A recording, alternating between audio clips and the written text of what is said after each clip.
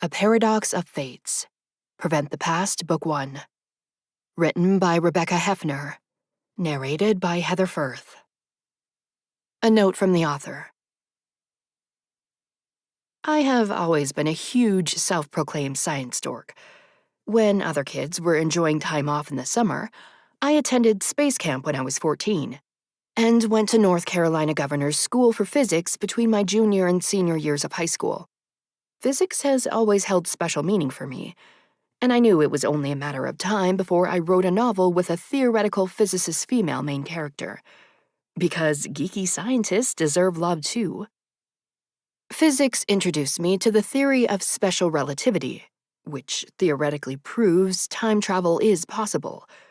Time travel stories have always enthralled me, from Back to the Future to Contact, which I consider a time travel story since Ellie literally travels through time and space, to the TV show Dark, my newest obsession.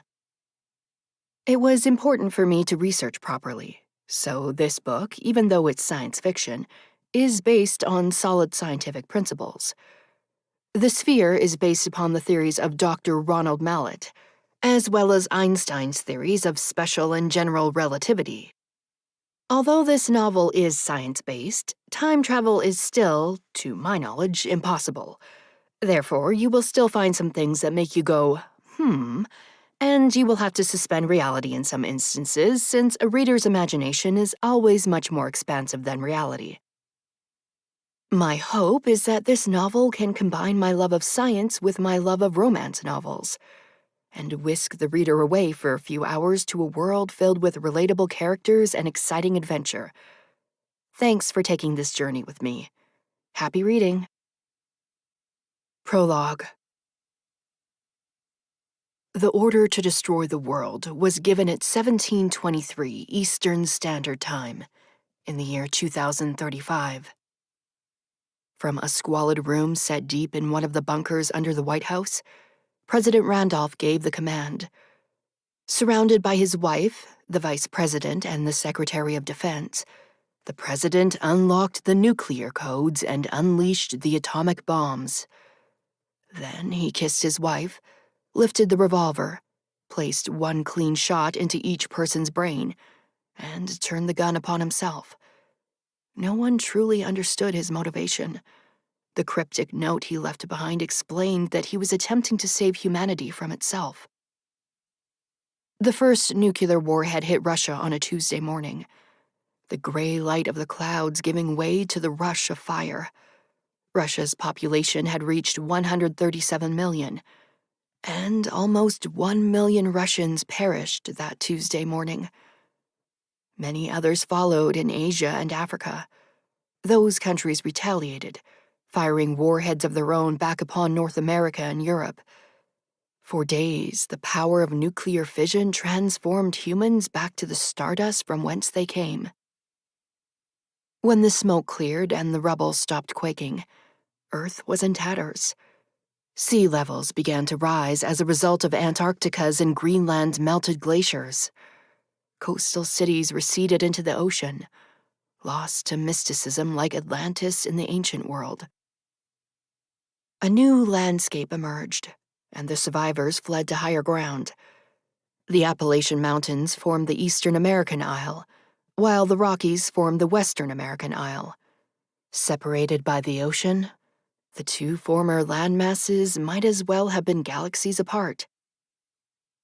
Wanting to ensure no more bombs were launched, a small group of scientists banded together on their respective isles. With urgency, they moved all the energy harnessing and technological machinery to secure locations, staying in touch by Morse code. Once the technology was secure, they detonated the EMPs. The electromagnetic pulses pulverized every last bit of technology left upon the planet, except for the machinery and knowledge that were preserved at the hubs. Humans were thrust back into the Stone Age, forced to survive on will alone. Those who possessed basic survival skills flourished. Small towns and communities began to form along the Isles. Cut off from communication by phone or mail, the towns eventually became communes, protected by walls. Strangers were rarely allowed to enter, and when they did, they were expected to conform to the rules or face exile. The wicked men who had supported President Randolph continued to crave power. These men banded together to overtake the communes and harness their food and labor. This ensured the malevolent men's families were fed, and that they could thrive in the New World. This evil enterprise was known as the New Establishment, and they systematically began to attack compounds and settlements on each isle, not deeming the scientific hubs a threat. Since they housed only a small number of people, the New Establishment considered weak, irrelevant relics of the past. They left them alone, underestimating the power of science, as most power-hungry, ignorant men do. Frustrated that their people were being forced into slavery and oppression, an opposing faction of soldiers known as the Old Rebellion banded together to fight the evil regime. Sadly, this thrust what was left of the world into a vicious, bloody war. And so it went for many years. During these decades, the scientists continued to huddle on their bases, looking for solutions. The 4 scientific hubs were located in reclusive, inconspicuous locations, all on separate isles, in a bid to keep them off the radar and unengaged in war. On the Eastern American Isles hub, in the year 2037, a girl was born. Possessing the DNA of 2 trained scientists, she was destined to be a wisdom warrior in the battle against the New Establishment. Bred to save the world, she grew up looking to the stars, observing the desecration of her tiny planet, and wondering if anyone was looking back. When she turned 12 and had learned all she could from her mother, a former college physics and calculus professor, she began to study with her father. Formerly a world-renowned scientist, the girl's father was an expert in many fields. He cultivated his progeny into a diligent and determined scientist, hoping she could save them all. Dr. Lewis Randolph dedicated his life to training his daughter Elaine to comprehend the complexities and mysteries of the scientific realm. For his father, President Edward James Randolph, had destroyed the world, and Lewis was convinced Elaine would be their savior. Before Lewis passed away on a cold day in January 2070, he sputtered a message to his daughter as he coughed upon the bed. "We're so close, Lainey," he said, his voice hoarse. "Don't give up." "I won't, Dad," she said, clutching his hand as she sat upon the soft bedspread. "I promise, I'll figure it out. There's no other option." "That's my strong girl," Lewis said, his chapped lips curving into a hint of a smile. "Tell God I say hi," Lainey said, bringing their clenched hands to rest upon her cheek. "I think she'll be happy to see you." "There is no God, sweet girl. I thought my cold, scientific heart raised you to be an atheist." Lainey swallowed, her throat tight. "I was until I realized I had to let you go. Now all I want is for her to take care of you." Tears streamed down her cheeks, running over the wrinkled skin of her father's hand. "See you in 2035, my darling girl." "See you in 2035, she whispered. Lewis inhaled a sizable breath, his body quivering, and exhaled a large gasp. Unseeing eyes stared at Lainey, and she knew he was gone. Placing a kiss upon his forehead, she stood, feeling her nostrils flare. "I swear to you, Dad," she vowed, fists clenched at her sides. "I'll never stop until I succeed." Straightening her spine, she called out for the nurse, who shuffled into the room. "He's gone," Lainey said. "Cremate the body. We'll have a funeral later today and then get back to work. I won't squander time for grief. He'd expect no less of me." Striding from the room, her sneakers squeaked on the linoleum floor. Dr. Elaine Randolph was going to master the one thing that had eluded them so far. Every ounce of her energy and tick of the second hand would be spent discerning that which had thwarted them for so many decades. The scientific theorem known as time travel. And then she was going to transport back to 2035 and prevent her grandfather from destroying humanity. Chapter 1. 5.5 years later. Lainey awoke drowsy in her double bed, the mattress firm against her back as she preferred. A soft mattress would invite the possibility of relaxing back into the cool sheets, allowing her to daydream for a while. Daydreams had no place in the post-apocalyptic world her grandfather had created. Tossing the comforter aside, she sat up and touched her feet to the worn rug atop the concrete floor. Groaning, she maneuvered her neck around her shoulders, circling while the bones creaked and popped. 38 wasn't doing her any favors, and she morosely wondered what 40 would look like. Good grief, she might as well have Sarah start manufacturing the arthritis medication now. Sighing, she stood and padded into the small bathroom. After a quick shower, Lainey gathered her thick, wavy mahogany hair into a bun atop her head. It would dry that way, ensuring rings of curls fell down her shoulders whenever she chose to release the bun. Probably not until later that evening, when she would be alone in her room once again. Staring at her amber eyes in the mirror, she absently rubbed lotion over her face and skin. Grimacing at the stretch marks across her hips and the slight pooch beneath her navel, she told herself to silence the inner critic. She tried to take walks with Cyrus around the compound each day, as much to exercise as to ensure they weren't being surveilled, and those walks kept the space above her navel relatively flat and smooth. Below her navel? Well, she'd just attribute that little slice of flab to the fact that she had other priorities in life besides winning beauty contests. No, there were a few other things to accomplish, for Dr. Elaine Randolph had been born and bred for the sole purpose of saving the world.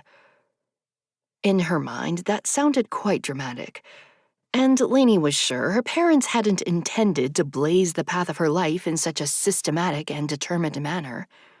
But it had happened anyway, and once she was a teenager, Lainey understood her place in their dystopian world. Whereas many other children were tucked away in the communes that now comprised their deadened ecosphere, Lainey had been raised by her parents on the scientific hub. This had afforded her both extravagances and disadvantages other children would never know. Lainey had never known starvation, nor had she known true despair as others on the planet did now. She'd been sheltered on their commune, safe from danger, with access to the electricity and education so many other humans craved.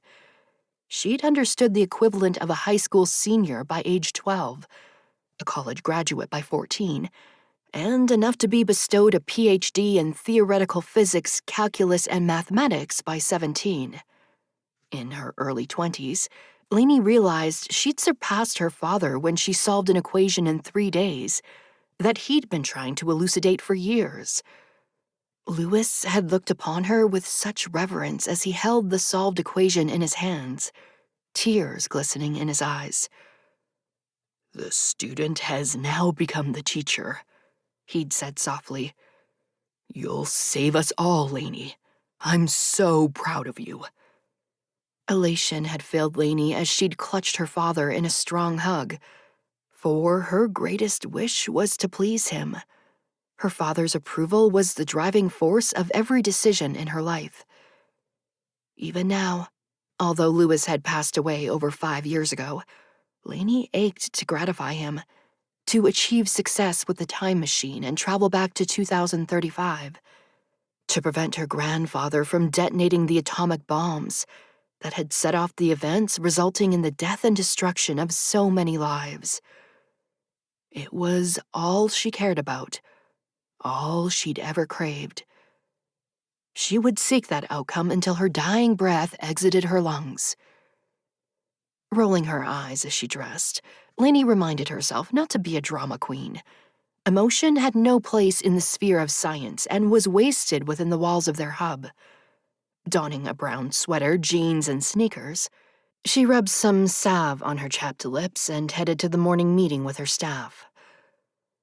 They had a small crew at the compound. Some were scientists, some were former soldiers and drifters. All had been extremely loyal to Lewis. Now they were unwavering in their devotion to Lainey. Their support filled her with a quiet strength, and saving them helped drive her. She longed to create a new thread of space-time for them all, where they didn't have to live on the squalid hub, searching for answers every day.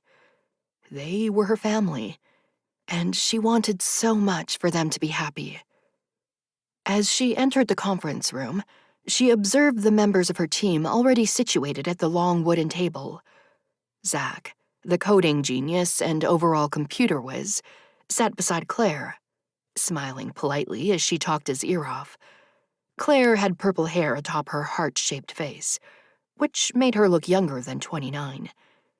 She'd figured out how to combine lemon, beets, and the dark violet flowers that grew on the outskirts of the nearby forests to dye her hair, and it was usually tinted some shade of indigo or red. Lainey knew Zach had been in love with her since he'd come to the hub several years ago, but to her knowledge, he'd never acted on it. This could be due to the fact Lainey had a strict no-dating policy for her staff. Their work was too important, and mouths were too hard to feed in their post-apocalyptic world. Although Marie did a great job with the animals and garden, she had other responsibilities that required her time and labor. At nearly 80 years old, Marie was the mother figure for the hub, and seemed perfectly thrilled to have more people to care for every time a new member entered their ranks. She had a never-ending stream of energy that Lainey envied. Lainey had tried to get her to slow down, now that arthritis had overtaken her joints, but Marie wouldn't hear of it, and stayed active on the compound, tending the livestock, cultivating the garden, cooking, and mending. Nothing was off-limits to the kind woman who wanted to contribute to their success. Lainey loved her dearly. Cyrus stalked in and sat at the opposite head of the long table, as he always did in their meetings. Clad in the ever-present black tactical gear that clung to his 230-pound frame, his face was a mask of steely-eyed determination. He'd always been as resolute to succeed in their mission as she. Lainey gave him a nod, and his broad lips formed a faint smile under his brown eyes, their color almost the same as his skin. He was like a brother to her, probably her closest confidant in her small world. As head of security at the hub, his job was extremely important. His 2 recruits, die-hard soldiers from the old rebellion, whom Alora had met in her travels and Cyrus had vetted extensively, were now part of their team and helped Cyrus maintain their safety. Sarah and Luke breezed through the doorway, holding hands as they sat beside each other. Even with Lainey's best-laid intentions, the compound's nurse and the kind man had fallen in love. This was why Lainey instructed Sarah to keep the infirmary stocked with condoms, and had them on recurring order when Alora delivered their rations. If anyone was going to shack up against her mandate, they'd better wear a damn condom. Raising a child was one responsibility the hub just couldn't afford. "Good morning," Lainey said, addressing her team from her standing position at the head of the table. "As you all know, I revamped the equations yesterday and Zach tested them. Theoretically, they work."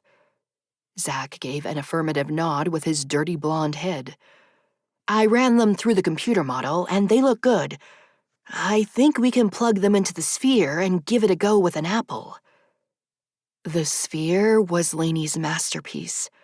The circular machine made of lasers and whirling metal bars that comprised her time machine.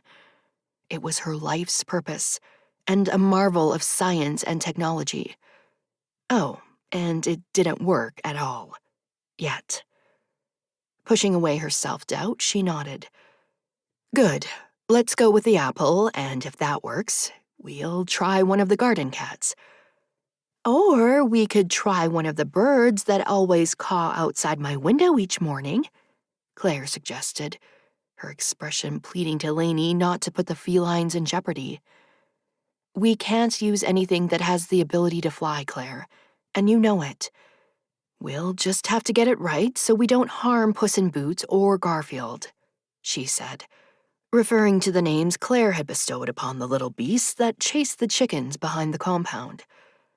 Fine, Claire said, crossing her arms over her ample breasts, covered by a t-shirt that read, "Heavy metal is dead. Rust in peace."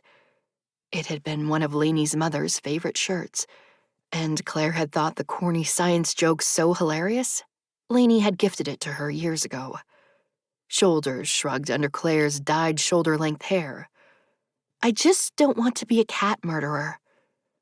Let's remember that the goal is to place a person in the machine, namely Luke.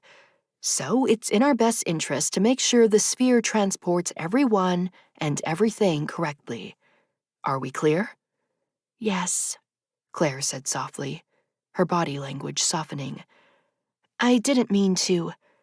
It's fine, sweetie, Luke said, reaching across the table. Claire joined her hand with his. We all have our roles here, and I'm honored to do my job when you all are ready. Cyrus had discovered Luke lying in a grassy field among several dead soldiers, after a bloody battle with the old rebellion several years ago. Luke was hours from death, and Cyrus had carried him back to the compound so Sarah could attempt to save him. Thankfully, she prevailed. Luke's injuries had left him with a severe limp, and the inability to aim or shoot a gun effectively, due to tremors in both hands. Lewis had allowed Luke to stay on one condition. He must be the first person sent through the sphere once it was fully functional. Luke had agreed, since he was already halfway in love with Sarah, accepting that his future with her wasn't guaranteed. Volunteering to be the first subject for the sphere was a choice fraught with uncertainty. Lainey couldn't guarantee the man wouldn't perish, or that he would arrive safely to the designated time. Thank you, Luke. You have the most important job of all of us, the first person to successfully time travel. It will be the greatest achievement of humankind. You're the genius, Lainey, Luke said in his always affable way. I'm just here to eat Marie's stew and watch you do science. And to cherish my beautiful wife, he added, winking at Sarah. Sarah's cheeks turned a delightful shade of red under her short auburn hair. Pursing her lips, she sent him an air kiss. Okay, that's enough PDA for today, Lainey said, shooting them a light-hearted wink. Claire and Zach, meet me in the sphere in 15 minutes. The team dispersed, and Marie approached Lainey, her long white braids swishing across her back. You didn't eat your breakfast, young lady, the older woman chided. Here's an egg sandwich for you. Lainey eyed the plate topped with a steaming sandwich that made her stomach grumble. I told you I wasn't eating bread anymore, Marie. The carbs migrate directly to my ass. Oh, hush, Marie said, waving the plate as Lainey's mouth watered. I promised your dear father I'd take care of you, and you never eat. Now put this sandwich in that smart mouth, girl, or I'll stand here all day. Lainey stared down, since the woman was several inches shorter than her 5'8" frame. I'm guessing you're not going to let this go. Damn straight, she said, her smile blinding, even though one of the bicuspids on her upper right side had vanished long ago. Somehow, the dark space between the teeth was endearing. Scowling, Lainey picked up the sandwich and took a large bite. Chewing, she regarded the beloved mother figure of the compound. Those chickens you keep out back make some damn good eggs. The words were slightly garbled, due to bits of food still in her mouth. Marie chuckled and patted Lainey's face with her wrinkled hand. "They sure do. I made the bread fresh this morning." "Thank you, Marie," Lainey said, unable to even pretend to be mad at the loving woman. "Did everyone else eat?" Marie gave a firm nod. "Today's the day, Lainey. I can feel it. You're going to finally get that hunk of metal to work." "I hope so," Lainey said, stuffing the last of the sandwich in her mouth. Marie circled around, empty plate in hand, and headed toward the door. "I'll come looking for you at lunch," she called over her shoulder. "You skipped too many meals. Not on my watch. I promised your father all those years ago." Her voice trailed off as she disappeared down the hallway.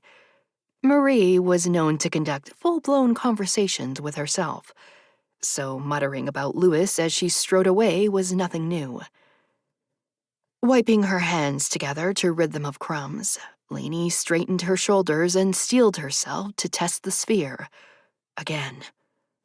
All set for failure, she had to remind herself to remain unemotional for the team. They needed her to be calm and sure. That feat, at least, was something she could control. Chapter 2. Several minutes later, Lainey wished Cyrus a good day and locked the menagerie of security devices that lined the entrance of the hub. He and his 2 soldiers, Ivan and Stephen, would spend the day doing surveillance and ensuring the war was far from their home. Marie would unlock them in an hour, when she went outside to do the week's laundry in the nearby river. But having the door secured always made Lainey feel safer somehow.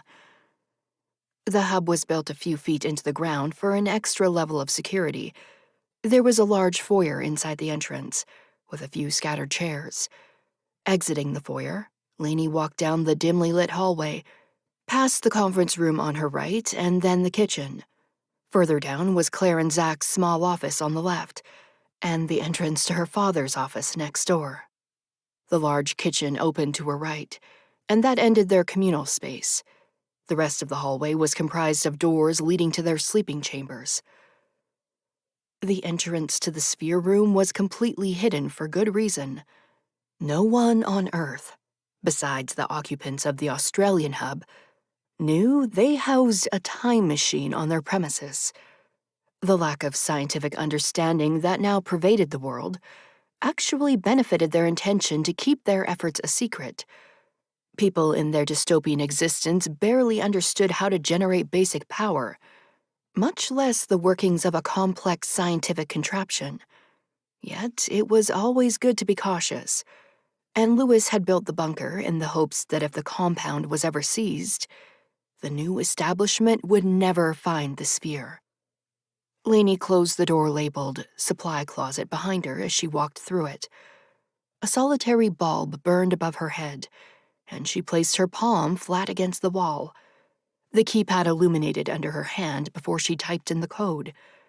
A green light blinked twice. Then she placed the pad of her index finger against the clear plastic, allowing the scanner to record her fingerprint. A clicking sound emanated in the confined space, and Lainey reached down, grabbing the small chain that appeared to be attached to a metal drain.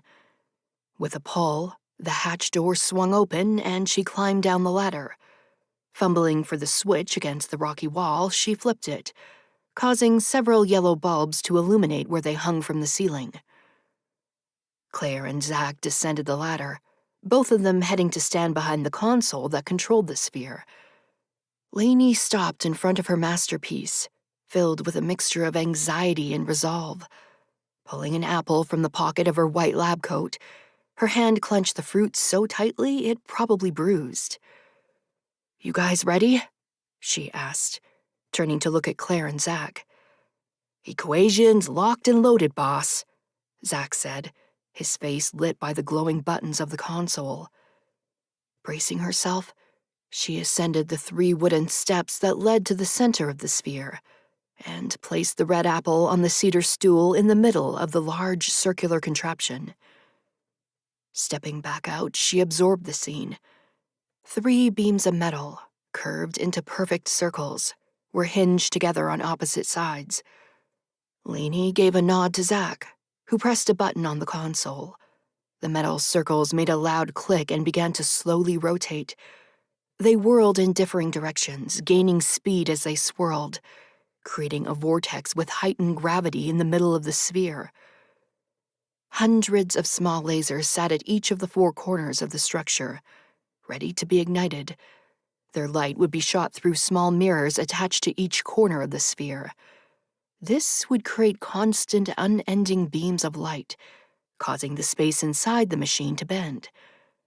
A fuel rod, absconded by Lewis from an abandoned nuclear power plant decades ago, was attached to the base, the 𝐔𝐒𝐀 sheath that encased the uranium, preventing any radiation leakage. The bending of time, the creation of extreme gravity, and a jolt of nuclear energy from the fuel rod would create a wormhole, allowing the object or person to travel through space-time to a desired destination and date. Theoretically, that is. 𝐸𝑎𝑛𝑒 gave another nod to 𝐷𝐿, and he pressed the button to ignite the lasers.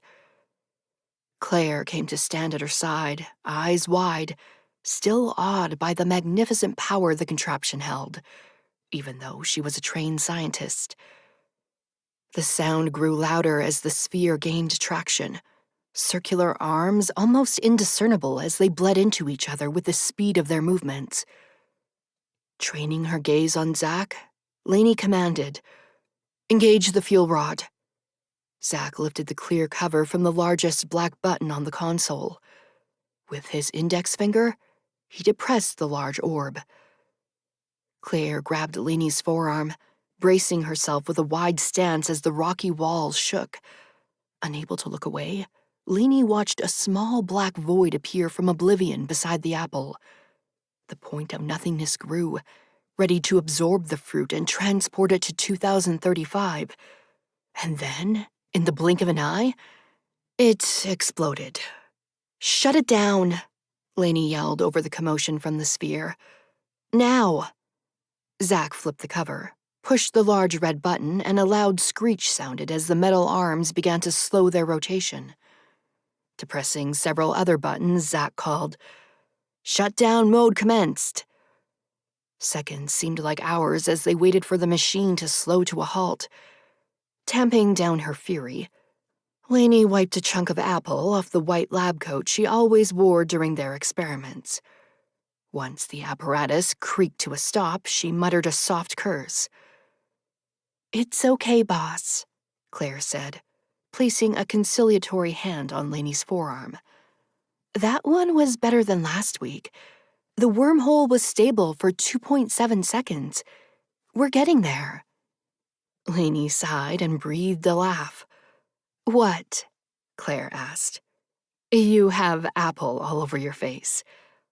"Thought something felt strange," Claire joked, wiping the pieces off with her green-nailed fingers. She was a sucker for the homemade nail polish the vendors sold at the compounds, and always asked Elora to bring her vials when possible. "God damn it," 𝐸𝑎𝑛𝑒 said, lifting her hands to her temples. Now was not the time for a migraine, but she felt one forming at the understanding she'd failed yet again. Just freaking great. "Let me and 𝐷𝐿 analyze the data," Claire said, her soothing now a full-on rubbing of 𝐸𝑎𝑛𝑒's upper arm. "I'm sure we can make some tweaks to the equations and try again tomorrow." "Sounds good." 𝐸𝑎𝑛𝑒 massaged her temples. "Bring it to me when you have it." "Will do." Angry at the now pounding splinters of pain in her head, 𝐸𝑎𝑛𝑒 pivoted and climbed out of the bunker to retreat to her office. Once there, she sat at her desk and opened her laptop to inform Nelson of the debacle. The ability to communicate with the director of the Australian scientific hub was quite a miracle, something Lewis had ensured during their hub's formation. Lewis had given instructions to build EMP-proof generators, cementing the hub's ability to retain and use power. Then, every computer and laptop had been placed in a Faraday cage. The cage protected the electronics from the EMP detonation and allowed them to retain their functionality. Although most of the world lost power after the EMP detonation, the 4 scientific hubs retained it. Lainey always wondered if that would eventually make them a target, but so far their hub had been left alone. Alora, their courier and tactical surveyor, who was a master at getting intel out of drunk New Establishment soldiers at watering holes during her missions, always said the evil regime actually reveled in keeping the planet devoid of a power grid. Having electricity allowed people to connect, and nothing was more detrimental to the regime than millions of angry people communicating about destroying them. No, they preferred to keep the world dark and bereft of hope. Shuddering, Lainey pushed away the desolate thoughts. Logging on to the secure transmission app, she rang Nelson Longwood, the director of the Australian Isles Scientific Hub. The scientist's face appeared on screen under his afro of dark hair, peppered with white hairs along the sides. Wrinkles marred the brown skin of his forehead, most likely a result of years of furrowing while trying to figure out a particularly difficult equation. He was in his mid-70s now and had been close to her father.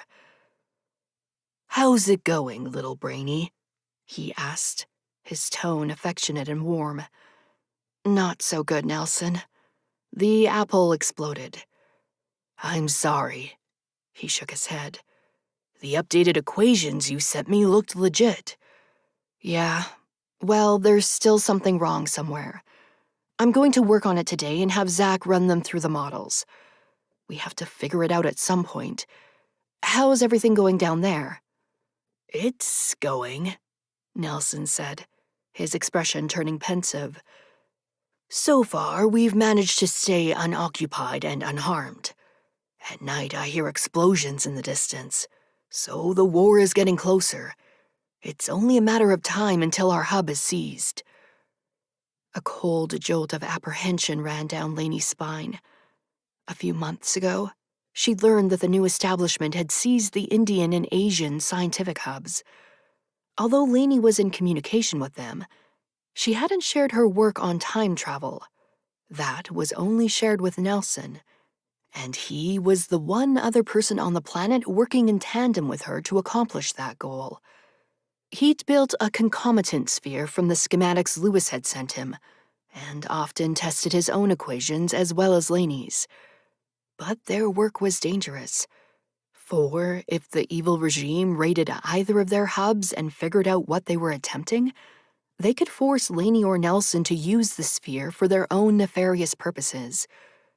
Lainey would sacrifice her own life before she let that happen. "I was going to try the equations you sent me yesterday in our sphere, but I'll wait for now," Nelson said, interrupting her thoughts. "Send me the updates once you and Zach are done. Lorna and I will do our best to rework them too." "How's she doing?" Lainey asked. Lorna was Nelson's wife and a brilliant physicist in her own right. "Good," he said, white teeth glowing as he beamed. "She still puts up with me for some reason." "Oh, you're a teddy bear, Nelson," Lainey said, winking. "Give her a hug for me." "Will do," he said. As his smile faded and his features drew together, Lainey frowned. "What is it, Nelson?" The man sighed, running his hand over his face. "If we're raided, I can't protect you. I promise Lewis. Cyrus and his team will protect me. I have the utmost faith in them." Deep brown eyes scuttled back and forth on the screen as he seemed to struggle to speak. "There are things I should have told you long ago, little brainy. If I die before imparting those things to you, I'm not sure my soul will rest." Lainey's eyebrows drew together, her heartbeat now a palpable thrum in her veins. "What things?" she asked, her voice gravelly. Nelson shook his head, gaze dropping to the desk below. "We only wanted to keep you safe. "Hi, Lainey," Lorna's sweet voice interrupted from behind her husband. Blue eyes and a brilliant smile came into view as she leaned over his shoulder and waved through the screen. "How's it going?" "Fine," was her terse reply, gaze cemented to Nelson's. "Your husband was about to tell me something of great importance." "Oh," Lorna said, face contorting into confusion as she stared down at Nelson. "Sorry to interrupt." "It was nothing," he said, shaking his head, the tension gone from his shoulders as if it never existed. "I've become dramatic in my old age, Lainey. Something my wife here reminds me on a daily basis." "You missed your calling as a soap star, darling," Lorna said, placing a peck on his forehead. "If only we still had TV. You'd make us rich." "Quiet, woman," he said, chuckling as he grinned. Lainey watched their interplay, frustrated to have been interrupted in what seemed like a moment of such importance. "Nelson, if you need to speak to me, it's better we do it now. If there's one thing we know, it's that tomorrow is never guaranteed in our world." "Wow, and I'm dramatic?" he asked, breathing a laugh. "It's nothing, Lainey." Standing, he placed his arm around Lorna's shoulders. "Now, if you'll excuse me, I have to go remind my wife who's boss around here. I'll reach out to you tomorrow. Good night." Lainey could barely say goodbye before he tapped the keyboard and ended the transmission. Sitting in the dim office, she rubbed her upper arms as her busy brain recalled every word of their conversation. Comprehending that Nelson had kept secrets from her, she felt a jolt of frustrated alarm. Secrets didn't further their cause, but, more importantly, they were dangerous. The Australian hub was the last free science hub besides her own, and remained a symbol that the new establishment hadn't yet secured world domination. If there was any information contrary to that knowledge, or if her people were in danger in any way, she deserved to know. Lainey would protect her family at all costs. Sitting back in the chair, she massaged her temples, sighing at the firm pressure. Unfortunately, her mind wouldn't be able to process anything until the pounding migraine abated. Initiating the breathing exercises Sarah had taught her, she navigated the path of trying to rid herself of the pain. Chapter 3. Lainey began the next day frustrated and cranky. She'd spent the rest of the previous day tweaking the equations with Claire and Zach. Each small adjustment altered the power output of the lasers they used to bend space and generate the wormhole. If they could determine the correct output, the sphere would theoretically function flawlessly. After several hours, she'd given in to exhaustion and headed to the privacy of her room. The migraine had softened to a dull hammer, and she'd eventually been able to fall asleep. Finished with her shower, she padded to her dresser to dig out some clothes. A chill ran down her spine, and her head snapped toward the window. Squinting at the soft light that filtered through the white curtains, she listened, ears perked. A sudden shift in the light outside the window caught her eye, and Lainey's heart leaped into her throat. Something was moving outside her room. Throwing on her worn jeans, t-shirt, and sneakers, she pulled open the bedroom door, only to find Cyrus standing on the other side. "Something's outside the hub," she said to the man she trusted above all others. He gave a curt nod. "The men are armed. Take this." Lainey swiped the gun from his outstretched hand. "Marie, and Claire and Sarah. Cyrus, we have to protect them." Fear laced her tone. His expression was stern yet calm, reassuring her as blood pounded through her shaking body. "They have no idea what you're doing here, Lainey. To them, you're just a boring scientist. Just focus on reiterating that narrative and making them believe it." Inhaling a deep breath, she nodded. Sliding the gun into the waistband at her lower back, she straightened her spine and looked him dead in the eye. "Let's go." He jerked his head in agreement, and then began the trek down the hallway. They reached the front door of the hub, built from thick metal and protected by several locks. Cyrus freed every bolt one by one, each click making an ominous sound. Once the latches were all unbound, Cyrus gave her a final glance. Pulling the massive contraption, the door opened, and they ascended the few concrete stairs to ground level. The first thing Lainey noticed was the smell, one of body odor and sweat, pungent but not overly nauseating. She counted approximately 20 men circling the hub's entrance, each with a rifle slung over his shoulder, gripping the hilts as they observed her. They all stood facing the man she assumed was the leader. In the gloomy light of dawn, she observed his face as Cyrus stood between them. Craning her neck a bit, Lainey let her eyes roam. A firm jaw, lined with several days' stubble, led to a strong chin below a chiseled nose and deep-set eyes. Gunmetal gray irises were glued to hers as he stood tall, seemingly unfazed by Cyrus's presence. Although the man's build was thick with muscle and several inches over 6 feet, he was still dwarfed by Cyrus's 6'6" frame. Slowly, as if not to alarm them, the leader lifted his hand and plucked the toothpick he'd been lazily chewing from between his thick lips. One corner of those lips curved, transforming the man's face into something almost seductive. "Hello, Lainey," he said, the gravel in his baritone shooting daggers of warning through her entire body.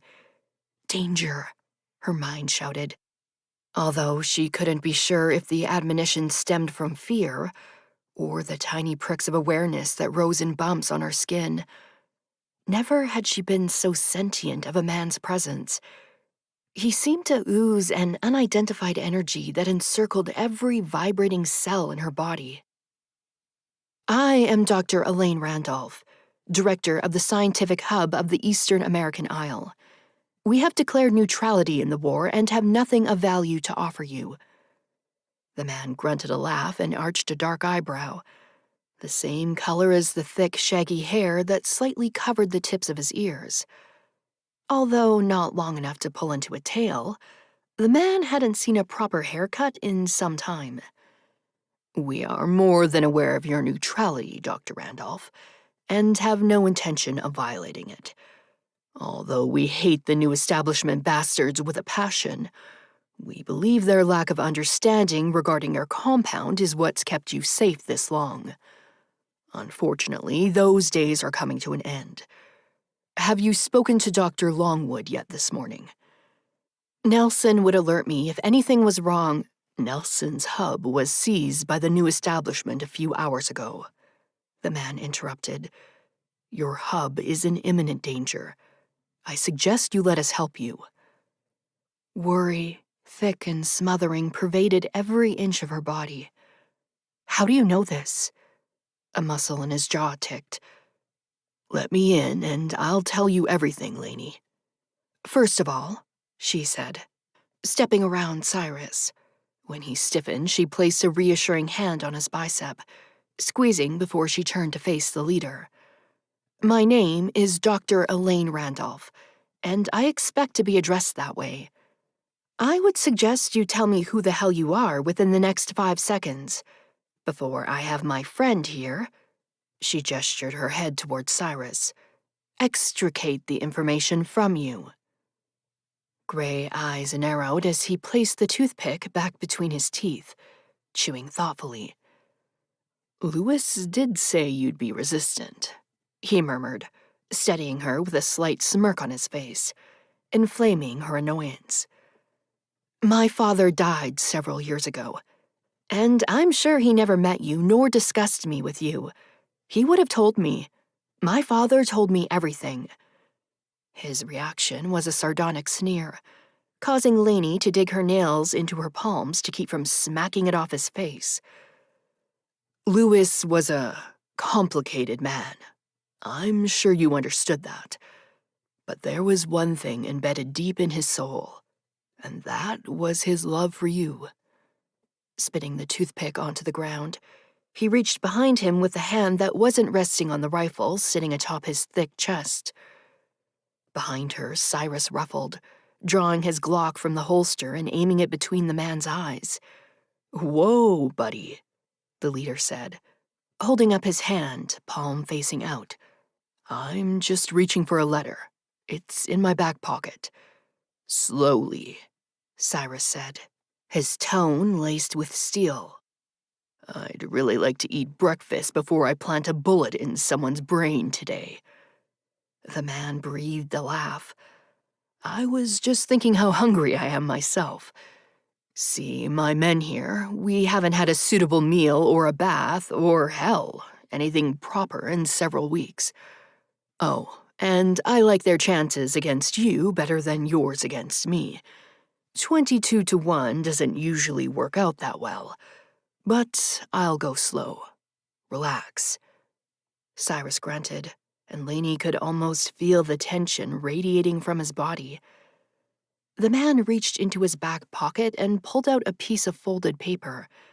The parchment had faded to a dull yellow, and Lainey could tell it had been folded many times over. "You can take it," the leader said, hand outstretched to her, the letter between his fingers. "It's not a bomb.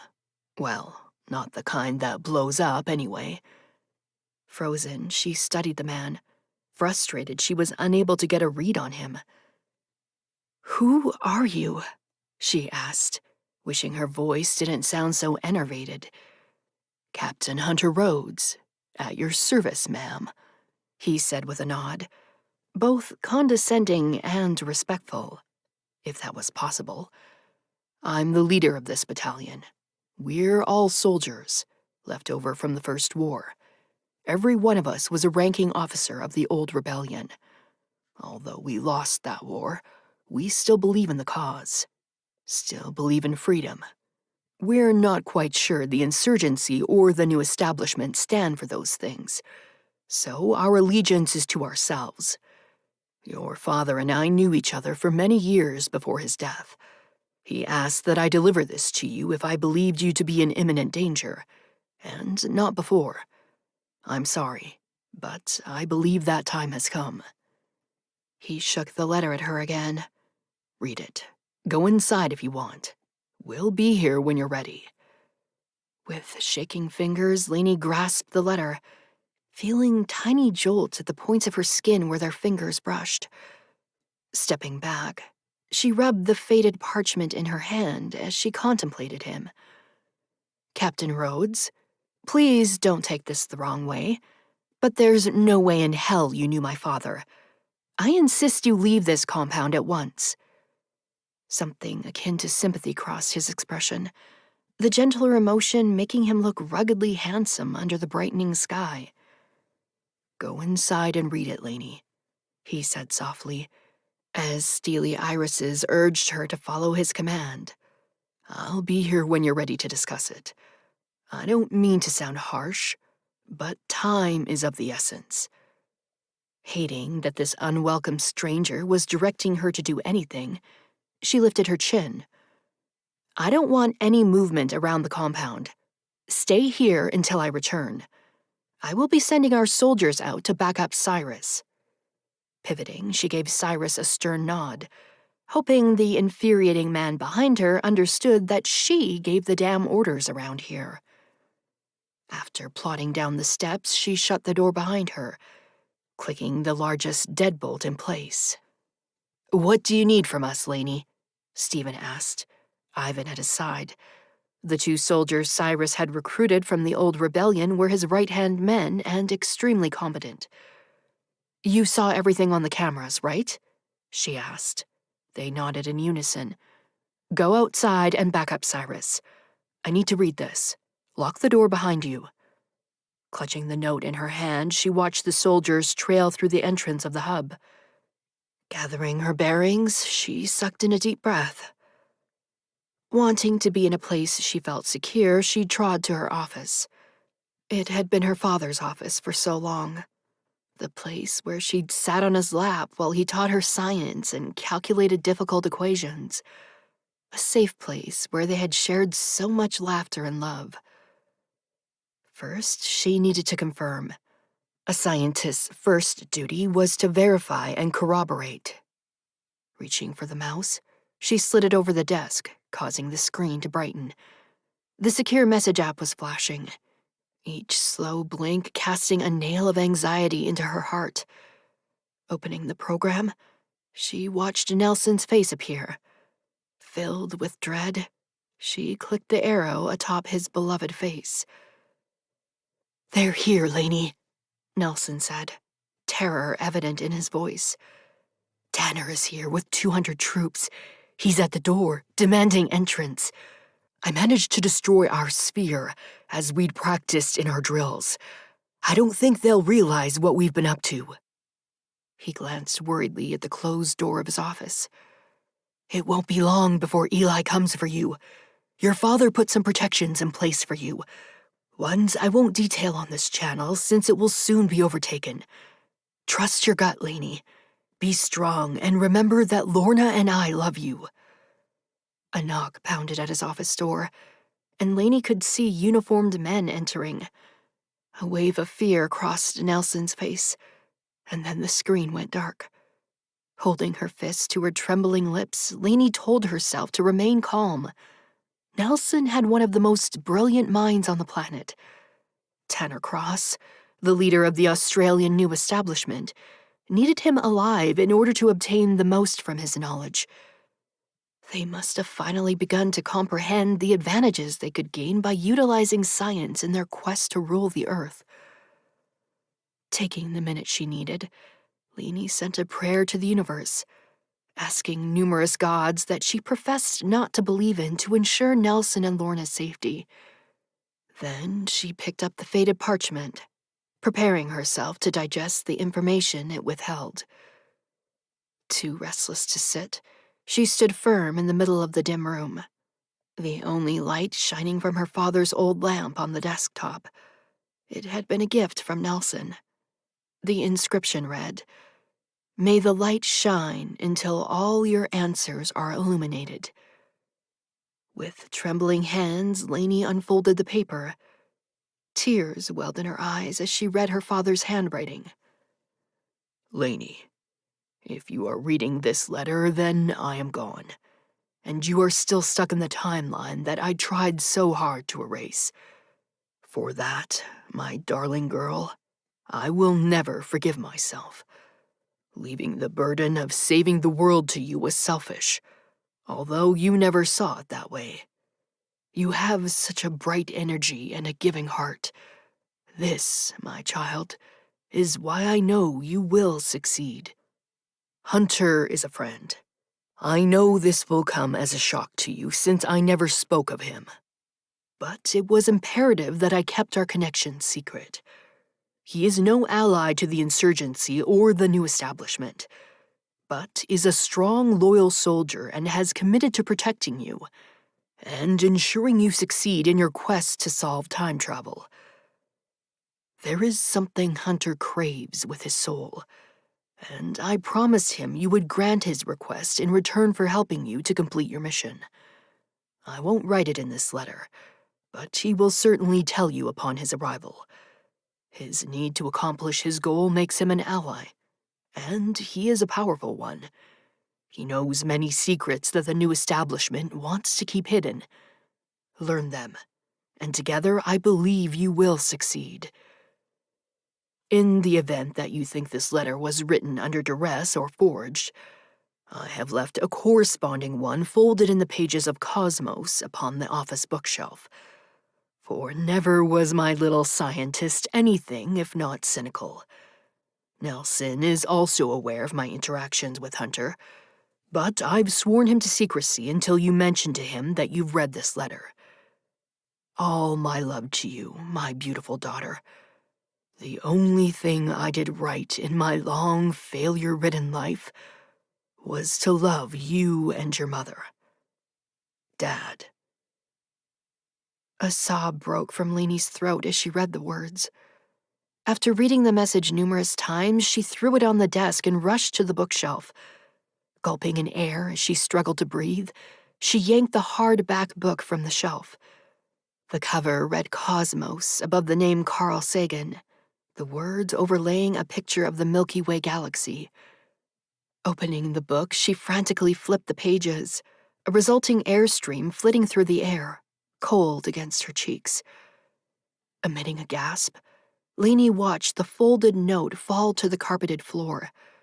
As the book fell from her limp hands, she slowly lowered to the ground, resting on her knees. Lifting the paper, she unfolded it, careful and wary. The letters inside were scrawled in her father's deep cursive. Lainey, please trust Hunter. He will ensure your safety. I love you, darling girl. Dad. Pain, thick and metallic, invaded every pore of her body and butt of her tongue as she buried her face in her hands. Her father, whom she had trusted above all others, had made a secret pact with a rebellion battalion leader without her knowledge. How many other times had he lied to her? Who else had he made clandestine arrangements with? Settling onto the carpet, she rested her forearms on her bent knees, contemplating. Lainey had been under the impression her father told her everything. In return, she'd never kept one thought or secret from him, except for her disastrous experience with Dalton, from which she learned a huge lesson. Her father had been her most cherished person upon the earth. Although she loved her mother desperately and cared immensely for her family at the hub, her father was her confidant, her rock, the one person she trusted above all others. Icy rivulets of betrayal swam through her veins, as the very notion of the word trust was shattered in her soul. The betrayal turned to anger as she fumed at the notion her father had made a secret promise on her behalf. Louis would have understood how exasperating that would be to Lainey, as he knew better than anyone how strong-willed she was. Searching her brain, she tried to compute the resentment, knowing it was a waste of time and energy. Still, it burned, and she struggled with the warring emotions inside. An eternity later, she felt a comforting hand cup her shoulder. "Sweet girl," Marie said, the woman's frail skin stroking Lainey's hair. "I know it hurts, but he did it for your own good." Lainey's eyes narrowed. "You knew?" she asked, irritation lacing her tone. "Yes," Marie said, nodding as she trained her guilty gaze upon the worn carpet. "I promised I wouldn't say anything. Louis had his ways of keeping us safe." "How could he promise something of me that I never agreed to?" Lainey asked, shaking her head. "Once Louis decided on something, there was no changing his mind. You know that best of all since you inherited his stubbornness," she said, her sweet face awash with sympathy. "Can I chime in here?" Claire asked, sliding her head around the door. "Come on in," Lainey sighed, realizing the moment of reflection was over. "I'm really sorry, Lainey. I'm sure you're pissed," Claire said, tentatively approaching. "But the Australian hub has been seized, and I'm honestly glad Captain Sexy Scruff is here. I saw him on the cameras. I mean, if we have to be protected by someone, at least he's easy on the eyes."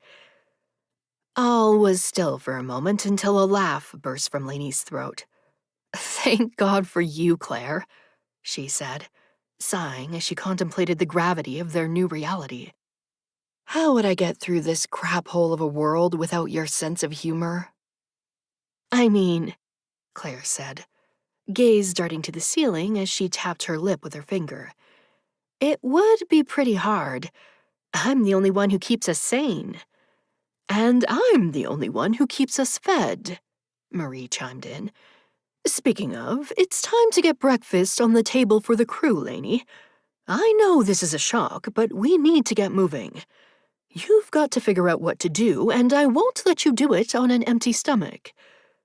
Sitting back, Lainey observed the two women who were so dear to her. "Okay," she said, running her hands through her hair. "I guess I need to figure out what the hell to do here. I need to have a chat with Captain Rhodes. But he's got another thing coming if he thinks he's giving orders around here. This is my hub, and I run the show. Nothing is more important than finishing my work." "Damn straight," Marie said, rising and extending her hand to Lainey. "Well, come on, girl," she said, shaking her hand in Lainey's face. "Let's get to it then." Grabbing onto the woman's hand, Lainey let her friends pull her to her feet. After securing both of her father's notes in his desk drawer, she straightened her spine, steeling herself for the day. For in their world, not one day could be wasted. With resolve, she stalked from the office. Chapter 4.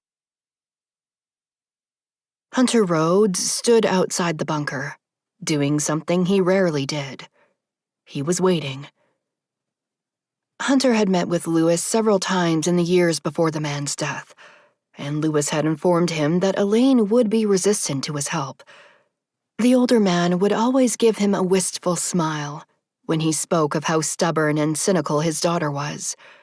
Perhaps that was the only trajectory her life could have, being that she was bred to save the world, a daunting task to put on the woman's slim shoulders. But Lewis had also spoken of her kindness and loyalty, her intelligence and diligence in solving the conundrum that was time travel. Hunter was determined to help her accomplish the task, for he firmly believed his future was now inexorably tied with hers. "No sightings of any new establishment soldiers or spies within 40 miles, sir," his second-in-command said, interrupting his thoughts. "Should we set up camp?" "Let's wait until Dr. Randolph gives us the okay, Scott," Hunter said, rubbing the back of his neck. "Although we could overpower her in minutes, I want this to stay friendly. Let's give her the appearance of control, if nothing else." "Aye," Scott said. "I'll inform the troops." "Thanks," Hunter muttered, his gaze traveling to the wide metal entrance of the hub, which creaked as it was pulled open. Elaine walked up the stairs, chin thrust high, spine straighter than a line drawn against a wooden ruler. Hunter's lips curved into a smile of admiration. She was a tough cookie, something he was grateful for. Weak souls didn't make it far in this world. She came to stand before him, tall and strong. Hunter guessed her eyes would have been categorized as hazel, but the swirling colors within the amber hue made them so much more. They reminded him of the honey-colored sap that used to ooze from the maple trees on his grandfather's farm, all those decades ago when he was a child. Flecks of dark yellow sliced through the mahogany, causing Hunter to wonder if he'd ever seen the same combination in another's eyes. It was doubtful. They were absolutely stunning. "I have confirmed that you knew my father," she said, the slight antagonism in her tone reminding him to stay calm so he wouldn't stir her ire. "He says that you want something from me in return for your protection. We have a lot to discuss. I'm prepared to invite you inside." "Thank you, but," she said, lifting a finger as she interrupted him, "I need to make one thing completely clear. I am the leader of this hub, Captain. I give the orders and you report to me. A team cannot function adequately when there are two commanders. I need your allegiance and declaration that you accept these terms. If not, we are at an impasse, and you and your soldiers can get off my land." Hunter pulled the stack of toothpicks from his pocket and thrust one between his teeth, chewing as he contemplated her. He'd picked up the habit years ago when he stopped smoking. Cigarettes from unknown vendors were often filled with nefarious substances, and he'd finally beaten the horrid addiction. But the oral fixation never ceased. "That's an uncivilized habit," Elaine said, face scrunching with disgust. Hunter breathed a laugh.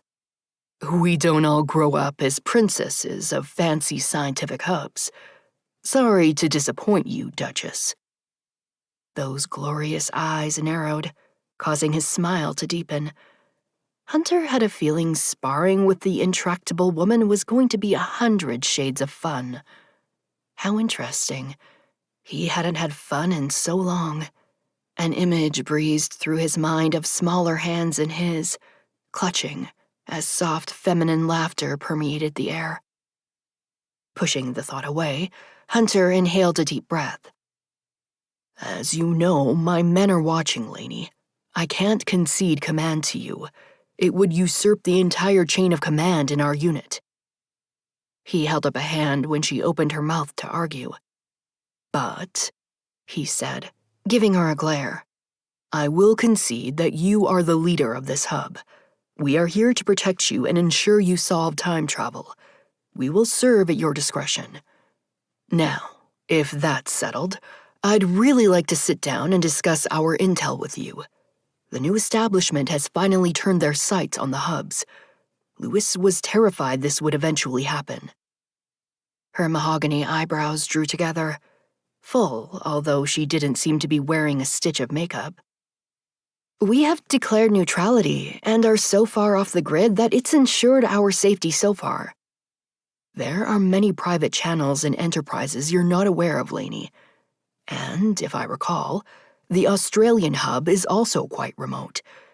The new establishment craves power, and they'll stop at nothing to get it. Hence our presence here." He gestured toward his men, all watching their interplay as they each struggled to define the terms of their alliance. Growing frustrated at her continued silence, Hunter felt his tone grow brisk as he said, "Look, lady, I'm here because of a commitment I made to your father, and because you want something from me in return," she said, arching a brow. "And because I want something from you in return," he conceded. "But I'm not a saint. If you're going to be this antagonistic during our acquaintance, I'll just pack up my men and leave. Let's see how well you do when Eli shows up on your doorstep and my men are gone. Is that what you want?" The woman's shiver was visible at the mention of Eli Hernandez.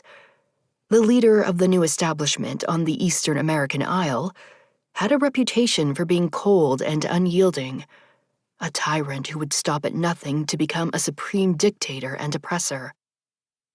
Sighing deeply, Lainey rubbed her forehead. "I welcome your protection and agree to your terms. You serve at my discretion, so that we can achieve our common goal." His grin was back, causing Hunter to wonder if he'd smiled this much in a continuous loop. Ever? Something about the prickly woman amused him. Extending his hand, he offered it to her. "Should we make it official?" he asked. Her gaze was wary as she contemplated his hand. Eventually, she slid her palm over his, the smooth flesh a contrast to his calloused skin. As they shook, their grips firm and determined, Hunter was overcome with the feeling this moment would turn out to be one of the most momentous of his life. He'd always been a strong believer in fate, and understood the significance of great moments of importance. Once their alliance was formed, Lainey removed her hand, sweeping it through the air toward the men. "They can set up camp around the perimeter of the hub. We have 2 outside showers that Marie uses when she spent too long in the chicken coop. Your men can use those. We'll supply you with soap and toiletries. We'll also supply you with food, but don't expect much. It's basically eggs, stew, and bread around here. We live off the land and harvest what we can." "We are grateful for anything you can provide," Hunter said. Turning to Scott, he gave the command for the soldiers to make camp around the compound. When they were set, he trained his gaze on Lainey. "Ready when you are." Should we go inside? Her nostrils flared as she studied him. Giving a brusque nod, she pivoted and headed down the stairs. Deciding that he should follow her, Hunter descended into the scientific hub of the Eastern American Isle. Chapter 5. Lainey led the way to the break room, determined to retain the upper hand. The arrogant captain might now be her ally, but he certainly hadn't earned her trust. Breezing through the doorway, she motioned for him to sit in the chair to her right, situated at a round table. Hunter eyed Cyrus, whose large frame was already stuffed into the wooden chair at her left, and sat down across from him. Claire trailed through the door, notebook and pencil in hand. "Hey, guys," she said, circling them to stand beside the open chair across from Lainey. "I'm Claire." She thrust her hand toward Hunter. "And you must be Captain 𝐸𝐸𝑚𝑐𝑠. Nice to meet you." White teeth glowed from her brilliant smile. "Hello, Claire," Hunter said, shaking her hand. "It's so nice to actually receive a warm welcome from someone around here." "Oh, we're happy to have fresh blood, believe me," Claire said, lowering into the chair. "Let the boys know. The window that looks out to the showers from the back storeroom is placed high enough that Marie and I can only see their chests. Promise." Giving a sly smile, she traced an X with her finger across her thin sweatshirt. "Okay," Lainey shot her a glare. "We've got a lot to dissect here. Let's get to it. Claire will take notes, and Cyrus is here as my head of security, to ensure your men and his are on the same page."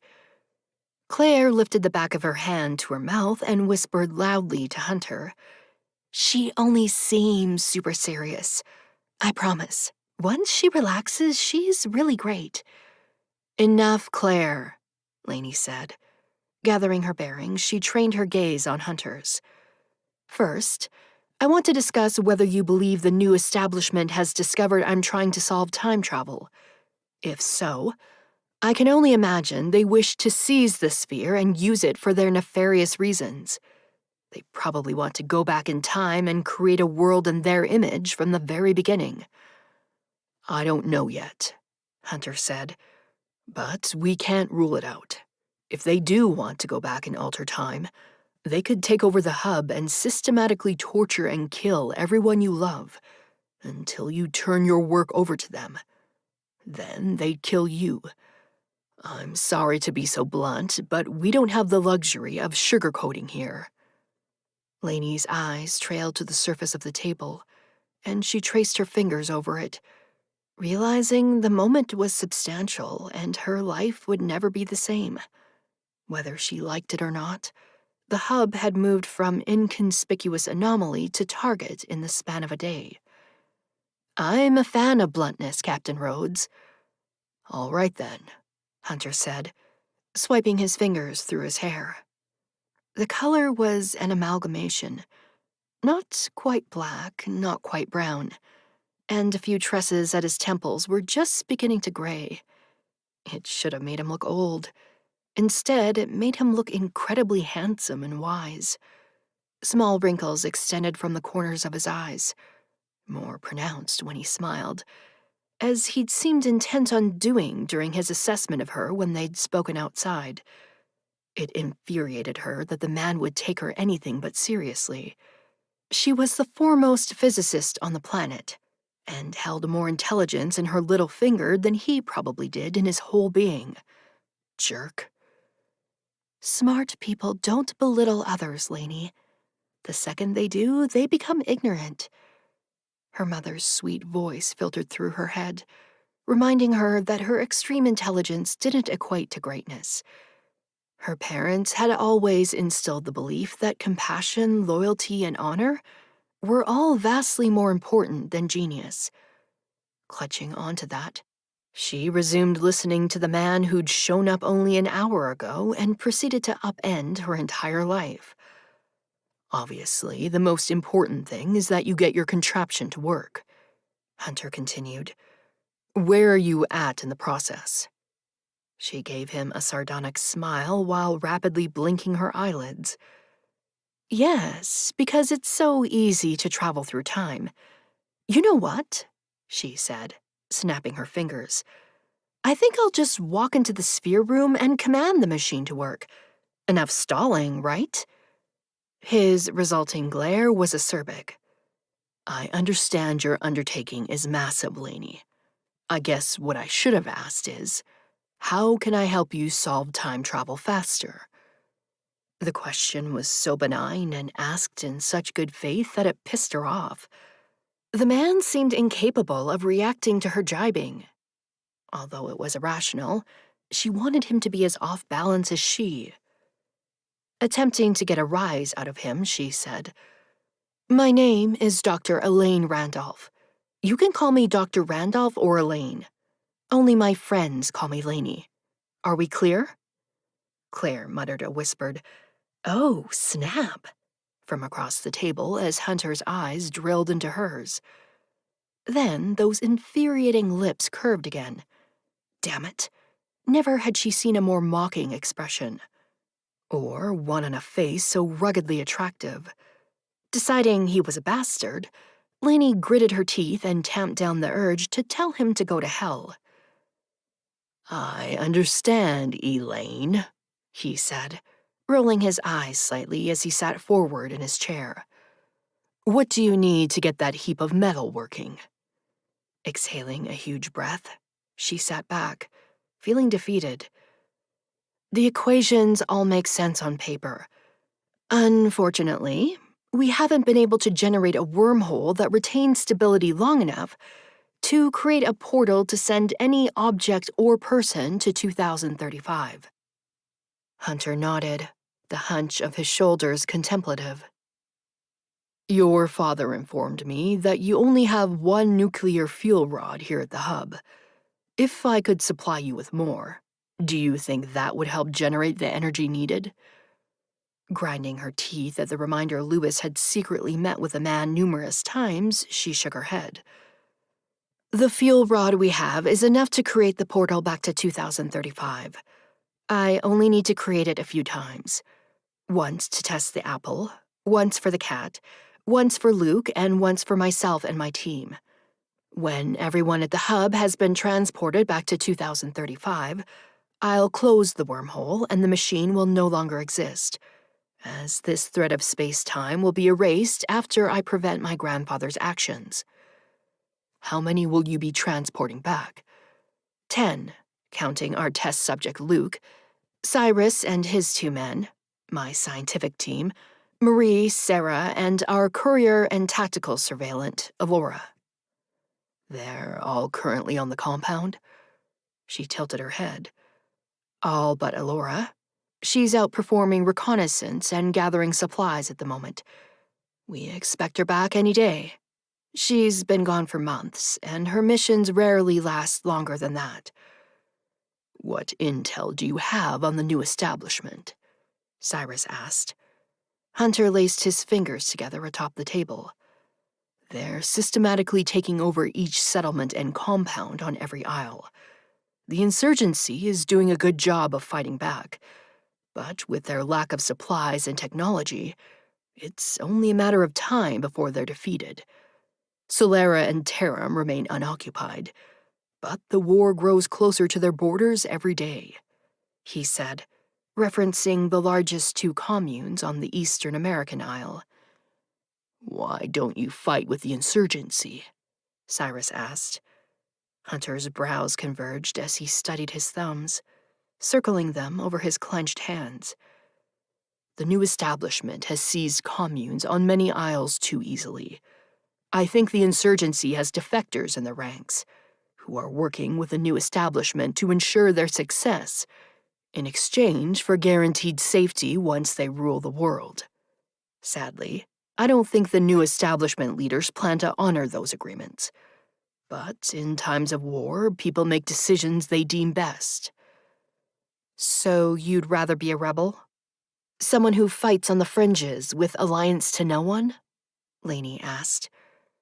White teeth peeked from behind Hunter's lips, where he bit the full bottom one as if tamping his grin. "If I'm not mistaken, Dr. Randolph, I just pledged my allegiance to you. Outside, when we shook hands. I'm sure I remember us agreeing to terms. Do we need to pull it up on the security cameras?" "I remember exactly what was said," she replied, struggling to keep the frustration from her tone. "I'm just clarifying your position." He studied her, unmoving for a long while before the features of his face fell into a pensive expression. "I don't much enjoy fighting for other men or causes anymore. I've learned it's best to fight for myself, so that's what I choose to do. My soldiers are good men, and I expect them to be treated with respect. Each one of them is willing to die for the rest, and now they're ready to die for you. It's an honorable stand." Lainey felt the contrition in her bones before it even registered in her mind. Her father had made a pact with this man to keep her safe, and he was here to honor that promise. Although she hated the circumstances, her ungratefulness was unwarranted. Realization washed over her as she recognized she was directing her frustration toward Hunter instead of the actual culprit, her father. The handsome captain was an easy target, but he didn't deserve her ire. Although she didn't trust him and vowed to remain wary, she would be unwise to not take advantage of his skills, soldiers, and intel. "Thank you," she said, her tone devoid of irritation or sarcasm toward Hunter for the first time. "We appreciate your help. In the interest of accomplishing our goal, I need to get to work for the day. We have some new equations we need to try in the sphere." "Fair enough," Hunter said.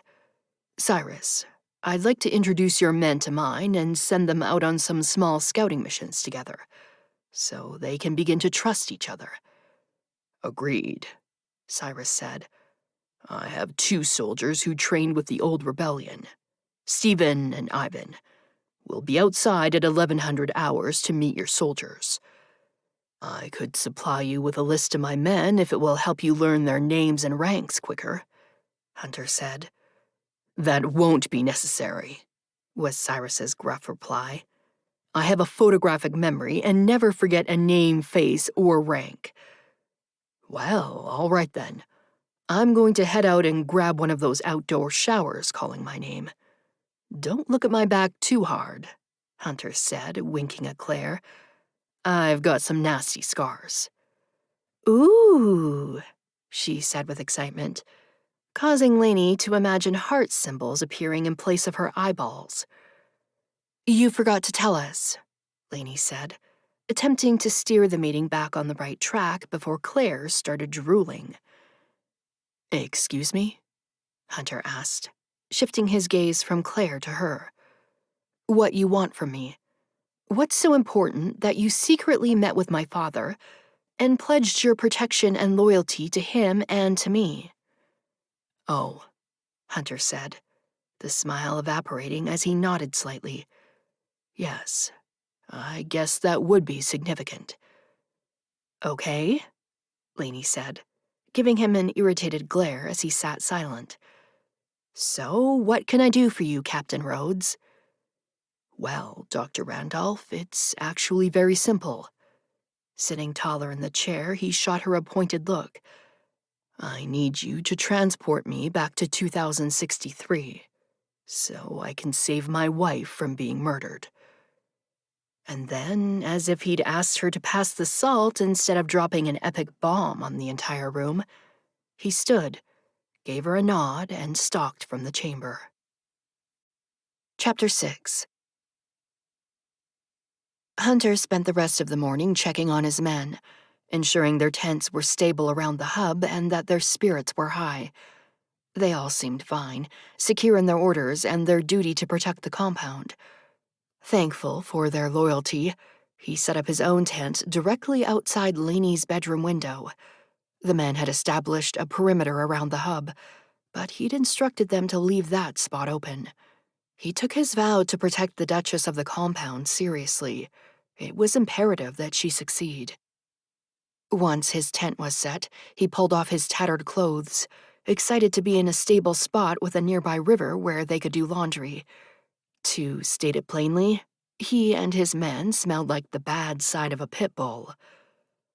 With a towel wrapped around his waist, Hunter located the outdoor shower, ecstasy thrumming in his veins as he stepped underneath. The water was cold, but it was clean, and that was more than he'd had in a while. Using the last of his shampoo rations, he washed his hair and body, grinning to himself as he wondered if Claire was sneaking a peek. Unconcerned, he slid his hands over his nakedness. Modesty was a luxury that had left him long ago. Once clean, he wrapped the towel around his waist and dressed in his tent. His ears perked as he heard a rustling by the door. Unzipping it, he pulled the fabric back, only to find a morose-looking Dr. Elaine Randolph standing outside. "What's up?" he asked. Understanding he'd opened a can of worms she most certainly was here to grill him about. She glanced at the ground. "Can we go somewhere and talk for a minute? There's a thicket back there with some chairs where I sit when I need fresh air." "Yeah," he said. "Would you rather I put on some clothes first?" Amber irises darted over his chest, covered with a smattering of dark hair and a fair amount of scarring. Lainey cleared her throat. "Yes, please." Nose slightly upturned, she looked like a regal queen trying not to be offended at his state of near-nakedness. Interesting. Was Dr. Randolph a prude? "Okay," he said, taking pity on her as her cheeks inflamed from peach to pink to red. "Give me a sec. I know the clearing." Lainey paused, scrutinizing him, and Hunter realized his slip. He shouldn't possess knowledge of the spots where she sought solace. Mentally cursing, he arched a brow. "Or I could just come like this." He reached for the hem of the towel, ready to yank it from his hips. "Fully clothed, we'll be fine," she said, giving him a glare. Chin lifted, she scurried off, spurring a huffed laugh from his throat. After throwing on black pants, a t-shirt, and boots, his standard technical gear, he walked past the showers situated behind the hub and through the thicket of bushes. Lainey sat in the high-backed wooden chair, eyes closed, the back of her head resting on the seat. She looked so peaceful, young even, and it was evident the spot held reverence for her. "This is where my father and I would sit and discuss our theories," she murmured, lids still shut as she gestured toward the open seat beside her. Parallel universes, different versions of space-time.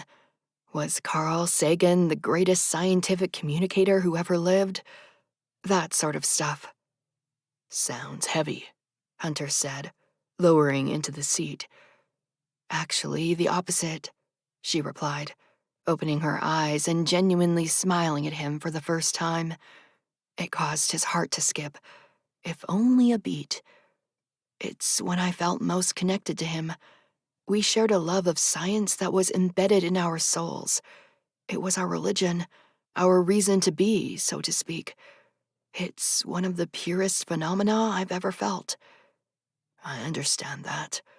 I felt that with someone once." She sighed, soft and breathy.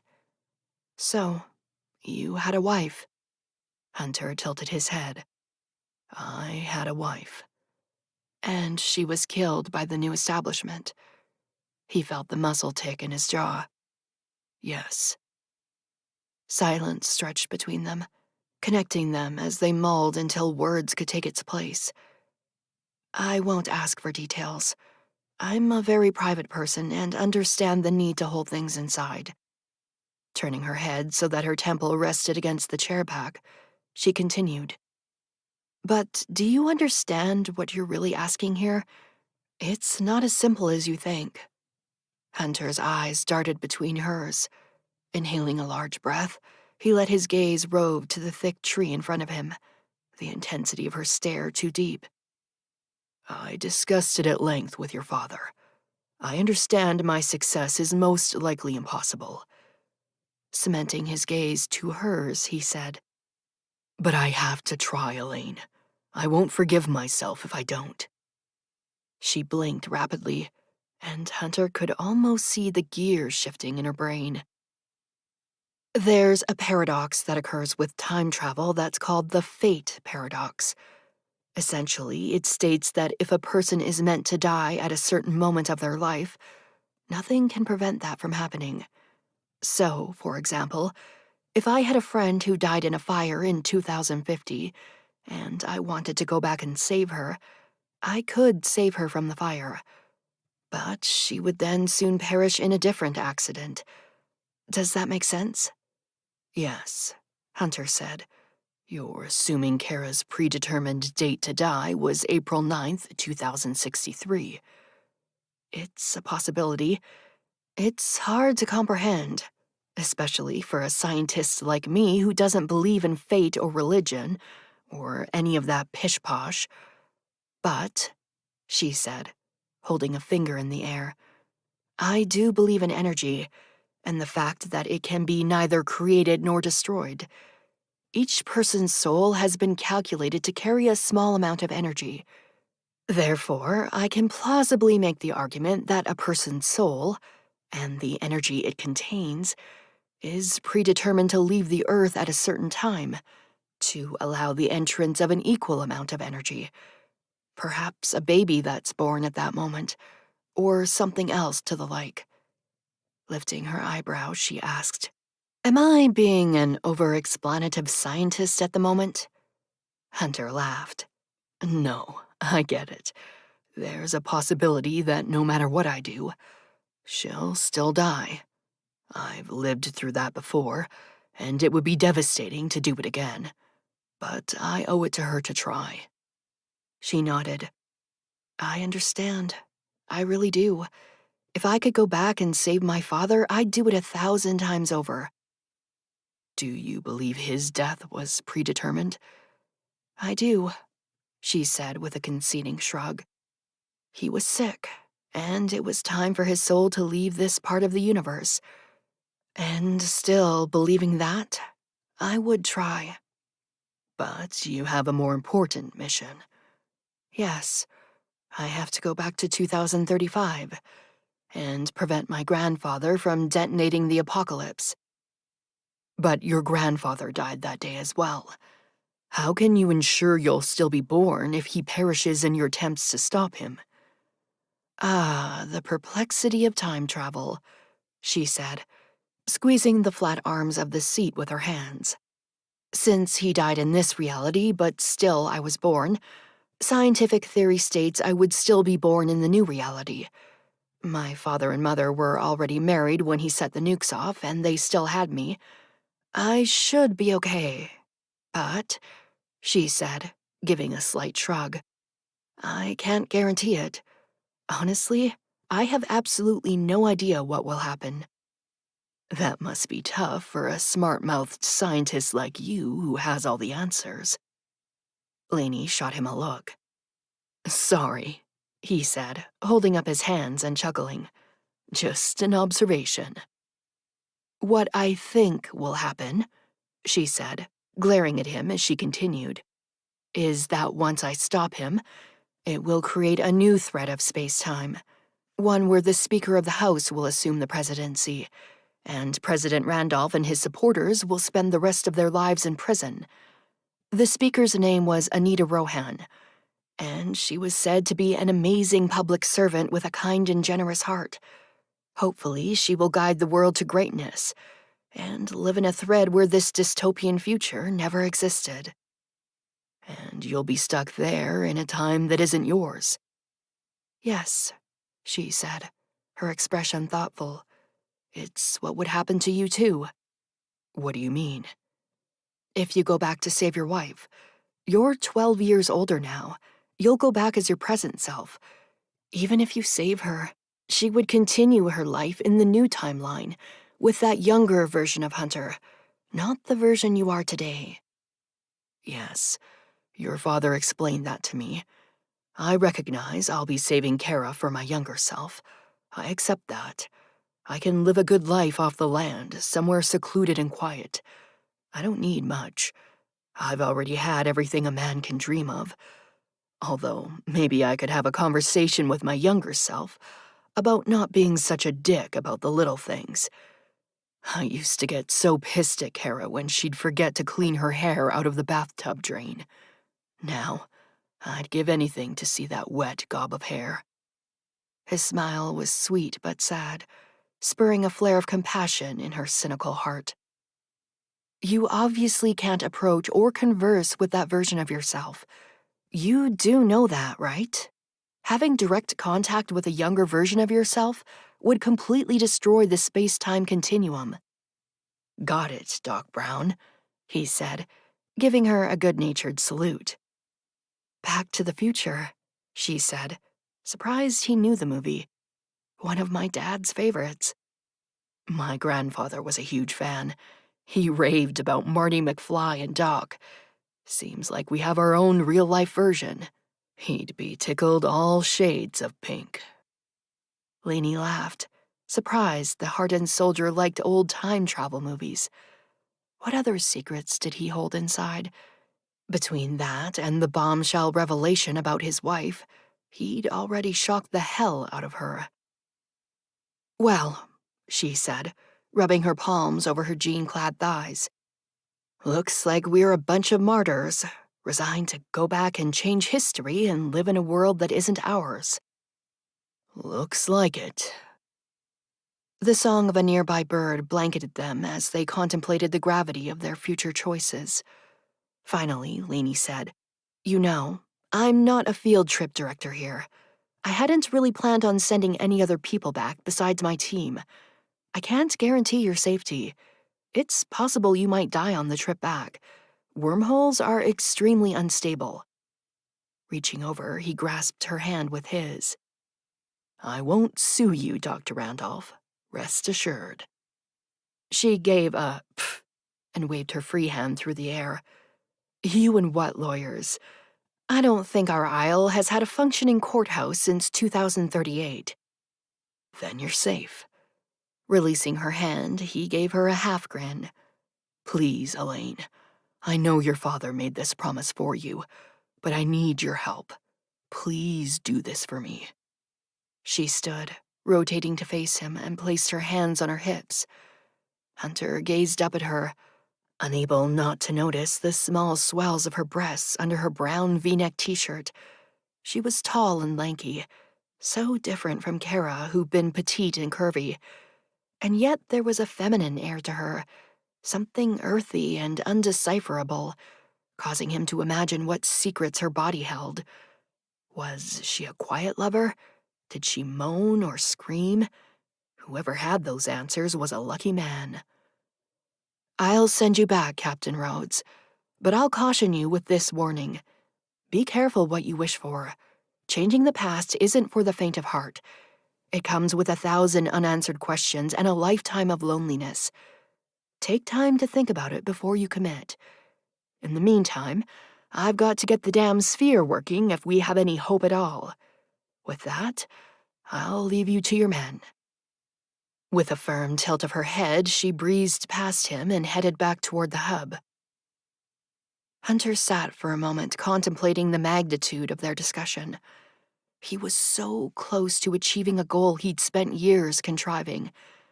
Intent on maintaining his commitment to protect Elaine while she worked, he stood and stretched, readying his muscles for the day.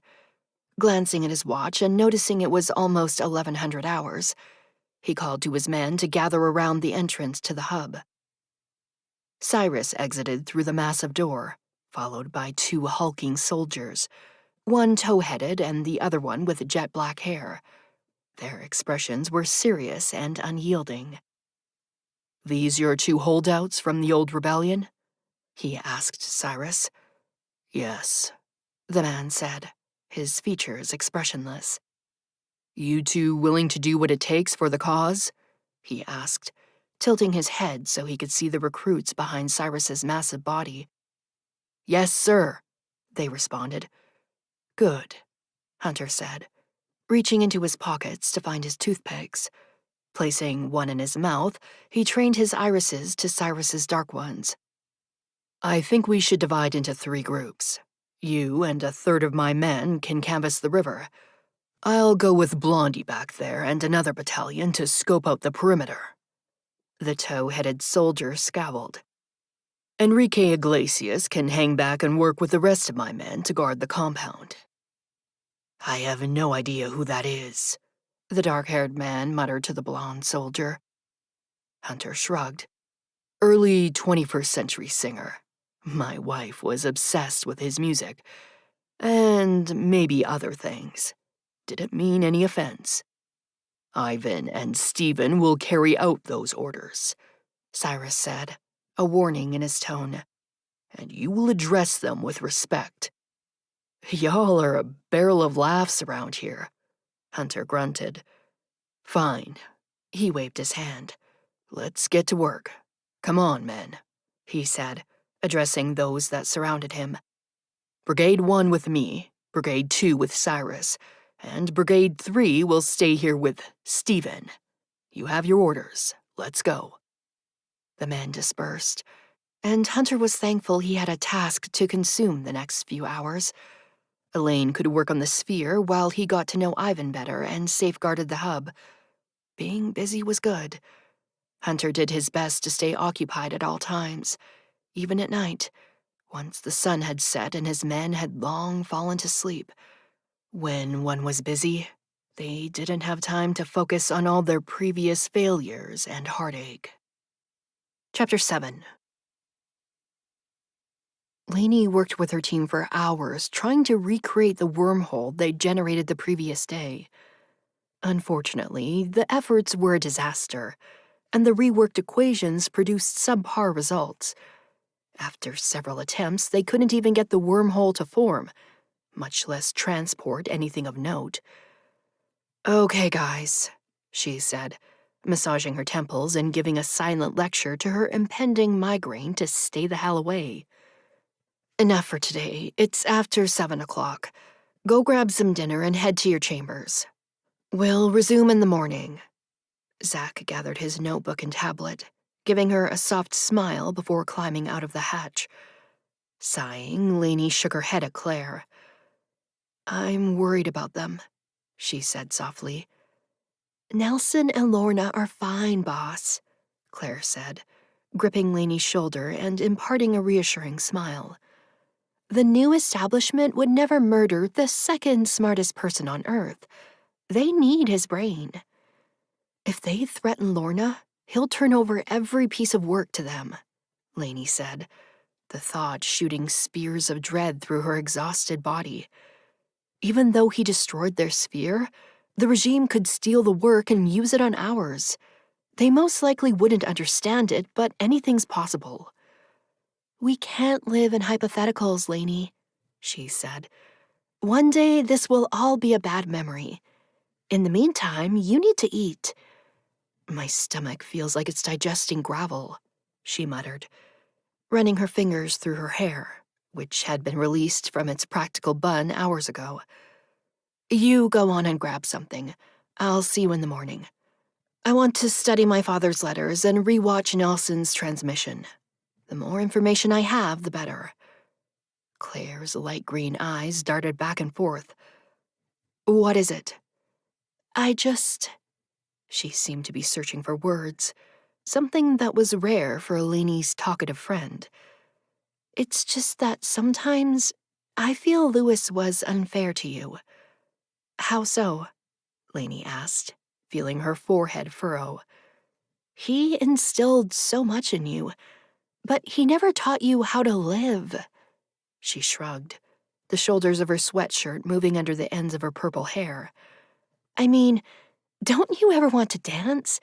To kiss a sexy man? To feel someone's hands run over your skin until you're sure your body might explode? Lainey observed the woman's wistful expression. I can see you've been reading my mother's old romance novels again, she said sardonically. Oh, posh, Claire said, shooing with her hand. You're such a stick in the mud, Lainey. And those novels are hella awesome, by the way. Oh my god, there's this one series where they're all vampires in this Black Dagger Brotherhood, and they do all sorts of sexy things to human women. I swear, I'm hot just thinking about it. She fanned herself with her notebook. Yeah, I'm all set. I tried my hand at that once, and it was a disaster, in case you've forgotten. As a scientist, it's important I remember love and emotion are just a manifestation of chemicals being released in the brain. Sexual pleasure is merely a stimulation of nerve endings until they release serotonin and dopamine. It's all rather boring and functional if you assess it rationally. Claire faked a yawn, opening her mouth to show slightly crooked teeth. I'm sorry, what? I almost fell asleep from boredom. You need to get laid, boss. I bet you could get into Captain McDreamy's pants. He looks ready for a tussle. Yeah, Lainey mumbled, still stunned from Hunter's earlier admission. He told me today that he aligned with Dad because he wants to go back in time and save his wife from dying. I was definitely shocked when he blurted that out earlier, Claire said, eyes wide with surprise. Are you going to do it? I'm open to it, she said, expelling a frustrated breath. But at this point, I can't even send an apple back. He might be staking his alliance on a complete failure of a human. Enough, Lainey, Claire said, the soft lilt of anger creeping into her tone. I won't let you disparage yourself like that. Go on and work in your office if you need to, but you can't think that way. I need you to be positive. We all do. I know, she said, granting a smile she hoped relayed confidence she didn't feel. We'll get there. Good night, Claire. Night. She turned and reached for her weathered yet functional laptop that rested atop the console. Hey, Claire said, glancing over her shoulder. Can I open one of the bottles of wine Alora brought home from her last trip? It's been forever since we had wine, and I feel like a drink. I plan to work for a few more hours and run the equations through the program Zach created. Maybe I'll find an anomaly that indicates why they're not working. Sure, just not the Malbec, okay? I'm saving that for something special. Sexy times with Captain Sex on a Stick? Claire asked, waggling her eyebrows. No, Lainey said, unable to control her laugh. For a toast when we finally send Garfield through. Malbec's my favorite, and we'll certainly need to celebrate. Okay, boss, she said, playfully saluting her. Hands off the Malbec. Got it. Lainey spent the rest of the night holed up in her office, completing the various tasks her busy brain required before she could even think about sleeping. She replayed Nelson's video over and over, searching for clues, but found none. She read both of her father's notes, trying to convince herself his actions weren't a betrayal, but instead were attempts to secure her safety. She revised the current equations multiple times, coming up with a few new ones they could test tomorrow. Once those tasks were complete, she sat in the high-back leather chair mulling over the fact Captain Hunter Rhodes had once had a wife, whom he'd obviously adored, and how awful it must have been for him to see her perish. The thought stirred up memories of her own that she kept buried deep inside. Closing her eyes, they hummed through her brain. Lainey trailed along the base of the mountain, knowing her father would be livid if he knew she was so far away from the compound. She'd ridden her bike here, telling her father she needed a break from the equations for a few hours. Having nothing that was truly hers, this spot held significance. She'd only managed to escape here a few times, but it always reinvigorated her soul.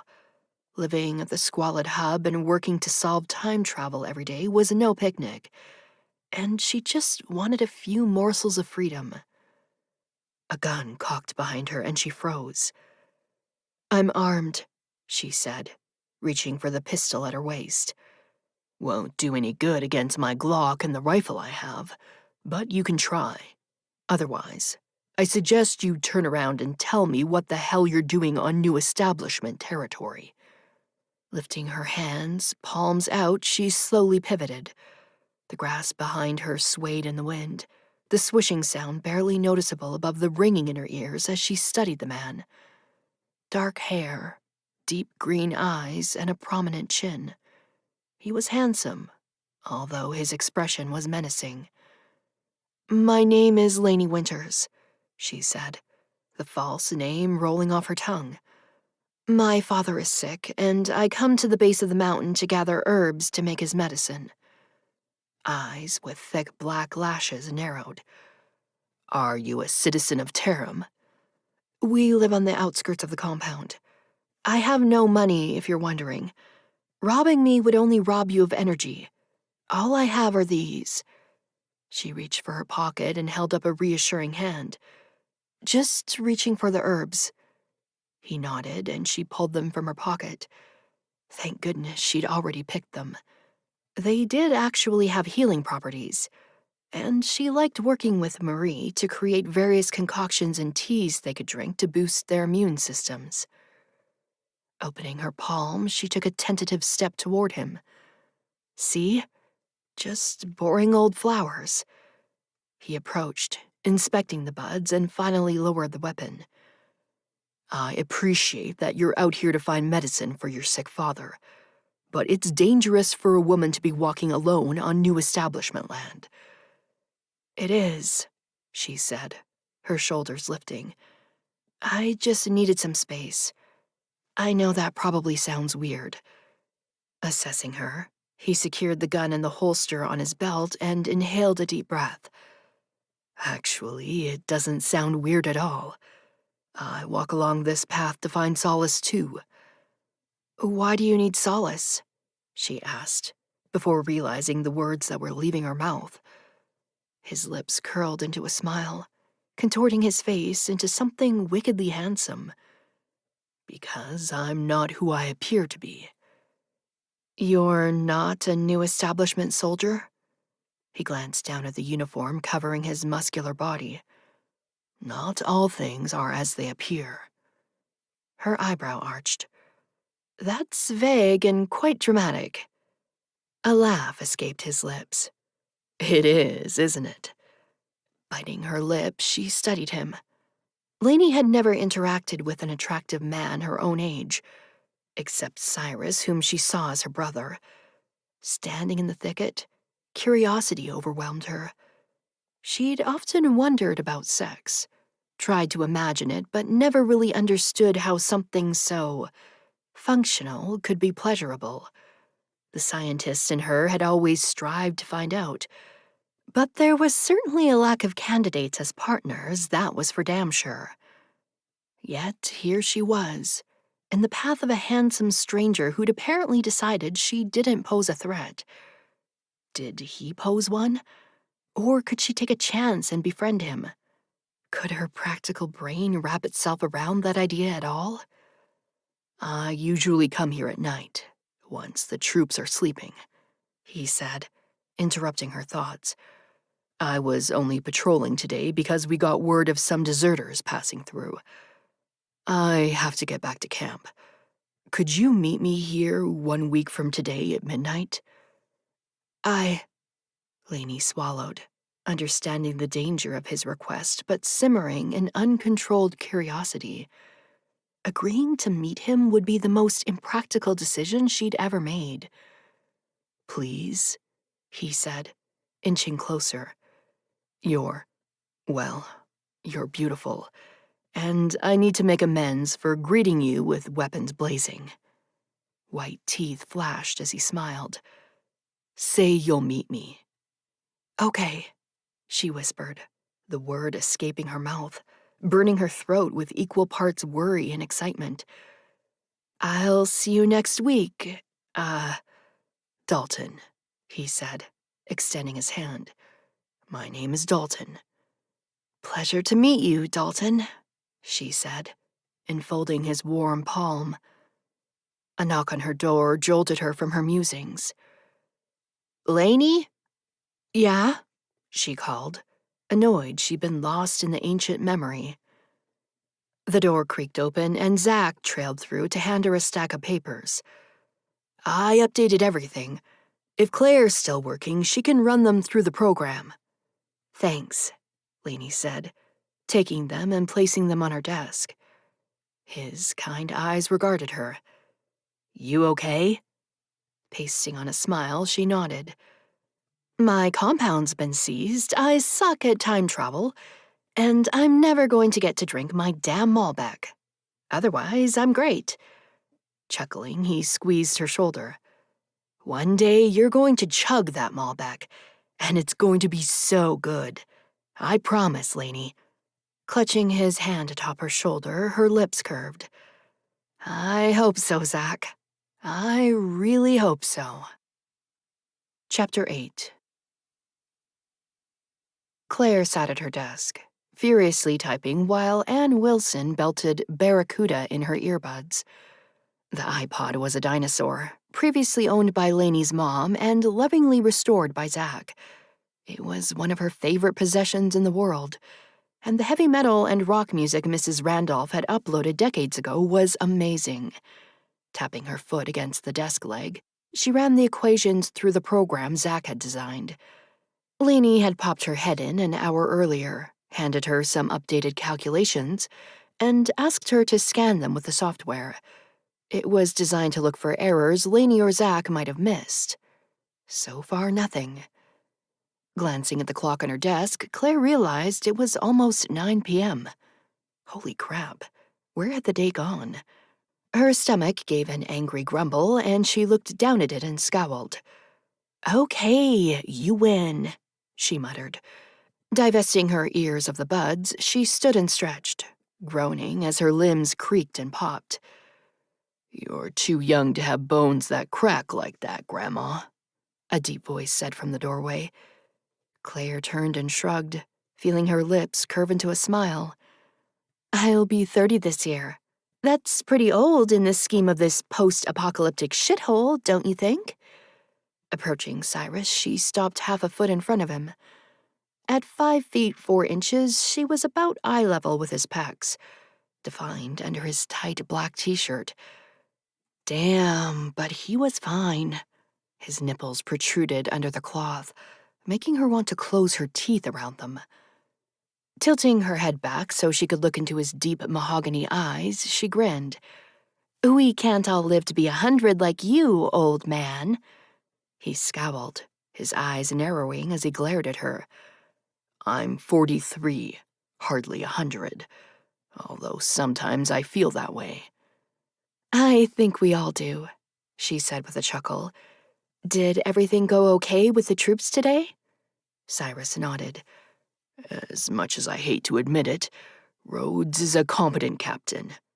His men are well trained and at a level of security here that my team can't provide." "Well, you're nothing if not practical, Cyrus. I'm glad it went well. And what did you think of today's word? Verisimilitude. Want to go over it?" "Sure," he said with a nod. "Want to go to the kitchen? I'm hungry." Claire nodded. "Thank God. I'm starving. Let's go."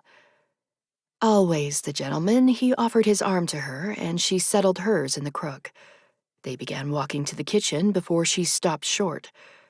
"Crap," she said, yanking her arm from his. "I forgot the book. Go on and get cooking. I'll be right there." Pivoting, she ran back to her desk and grabbed the novel that lay on top. When she entered the kitchen, Cyrus was popping the cork on a bottle of wine. "I set that out earlier, when Lainey said I could open a bottle. Looks like you need a drink too," Claire said. "Lainey is pretty punctilious about letting us raid the wine stash, but I caught her in a weak moment." "Punch-il-e-s," Cyrus repeated, slowly pronouncing the word. "It means she's protective of the wine and rarely lets us touch it," Claire said, waggling her eyebrows. Taking the now open bottle, she lifted one of the glasses she'd set on the table, covered by a cheap tablecloth in their utilitarian kitchen. Once both glasses were filled halfway, she placed one in his hand. "I should have made that one of our words of the day," she said, clinking her glass with his and taking a large gulp as she maintained eye contact. "Maybe I will one day, and then you'll have a leg up." Large, gorgeous lips formed a smile as he reached for the book she'd placed on the table. Lifting it, he read the words slow and unhurried. "Where the red fern grows." Claire almost shivered at his deep voice. "It's a classic, really good. It's at a 5th grade level, but I think you can do it." Gazing into her, he sipped the red liquid. As his Adam's apple bobbed, she felt her own throat stiffen as she swallowed. His russet skin seemed to glisten under the staid light of the old kitchen bulb. What would it feel like to run her fingers over it? "Claire?" he asked, jolting her from her musings. "Huh?" She shook her head to clear it.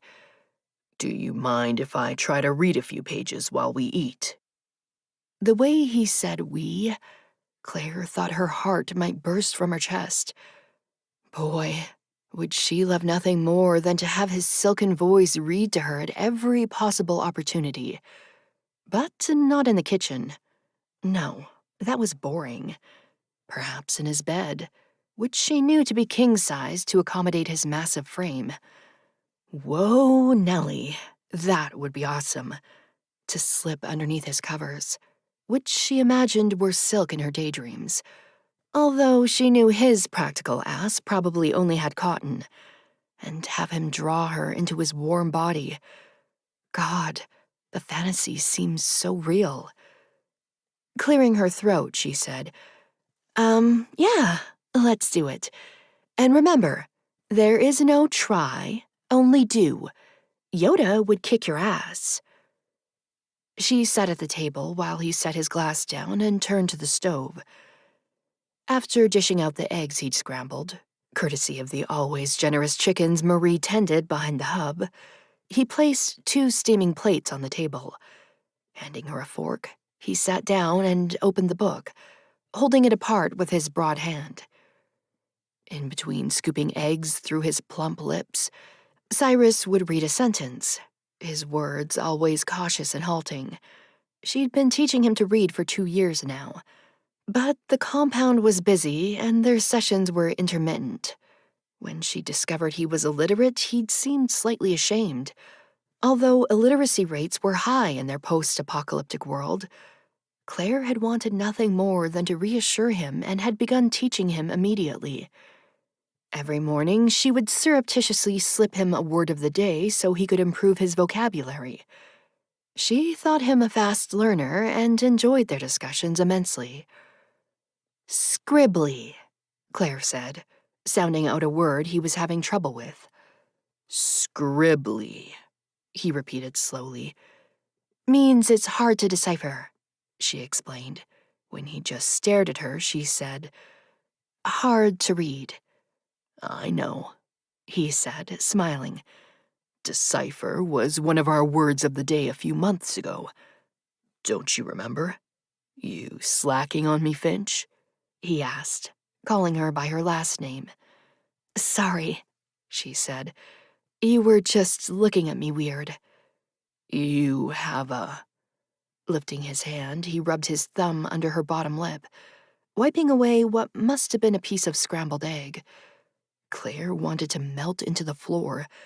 Maybe she could figure out how to make that happen. She was a scientist, after all. "There I go again," she said with a nervous chuckle, determined to will away the tears in her eyes. "Messy as ever when there's good food in front of me. I should start watching what I eat. I'm getting fatter by the day in this place." His eyebrows drew together under his bald head. "You're perfect the way you are," he said, wiping the egg on the napkin beside his plate. "There's nothing wrong with having a good appetite." Taking a sip of wine, he regarded her. Claire wanted to trust his earnest words, but her embarrassment made her feel small as a bug on the bottom of his shoe. "You're being scribbly right now," she said, trying to lighten the tone. "Huh?" She cursed her heart as it pounded in her chest. "Enough slacking. The eggs are good, and the wine is awesome. Keep reading so I can pour us another glass."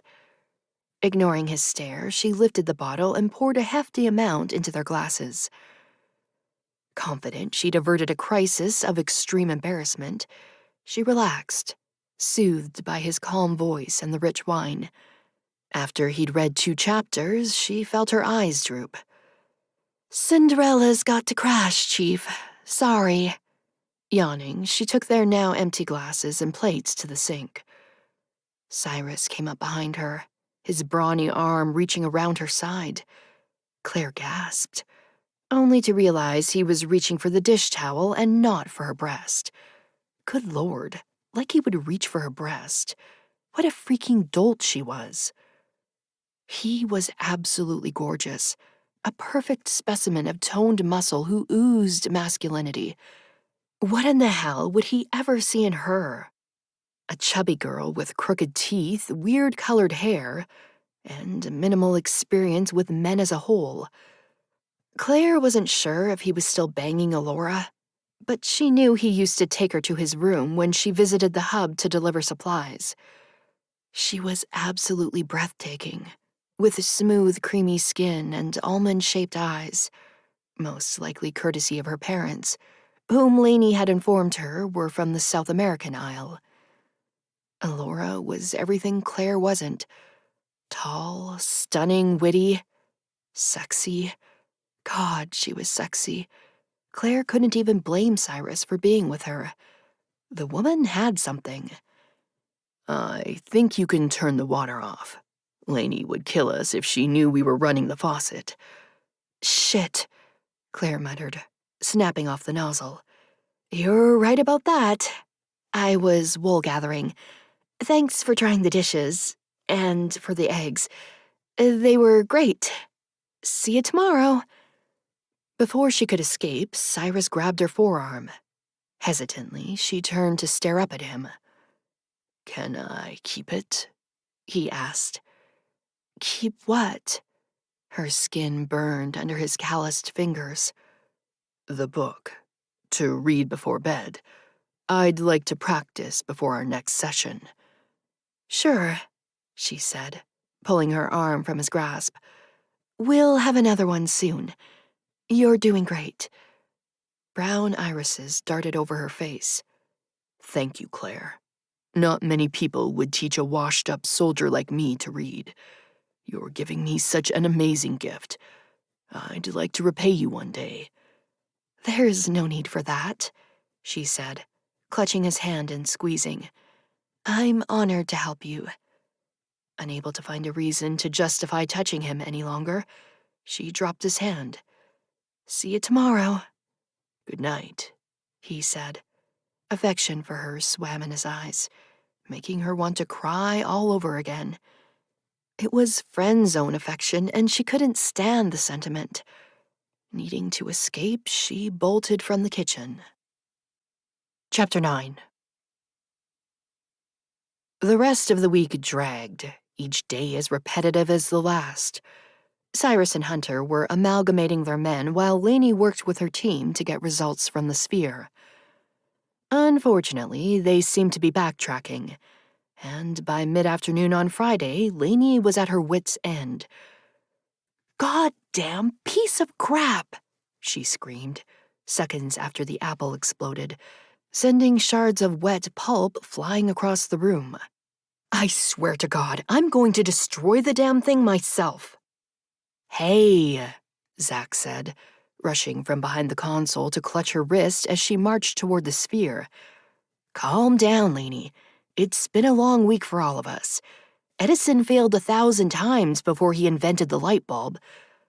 "Well, at least he got it to work," she said, head shaking in frustration. "And Tesla was a much more prolific scientist than Edison. At least compare me to him, will ya?" Zach grinned as his shoulders released their tension. and Lainey reminded herself to stay calm. It was vital to her team's mental well-being. "Sorry," she said, smoothing Zach's shaggy brown hair behind his ear. She'd never wanted children of her own, but had always felt maternal toward Zach. Although he was in his late 20s, he reminded her of a scraggly teenager, gangly and sweet. She wished Claire would pull the wool from her eyes and realize he was madly in love with her. But for some reason, her best friend had a blind spot where the whip-smart mathematician was concerned. "I've been a pretty big a-hole this week. Are you guys over me?" "No way, Lainey," Zach said, so endearing as he smiled down at her from his 6'2" height. "It's been tough for all of us.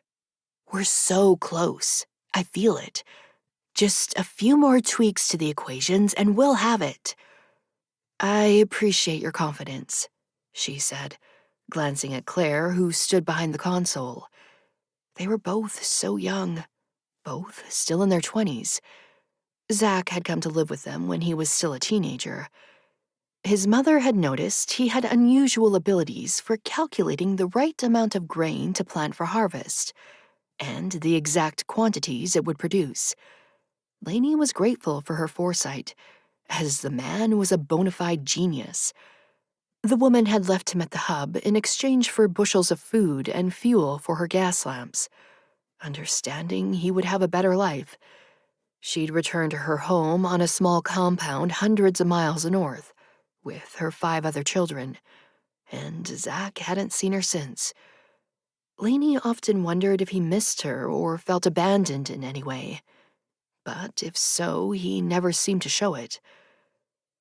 Claire was actually a distant cousin of Lainey's, and Louis and Mara had taken her in after her parents died when she was 16. Louis had trained her in the same scientific methods as Lainey, and she was an exceptional scientist. Perhaps it was embedded in their family's DNA. Observing them both, she felt such sadness in her heart. They'd never truly gotten to live, never gotten to thrive or love or exist anywhere besides the utilitarian scientific compound. If it was seized tomorrow, they might perish having never experienced the freedom they all craved. A sudden rage enveloped Lainey's body, vibrating through her as an insane idea formed in her mind. Why should they cower to the enemy? Didn't that mean they'd already lost? Rebelling against that idea, the words escaped her lips before she could stop them. "What do you say we take the night off? Claire says I'm an old fuddy-duddy who never has any fun." Claire stiffened behind the console, staring at her as if she'd just announced she had 3 heads. "Sorry, boss, but it sounds like you just said we should take the night off and have fun. Do you want to try that again?" Lainey sighed, rubbing her forehead with her fingers. "I'm so tired, guys. Tired of living in fear. Tired of failing. Hell, I'm tired of seeing you guys work yourselves to the bone and never get to experience normal human activities. Mom and Dad used to take me to visit your parents at Solera when you were just a baby, Claire. I remember the music they played by the bonfires and how everyone would dance and laugh. We never do anything like that around here, and I'll be damned if we keep living as if we are already dead. Tomorrow is never guaranteed. I want to live a little today." Her 2 protégés gaped at her, infuriating her even more by proving they thought her incapable of having one night where they acted like humans instead of scientists. Spurred by their disbelief, Lainey cemented what was, perhaps, only the second spontaneous decision in her life. "We're going to open the alcohol rations and light the bonfire tonight. Not just for cooking this time, but to give us light while we take a few hours to have some damn fun." "Oh my God," Claire exclaimed, rushing to Zach's side. "Really, Lainey? Can the soldiers hang with us too? I could hook up your mom's old speaker to my iPod so we can dance." Lainey almost chuckled at the sincere plea in her friend's eyes. Encouraged she was doing the right thing, she grinned. Let me talk to Cyrus. His report this morning was that no one was within 40 miles of the hub, but I think a speaker might be a bit much. But yes, we'll invite Hunter's men. Tell Marie to whip up a big batch of stew, and we'll open the vodka and whiskey Alora delivered on her last visit. Woohoo! Claire yelled, jumping up and down as she clapped, alternating green and orange fingernails glowing under the soft lighting on the sphere room ceiling. Happy she could grant such happiness to her dearest friend, Lainey headed to find Cyrus. He was outside, in the large meadow beyond the dense trees and foliage surrounding the hub, leading target practice with several of the men. Hey, Lainey said, approaching his side. How are they doing? Good, he murmured, arms crossed above his firm pecs. They're good soldiers. I like our chances against a possible occupation. Glad to hear it. She bit her lip and attempted to look contrite. So, I kinda just had a brain fart of epic proportions. After yet another failure with the sphere, I had a moment of intense realization that we waste a lot of time attempting to save humanity without really taking the time to be human. I don't like where this is going, Cyrus muttered. Lainey kicked the grass with her sneaker, attempting to look penitent. I kinda promised the team we could take the night off. Claire wants to hook up the speaker and have all sorts of dancing and debauchery. How much do you want to kill me right now? Cyrus glanced down at her, lips pressed together as an incensed eyebrow arched.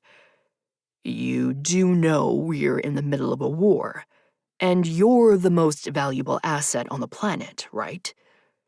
My brain is the asset, and it's tired, Cyrus. I think we all desperately need this. But if it's too dangerous, I'll put the kibosh on it. Safety always comes first. You know that. Hunter chose that moment to approach, toothpick firm between his teeth. Everything's been surveilled, he stated in his smooth voice. Nothing for miles. We're safe for now. His silver irises darted between them under the late afternoon sunlight. Am I interrupting something? Lainey wants to have a party, Cyrus grumbled. Hunter's eyes swung to hers, then to Cyrus's, then back to Lainey's in a maddening dance. His firm lips pursed and his shoulders began to quake as he struggled to hold in his laughter. Observing his amusement, Lainey felt her exasperation grow. Excuse me, but what the hell is so funny? He shook his head and rubbed his forehead with his fingers. Sorry, you're just the last person I expected to request a party. You're kind of serious, in case you hadn't noticed. I'm perfectly capable of having fun, Lainey said, hearing the pout in her voice. I'll have you know, my mom and I used to sing and dance all the time. Really? Hunter asked, arching a brow, the gesture adding a mischievous glow to his handsome face. Did you sing about equations or rocket fuel? Oh, screw you, she said, infuriated at his chiding. Dismissing him, she redirected her attention to Cyrus. So, what do you think? Yay or nay? Cyrus sighed. As much as I'd like to tell you no, I honestly see the logic. We're all tired and on edge, and that's definitely not conducive to your work. Getting out of the rut of failing with the sphere each day, if only for a few hours, might actually help. Ouch. Thanks for the failure reminder, Lainey teased. Smiling, Cyrus cupped her shoulder. You say your team needs this, Lainey, but I think you need it most of all. He studied her for several moments. Fine. Tell Claire I'm sorry, but no speaker for the music. Although she can play it softly through the speaker of the iPod. That will be low enough to still allow people to hear. And we can do a bonfire, but only one. More than that will alert the enemy we might not be using it for cooking. Clear? Got it. But you have to be the one to tell Claire about the speaker. Cyrus shot her a glare. Fine. Joy consumed her, as it so rarely did, and she beamed at the man who'd protected them for so long. I love you. You know that, right? Go on, Cyrus said, motioning toward the hub with his head. Tell Marie to use the wooden spoons and bowls. Less noise. You're a saint, Lainey said, blowing him a kiss. See you in a bit. After surrounding him in a warm embrace, she almost skipped back to the compound, her footsteps lighter than they'd been in years. Hunter crossed his arms and tilted his head up to address the man who'd just made Lainey's ear. You did a good thing just now, he said, tongue rolling against the toothpick. Yeah, it's not often we see her happy. She carries such a burden. If I can help ease that, even if only slightly, then I'll consider it a win. Have you two ever... The words trailed off as the question lingered in the air. Cyrus's full lips turned up as amusement entered his eyes. No way, man. She's like my sister. I couldn't see her that way if I tried. Really? Hunter asked, slight surprise in his tone. It's obvious you have a deep connection.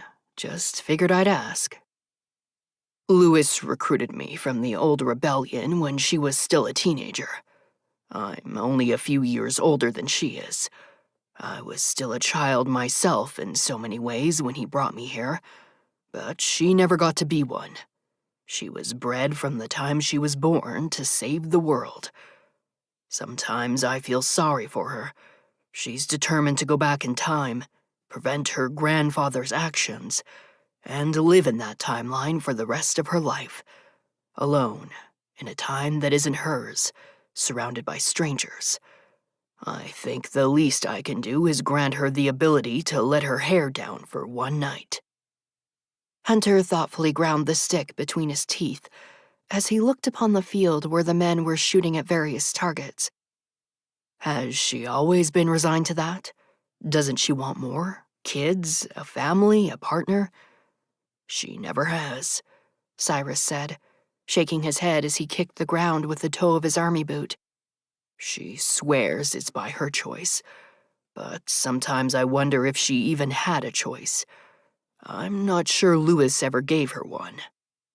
A damn shame if you ask me, Hunter said, spitting the toothpick on the ground. A woman as fiery as her should be taken to bed as often as possible. Silence stretched, causing Hunter to glance at Cyrus. What? Cyrus shook his head. It's weird to think of her that way. Sorry, but in my mind it's weird not to. I'll always love my wife, but I would joke with her that I was married, not blind. A gorgeous, passionate, intelligent woman is hard not to notice for any warm-blooded man. I guess, Cyrus said, shrugging. How about you? Any sordid affairs in your past? Cyrus gazed across the meadow, features drawn together as he considered. Finally, he said, Not to be an ass, but none of your business, man. Fair enough, Hunter said, patting him on the back. One day I'll get you to tell me. For now, I think we have a festivity to safeguard. That we do, Cyrus said. Inserting his thumb and forefinger into his mouth, he gave a loud whistle, calling the men back to the hub. As the sun set over the distant mountains, they headed back to the compound, both sensing their tentative respect was growing. Hunter would count that as a small victory. Hopefully, in time, he might even befriend the massive, brooding soldier. Chapter 10. Lainey spent some time getting dressed for the party that evening. Not because she wanted to impress Captain McHottie Pants, as Claire called the infuriating man. No, She didn't give a fig what the man thought of her appearance.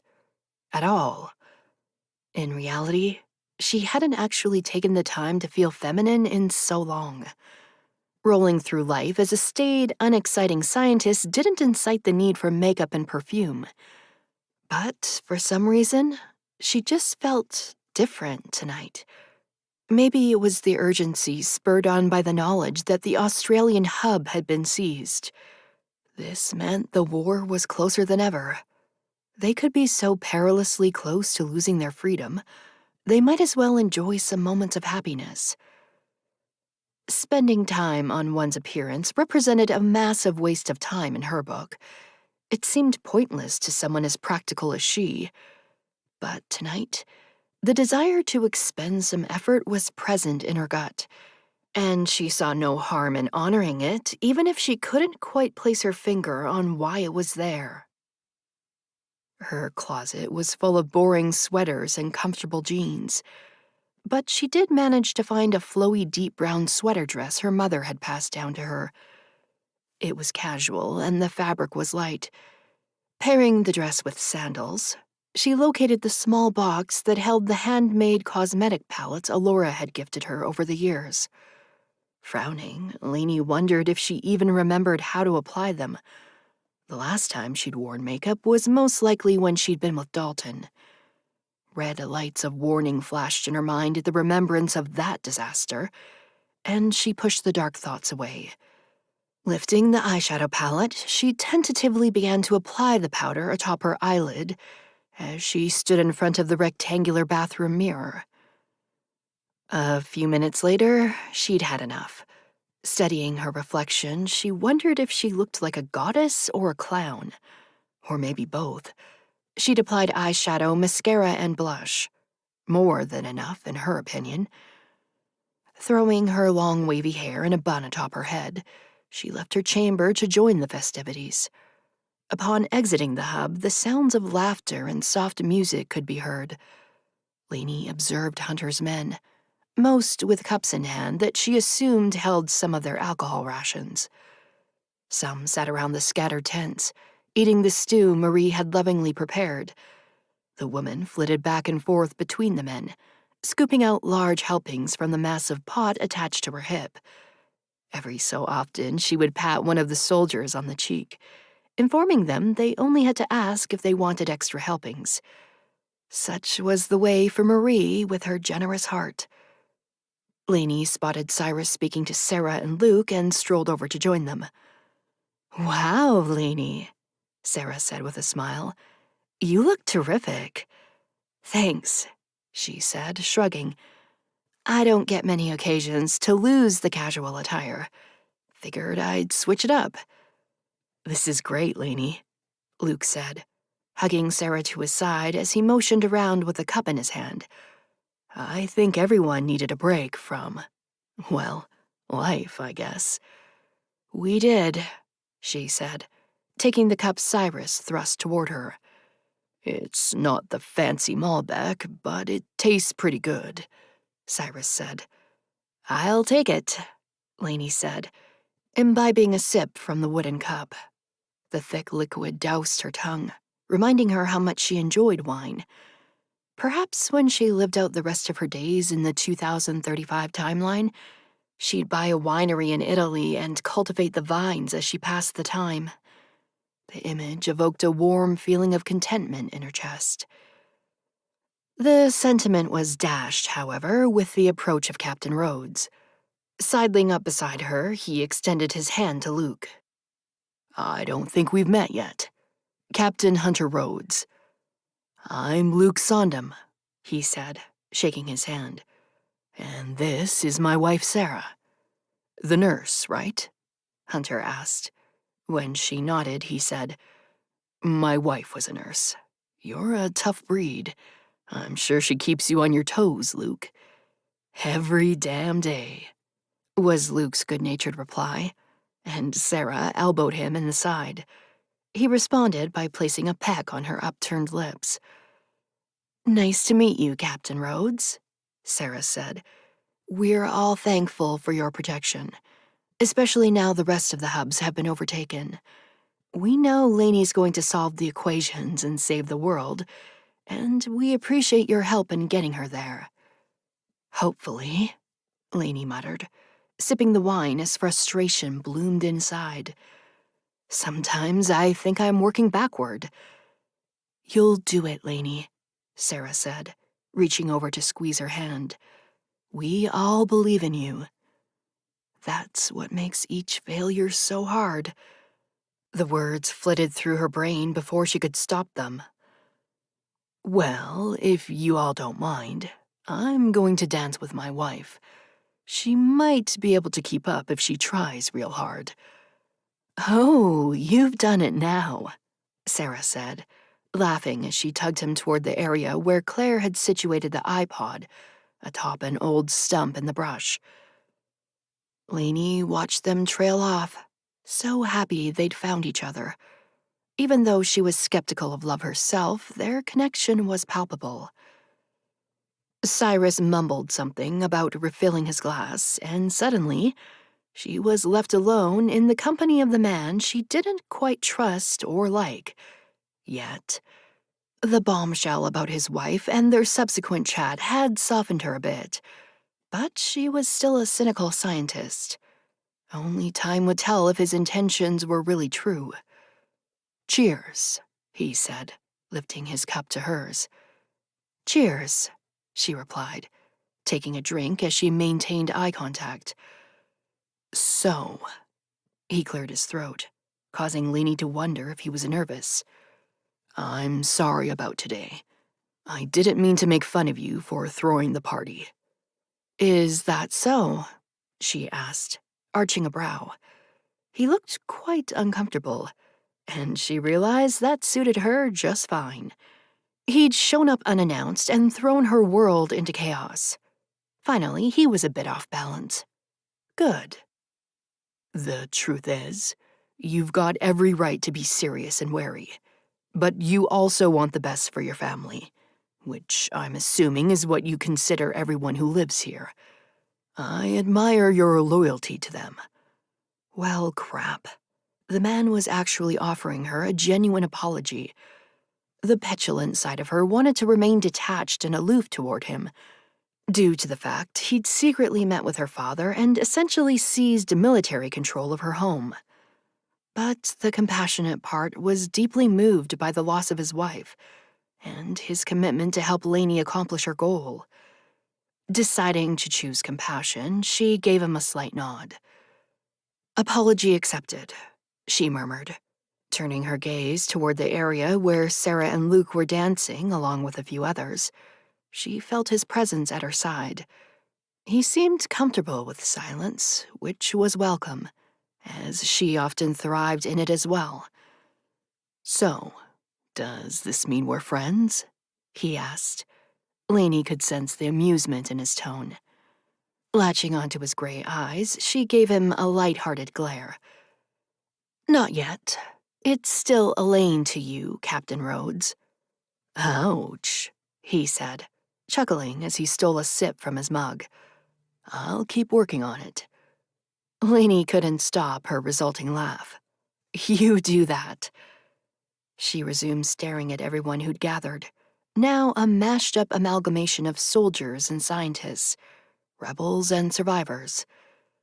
"It's so nice to see everyone living, even if it's only for tonight." Hunter nodded, thoughtful and serene. They stood there, side by side, enjoying their drinks and mutual solitude. It was rare for her to be so relaxed in the presence of someone she didn't know, but she chalked it up to the hint of wine that now thrummed through her veins.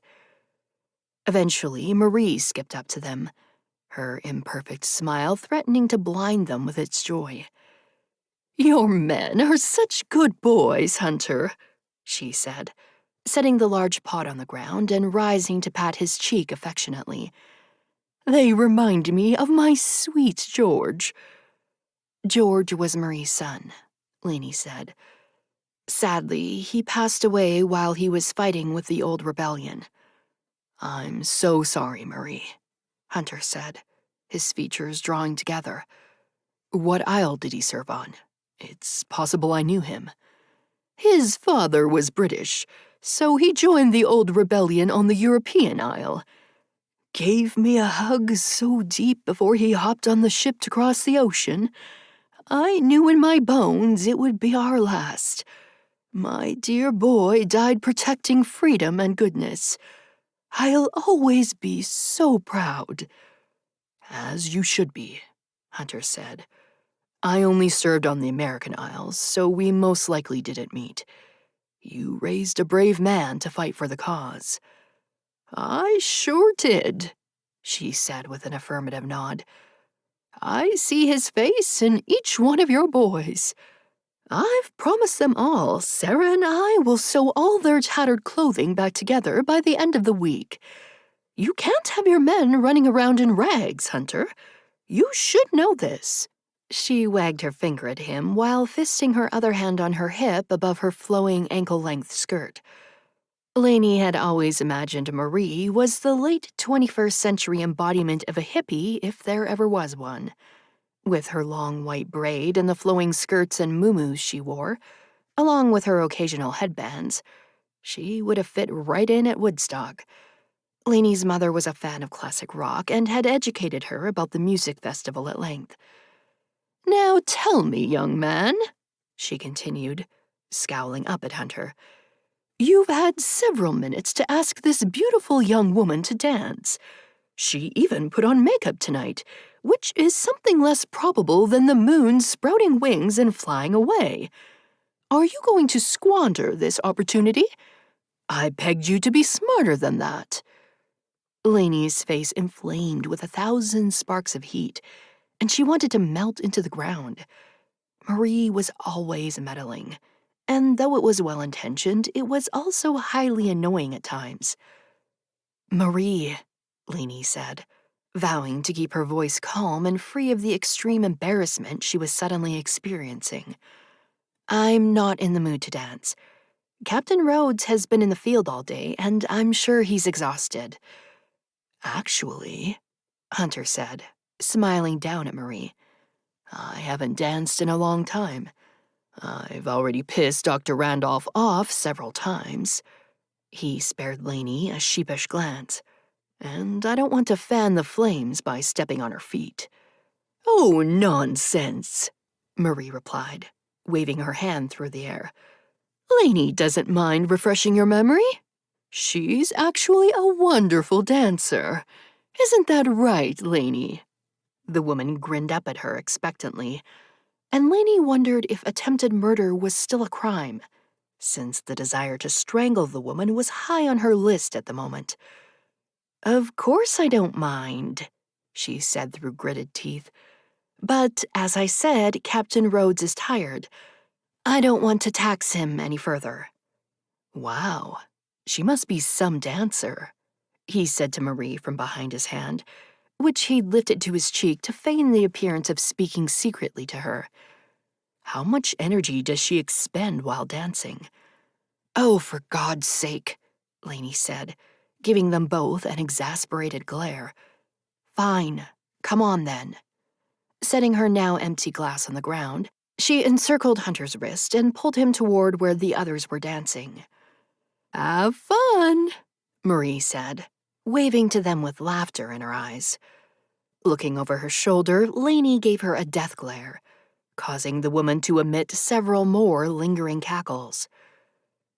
When they approached the stump near the rear of the hub where everyone was dancing, Hunter slid his palm to hers and grabbed her hand. Pulling her toward the showers, he said, At least let me set my drink down. I know you're anxious to dance with me, but give me a sec. Lainey snatched her hand from his grip. Furious, Marie had maneuvered her into this situation. Once he'd set his cup on one of the ledges near the outdoor showers, he sauntered toward her, lips curved in an ultra-sexy smile. She'd noticed he'd changed into jeans and a black t-shirt, and now sported sneakers instead of army boots. Determined to appear unfazed, she let him slide his arm around her waist and fit his hand in hers. Resting her free hand atop his shoulder, she felt him begin to sway. Wow, You're pissed. Is Marie always this good at manipulating people? I might need to recruit her for witness interrogation. Lainey breathed an unexpected laugh. She'd be an asset for sure. I don't think I've ever met anyone as tough as Marie. Willing her body to relax, she moved in tandem with his strong frame. You're not a bad dancer, she said. That doesn't mean I'm good either. The whites of his teeth flashed in the moonlight, and Lainey begrudgingly admitted he was extremely attractive. You're passable. She quelched the urge to roll her eyes at his teasing. Thanks, she muttered. How's it going in the sphere? He asked. Inhaling deeply, she shook her head. Not great. I swear, Zach and I have calculated every possible equation to make it work. At this point, I'm beginning to lose hope. You can't, he said, the tone of his voice so sure, so encouraging. There's something happening here, Elaine. I feel it. The words, combined with the musky scent of his skin, sandalwood and cedar, sent a jolt of arousal through her veins. As the wine pulsed through her blood and she swayed with his warm body, the words didn't compute inside her brain. Feel what? She asked. That you're going to get the hunk of junk to work, he said, giving her a reassuring grin. Kara said I was born with a sixth sense. She believed in physics and horoscopes and all that jazz. Not sure if it's true, but I do listen to my gut. And it's kept me alive this long. Now it's telling me you're going to whip that contraption's ass in gear. Nothing to douse your arousal like the mention of a man's long-dead beloved wife, Lainey thought. Instantly feeling like an idiot, she cleared her throat. That's a nice story. I hope it's true. It is, he said, squeezing her hand as they danced. Lainey bore into him, unable to look away. The orbs of gray gave way to tiny flecks of silver and black. They seemed endless. Would he look at her that deeply if they made love? Would she get lost in the depths of his eyes and become unable to cling to the practicality that kept peace in her measured life? Worried at the turn of her thoughts, she abruptly stopped moving. Elaine? He asked. Glancing around, she withdrew from him, needing to separate her body from the heat of his. I need more wine. Thanks for the dance. Uncaring that she probably looked like a stupid teenager with an unrequited crush, she fled to her chamber inside the hub, needing a break from the revelry. It seemed everyone on the compound was able to let go and live a little. Everyone but her. Clutching the sink in her small bathroom, she gazed at her reflection and remembered another time when she danced with a man under the glistening moon. How much longer do we have? A low-toned voice chimed in the shell of her ear. It must be midnight by now. Lainey glanced at the watch on her wrist before placing her hand back around Dalton's waist. 1 more minute until I turn 26. I feel so old. Chuckling, he pulled her closer. You're such a baby. Now that I'm 28, I have a whole new perspective on life. Lainey rolled her eyes at his romanticism. She was definitely the practical, cynical one between them. And what is that? You and I will get married and have babies while I change the new establishment from within. They'll never suspect I'm a spy for the old rebellion. I'll assume power and they'll become peaceful. And we'll live happily ever after. She stiffened in his embrace. You know I don't want those things, Dalton, she said, her tone gentle to ease the sting of her words. I don't want marriage or children. I have other priorities and want to make other choices. Besides, love is just a chemical reaction our brain misconstrues as something more. He pulled back, eyes narrowed as they glimmered in the shallow light. You only say that because I haven't convinced you yet. One day I will. Every woman wants to get married and have babies. Lainey felt her brows draw together at the misogynistic statement. Is that what you honestly think? What else could a woman want in this world? They need to be taken care of by a strong man, and no one is stronger than me. You and I will have gorgeous children, and you'll look so striking on my arm as my wife. Those are your choices, not mine. Those choices were made for you when you were born. All women are put here to bear children and build a home with their husband. Stepping from his embrace, she lifted her hands in a slight shrug. Not this woman. I've been honest with you from the beginning, Dalton. You don't really know me, my fears and dreams. I enjoy our time together so much, and making love to you is physically pleasurable. But I have one purpose on this earth, and it's all I care about. To take care of your dying father, he murmured. Yes, she said, never indicating she was lying to him and had a much more important aspiration. He could never know her secret. But for once in her stark life, she'd wanted something for herself, something that was hers. Dalton had showered her with affection and praise and taught her the intricacies of making love. Now she realized how selfish she'd been. Not only had her actions put her life's work, her life's purpose, in jeopardy, but she'd entered a romantic relationship knowing she had neither the inclination nor the desire to truly love him back. She'd only ever loved science and her parents, and her only goal was to solve time travel. Extending her hand, she flinched when he batted it away. Dalton, what the hell have we been doing here if this means nothing to you, Lainey? I didn't say it meant nothing. You'll always mean so much to me.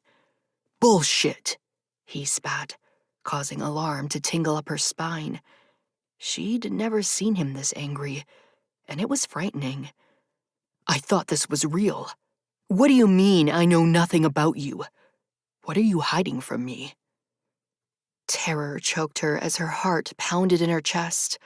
The last thing she needed was a soldier sniffing around. As far as Dalton knew, she was a young woman who lived on the outskirts of Terham with her sick father and mother. It would be disastrous if he discovered her true identity. Her efforts to solve time travel must remain hidden from everyone on the planet, lest it fall into the wrong hands. Nothing, she said, determined not to telegraph any of her inner turmoil. It was rash and I didn't mean it. I've told you everything about my boring life. Green eyes glared at her, filled with disbelief. We'll see. Don't forget I'm a spy, Lainey. If you're hiding something from me, I'll find out. Glancing at the moon, he noted its position in the sky. Lowering his gaze to hers, he said, It's midnight by now. Happy birthday. I find I've lost my appetite for celebrating, since we obviously were only meant to have a clandestine affair and move on. I'd give you my best wishes that your dreams come true, but perhaps a cynic like you doesn't have any. Goodbye. He turned to leave, and she reached for him, wanting to comfort him. But before she touched his broad back, her hand fell to her side.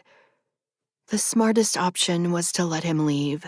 It was a natural break in their relationship, an organic end. Her practical brain knew that.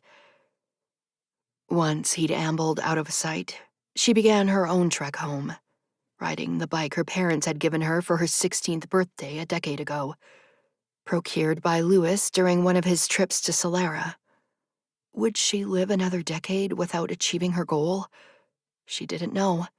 But Lainey knew one thing for sure. Extricating Dalton from her life would rid it of distraction. Terminating their relationship was for the best. She'd also seen a dark side to her lover tonight, and it frightened her. There was no place in her sphere for a man with Dalton's views of world domination and misogyny. She'd been bred to save the planet, not bred to have dreams or romantic love. Her scientific mind would never understand those concepts. She wouldn't begrudge herself for the affair. After all, she'd been quite curious about sex, and it had been fine. Not earth-shattering, but what she'd expected. Now she'd experienced a relationship and sex, she could resume her life's work. When she eventually reached the hub, she snuck inside, understanding her father would be furious if he knew of her clandestine rendezvous. He was insistent that every ounce of her time and energy be spent on the sphere.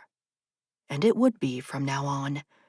Lainey had completed her experiment, proving she was incapable of romantic love, and furthering what she already knew to be true. Lainey's purpose was to prevent the past, and it was time she resumed acting like it. Lainey stared at the porcelain of the sink as the memories washed over her. They seemed like a lifetime ago, yet remained so vibrant. Dalton had taught her an important lesson. She couldn't focus on anything but solving time travel.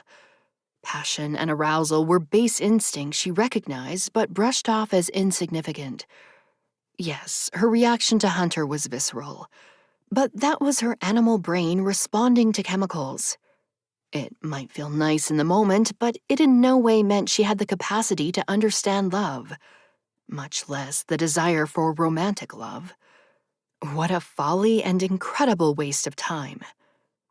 No, she had something so much more important to accomplish. Her attraction to the handsome captain be damned. Hunter scowled as Cyrus came to stand beside him, the mug of whatever concoction he was drinking dwarfed in his large hand. "Saw you dancing with Lainey," Cyrus said. His voice held a soft warning that would make any man cringe. "We got roped into it by Marie," Hunter said, awkwardly rubbing the back of his neck.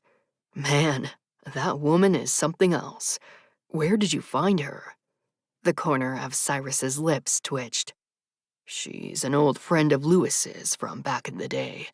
Been a staple of this place ever since I showed up. She would have made some soldier." "Indeed." Cyrus took a drink and sighed. "Lainey's a brilliant scientist, but she's been sheltered here. She took a chance on a romantic entanglement once, and it almost cost her everything. You're both adults, and it probably isn't my place, but I need to make one thing clear."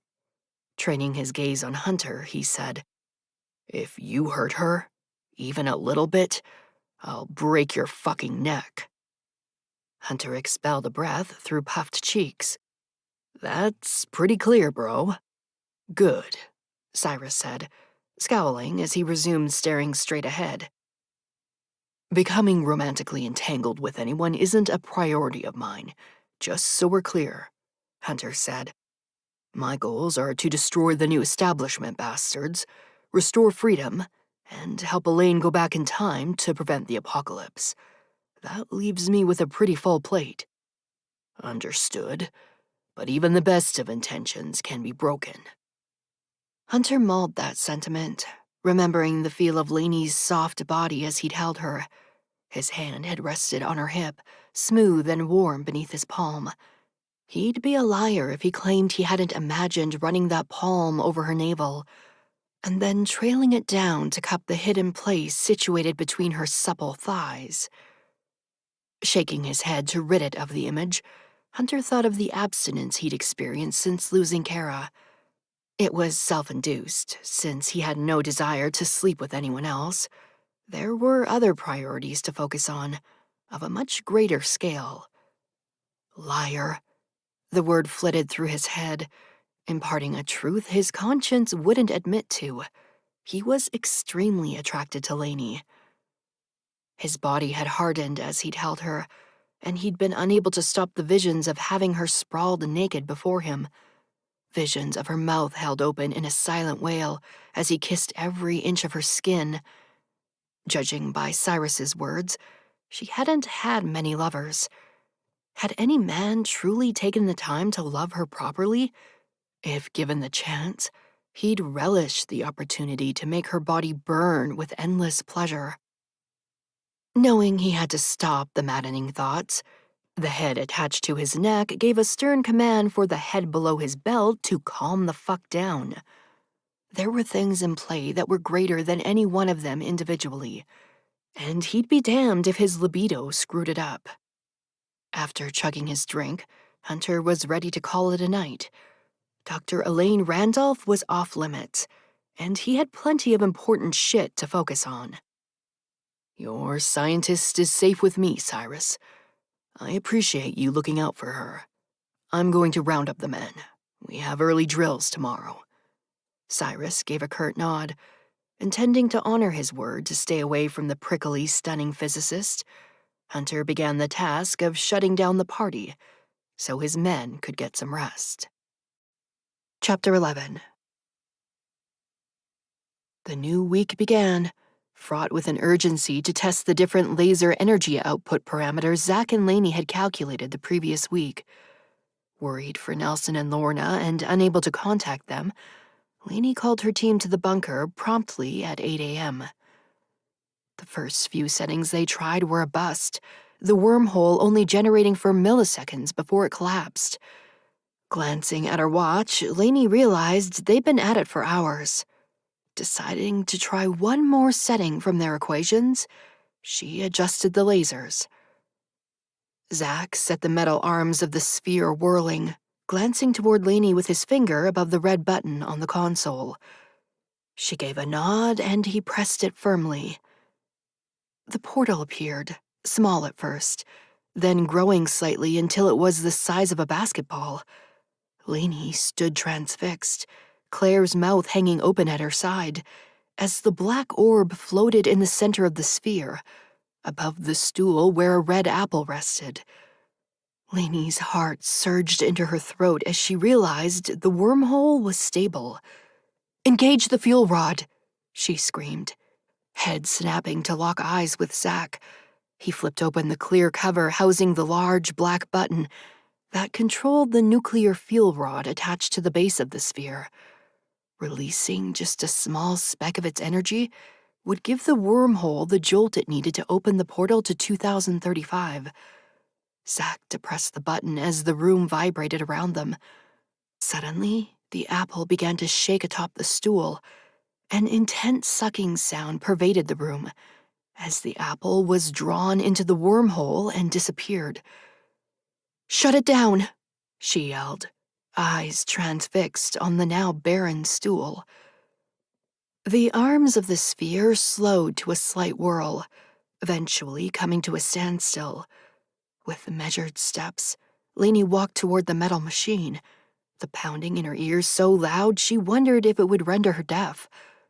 Approaching the stool, she slowly extended her hand, rubbing her fingers atop the smooth wood. "We did it," she whispered, barely able to breathe. "Holy shit. We sent the apple back in time." "Boss?" Claire called softly, stunned disbelief in the uttered word. "Are you confirming what I'm seeing?" Rotating slowly, Lainey gazed toward Claire, then Zach, her eyes suddenly dry from the amount of air they were being exposed to due to her wide-eyed expression. Sparing a glance at her watch, she noted the time and cleared her throat. Time of first completed time travel with an inanimate object, 11:42 a.m. on August 29th, 2075. Zach, please double-check the equations before you confirm. Agile fingers ran over the keyboard of Zach's laptop as he computed. Then, an astonished Zach lifted his head and said, "Confirmed," from behind the console. "Scientific probability of success is statistically equivalent to 100%. Claire thrust her arms above her head, hands in fists as she cheered. Holy shit, Lainey! You did it! You just solved time travel! The woman rushed her, and Lainey encircled her with her limp arms, still in too much disbelief to clutch her firmly. Zach came over and enveloped them both in a massive hug. Feeling her eyes well, she cupped both of their cheeks. We did it, guys! Oh my God! Claire began to jump up and down, clapping as she broke into a chant of 1,000 unintelligible words, speaking mostly to herself. Lainey heard snippets of, I knew we were close, and we showed physics who's boss around here, inciting her to laugh with joy. As they celebrated and congratulated each other, Lainey expelled a large breath, reminding herself this was only their first step. Okay, guys, she said when they'd regained some composure. The apple is great, but we need to test a living subject. Let's break for lunch and meet back here at 1 o'clock. Zach, you've locked in the equation that worked, right? Locked and loaded, Lainey. Good. Go on and grab something. I think Marie made bread this morning. I'll be in my office. Great job, guys. Hell yes, Lainey, Claire said, squeezing her hand. You're a freaking genius. They all but skipped from the hatch as Lainey headed to her office. As soon as her still stunned body was seated in the weathered leather chair at her father's desk, she grasped the picture encased in a metal frame atop the mahogany surface. The bright smiles of her parents stared back at her, Lainey in between them as they stood in front of the hub. Running a reverent finger over both of their beloved faces, she whispered, I did it, guys. I'm not sure I ever truly believed I could. Something cold and wet slipped down her cheek, and she swiped at the tear. Her parents stared back at her, faces glowing with their love for her. For the first time in her life, Lainey finally felt she deserved it. Clutching the picture frame to her chest, she allowed herself to cry tears of joy. An hour later, the hub was abuzz with the news the apple had been successfully sent back in time. Marie was rushing around, gathering clothes from the soldiers staked outside the compound, cheerfully explaining that they couldn't go back in time with worn and ripped clothing. Lainey didn't have the heart to tell her she had no intention of sending Hunter's 22 men back. She already had enough on her plate with her commitment to send her own people back. In a perfect world, she would transport everyone. But not only was it a daunting task, she feared it would cause too much imbalance in the space-time continuum. Sending her entire team was already a huge manipulation of universal consistency and order. Reminding herself that Hunter's men had designated themselves to a life of service for the cause, she tried to tamp down the small bugs of remorse in her belly. Cyrus and Hunter returned from the daily scouting mission shortly before 1 p.m., and Lainey rushed outside to her dear friend. We did it, Cyrus, she exclaimed, excitement oozing from every pore. The apple successfully traveled back through the wormhole. His thick arms surrounded her, clutching her as he spoke softly into her ear. I'm so proud of you, Lainey. You've worked so hard. Pulling back, she smoothed her hand over his cheek. Don't congratulate me yet. We still need to send one of the cats back, and if that's successful, test it on Luke. I'd urge you to get to it, Cyrus said. There were boot tracks in several spots a few miles away where we've never seen them. We're being surveilled. Terror clenched her throat. We can't be overtaken by the new establishment when we're this close. Hunter and I will hold down the fort. We're still clear for now. Let us worry about the regime. Focus on your work. Thanks, she said, sparing a glance at Hunter. The man looked delicious in his tight and functional tactical gear, with an aura of strength emanating from his weapon-clad body.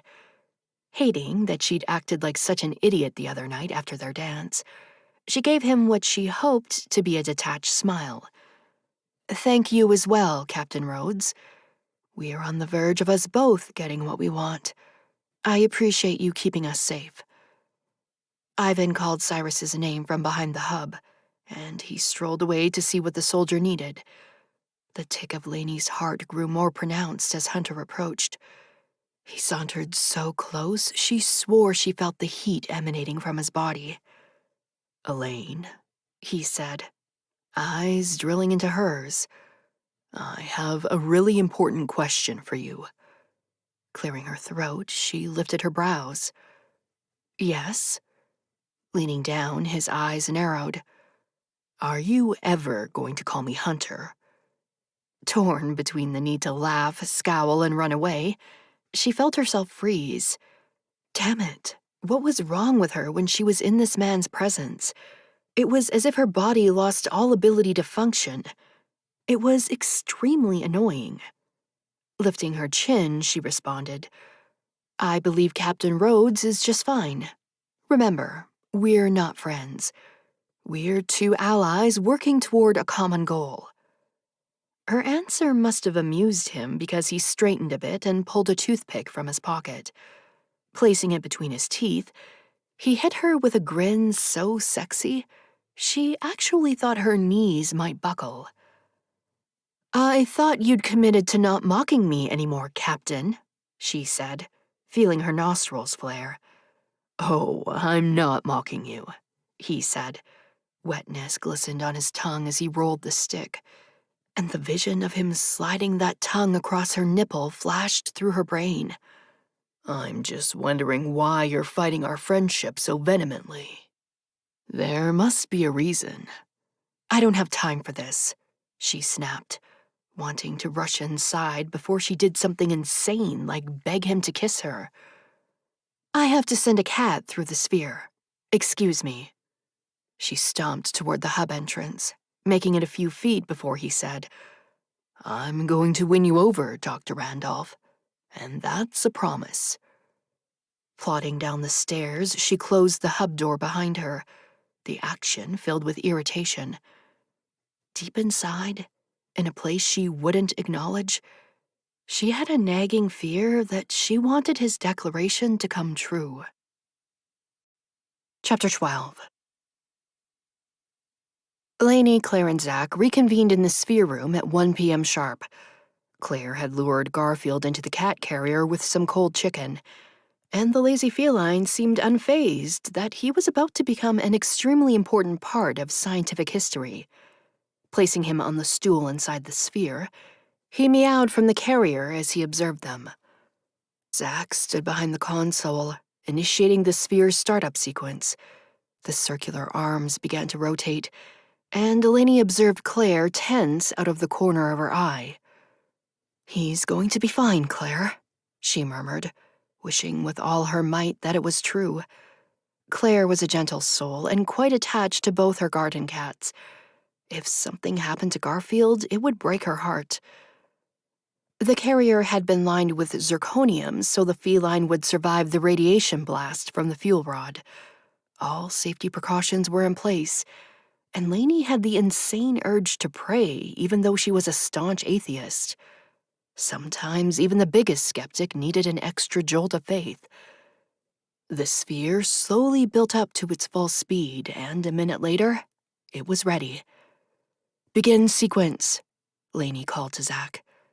He pressed the red button, causing the lasers to ignite.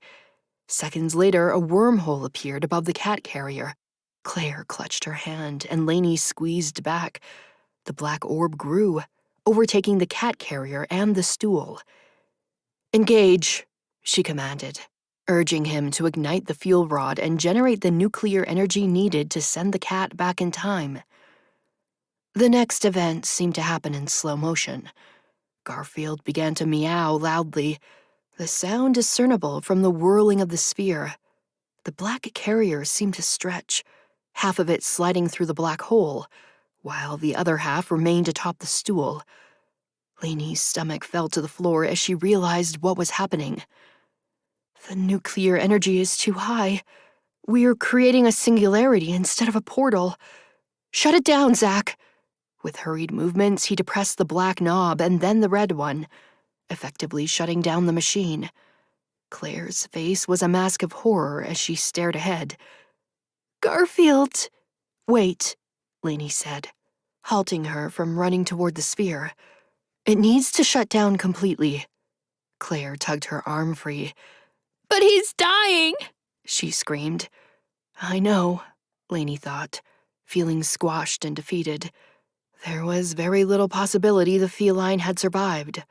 "Damn it, Lainey," Claire said, pointing to the sphere. "I'm sorry," Lainey warbled, feeling her throat close as she fought back tears. Claire's chin quivered as she glanced back and forth between the contraption and Lainey. Never had she seen such disappointment in her friend's disconsolate expression. It was soul-crushing, and Lainey wanted nothing more than to soothe her. When the machine was still, Claire approached the center. Lainey let her go, understanding her friend needed to process the events in her own way. Emitting a soft wail, Claire unzipped the front of the carrier. Placing her hands around the feline's limp body, she hugged it to her chest. "No," she moaned, lowering to the ground and burying her face in the cat's mane. "Oh God, we murdered him." Rocking back and forth, she sobbed into the animal's fur. Lainey tentatively advanced, heartbroken at her friend's pain. Sliding her hand over the soft fabric of her thin sweatshirt, she rubbed the woman's shoulder. "I'm so sorry, Claire." Claire's head snapped up, anger and hurt swimming in her wet eyes. "You're sorry? How can that be enough? We killed him in the name of what? Saving the world? A world that was never ours and doesn't give a crap about us? Sorry, Lainey, but your apology means jack shit. I'm so tired of all of it." "Claire," she said, feeling wetness cloud her own eyes. "I know this is hard." "It's always hard," she screamed, causing Lainey to jump and stiffen. "What the hell are we doing? I can't. I just can't be okay right now. Let me up." Struggling to hold the cat to her generous bosom, she stood and shot Lainey a glare. "I'll be outside. Someone needs to bury him. He deserves that at least." Wiping her nose with her forearm, she left the bunker, awkwardly clutching the animal. Sighing deeply, Lainey rested her face in her hands, struggling not to sob. "It's okay, boss," Zach's calming voice said behind her. "She's upset and took it out on you. She's human, and so are you. Let her process this on her own terms." Turning toward him, Lainey let the sweet man comfort her. Squeezing him tight, she nodded against his neck. "I'll let her stew for a while. Thanks, Zach." "Hey," he said, leaning back and palming her cheeks. "This isn't your fault. Science is a bitch. The settings on the fuel rod were perfect for an inanimate object, but we need to use less for something living.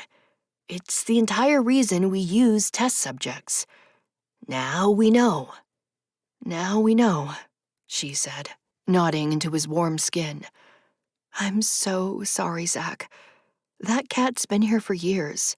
He deserved better." "Hey, that's enough," he said, smiling compassionately.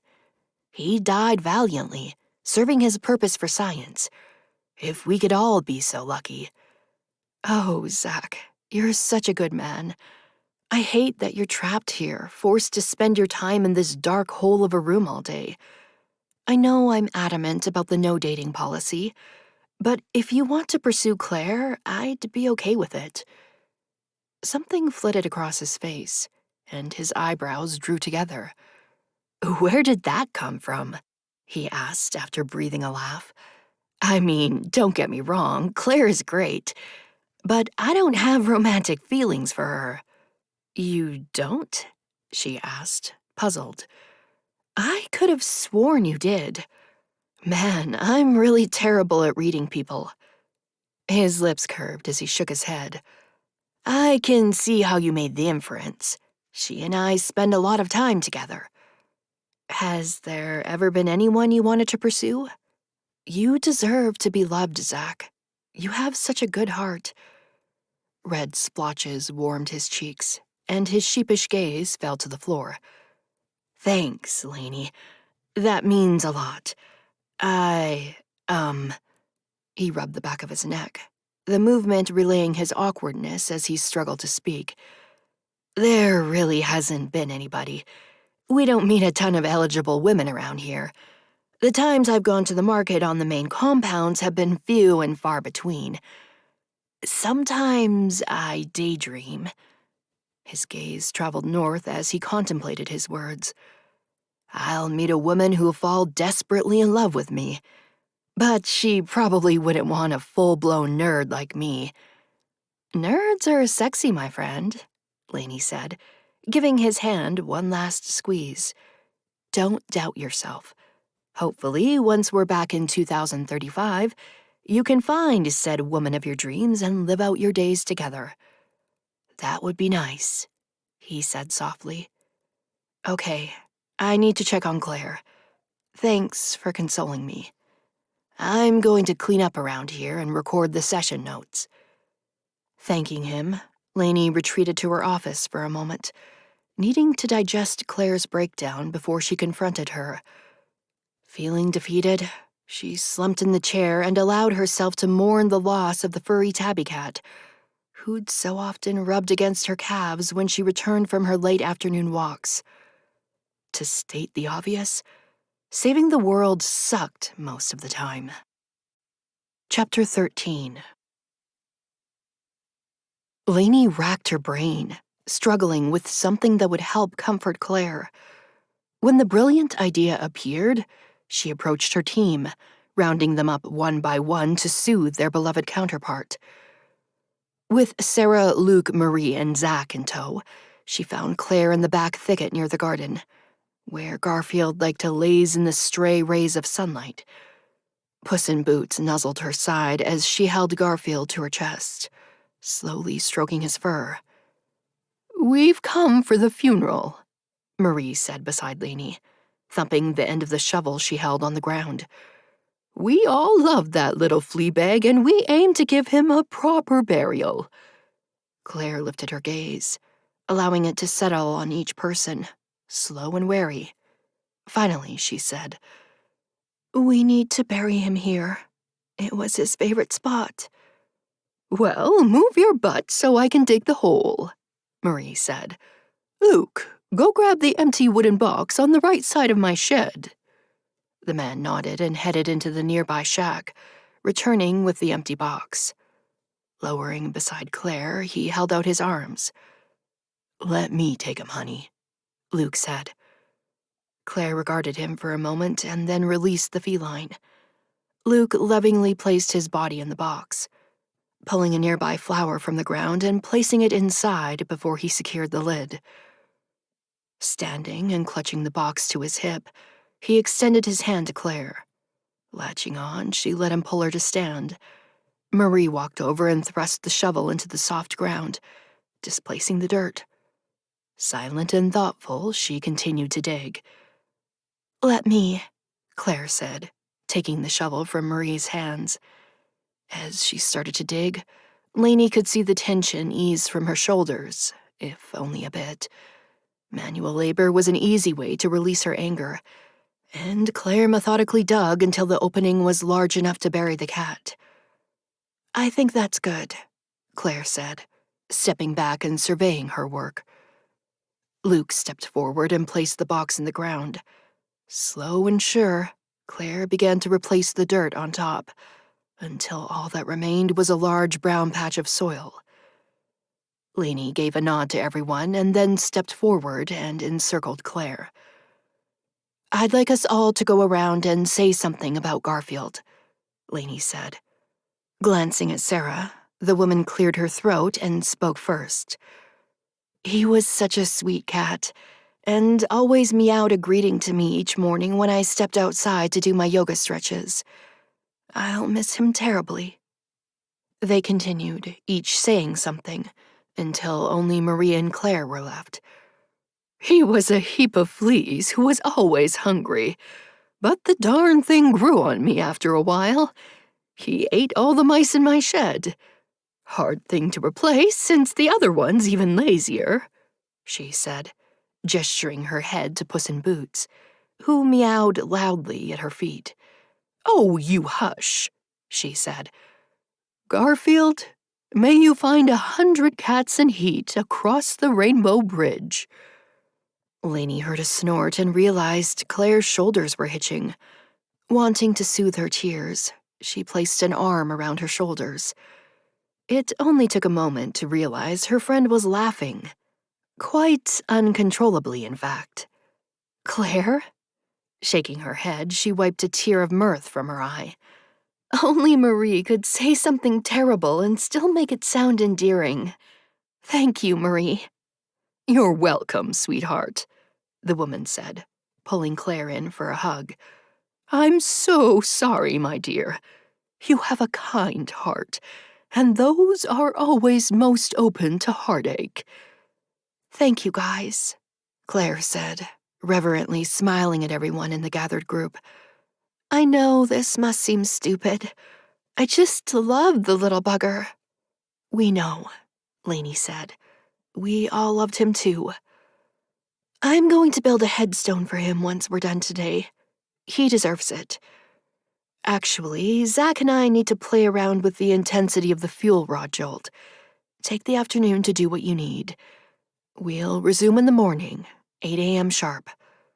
She didn't address the words left unspoken, feeling it best to not highlight the fact they were going to try the same experiment with Puss in Boots tomorrow. Lainey hoped it didn't end up like today's fiasco. She wasn't sure her team's morale could take the blow. For now, she left Claire to mourn by the garden as she and Zach headed inside to compute the exact energy output that would stave off another disaster. Cyrus returned from the scouting mission around 4 p.m. He and several of Hunter's men had traversed a multi-mile perimeter around the hub in the hours since they departed after lunch. The scientific compound was set in the foothills of the mountains, in what used to be rural Virginia, when the world still retained recognized and accepted borders. Now it was a free-for-all, each compound protected and reclusive. Those stragglers who did live a solitary life outside the communes were subject to capture and enslaved labor by the new establishment. Most had learned to live in the communities and accept the rules, lest they be banished. Cyrus had met a fair amount of compound leaders. The large settlements of Solera and Tarim were both within 200 miles, one north of the hub and one south. The leaders of the large territories were ethical men who proclaimed to only want peace and freedom. The hub's proximity to the two largest communes was most likely what kept it safe, as the settlements produced many strapping young men who eagerly signed up for the insurgency to protect their families and way of life. They were formidable even if they were outnumbered by the new establishment, and their efforts to keep the evil regime's soldiers busy. For now. Striding into the hub, Cyrus immediately sensed something was wrong. Approaching the kitchen, he found Marie stirring a large pot of something red and simmering. "What's going on, Marie?" he asked, alarmed. "Something's not right." Marie sighed, nodding over the pot. "They tried to send Garfield back in the sphere. He didn't make it." Her arm rotated slowly as she dragged the spoon through the sauce. "Claire's all torn up about it. She loved that little devil." Cyrus's heart slammed in his chest as he envisioned Claire's reaction to the cat's demise. She had such a tender demeanor and would need comfort. She'd done so much for him, and he yearned to ease her pain. "Where is she?" "Out back by the grave. We held a ceremony for the little critter. She made him a headstone." With that information, Cyrus pounded down the hallway, past the residential chambers and outside the small back entrance. Claire sat on her knees, stacking dirt around a gray stone that had been erected beside a mound of dirt. "Hey," he said, lowering beside her. "That's a really nice headstone." "Thanks." She muffled into the arm of her lightweight sweatshirt as she wiped her runny nose. "I carved his name into it. One day, when we're long gone, someone can stumble upon this and remember him, although they might never know he sacrificed his life for science." The words trailed off as she began to sob. Burying her face in her hands, her shoulders shook as she wept. Cyrus slid his palm over her shoulders, the tips of her soft hair brushing against his forearm as he pulled her into his chest. Turning toward him, she buried her face in his pecs and cried while he stroked her hair, murmuring soft words of comfort. "This is so stupid," she said, lifting her head to latch onto his gaze. "I don't know why I'm such a mess about this. It just—" She shrugged and sniffled. "It just seems so unfair." Cyrus stared at her wet face, her peridot green eyes bursting with vibrancy from the moisture. They contained small shards of blue, seeming to swirl together, and Cyrus realized his body was beginning to tense.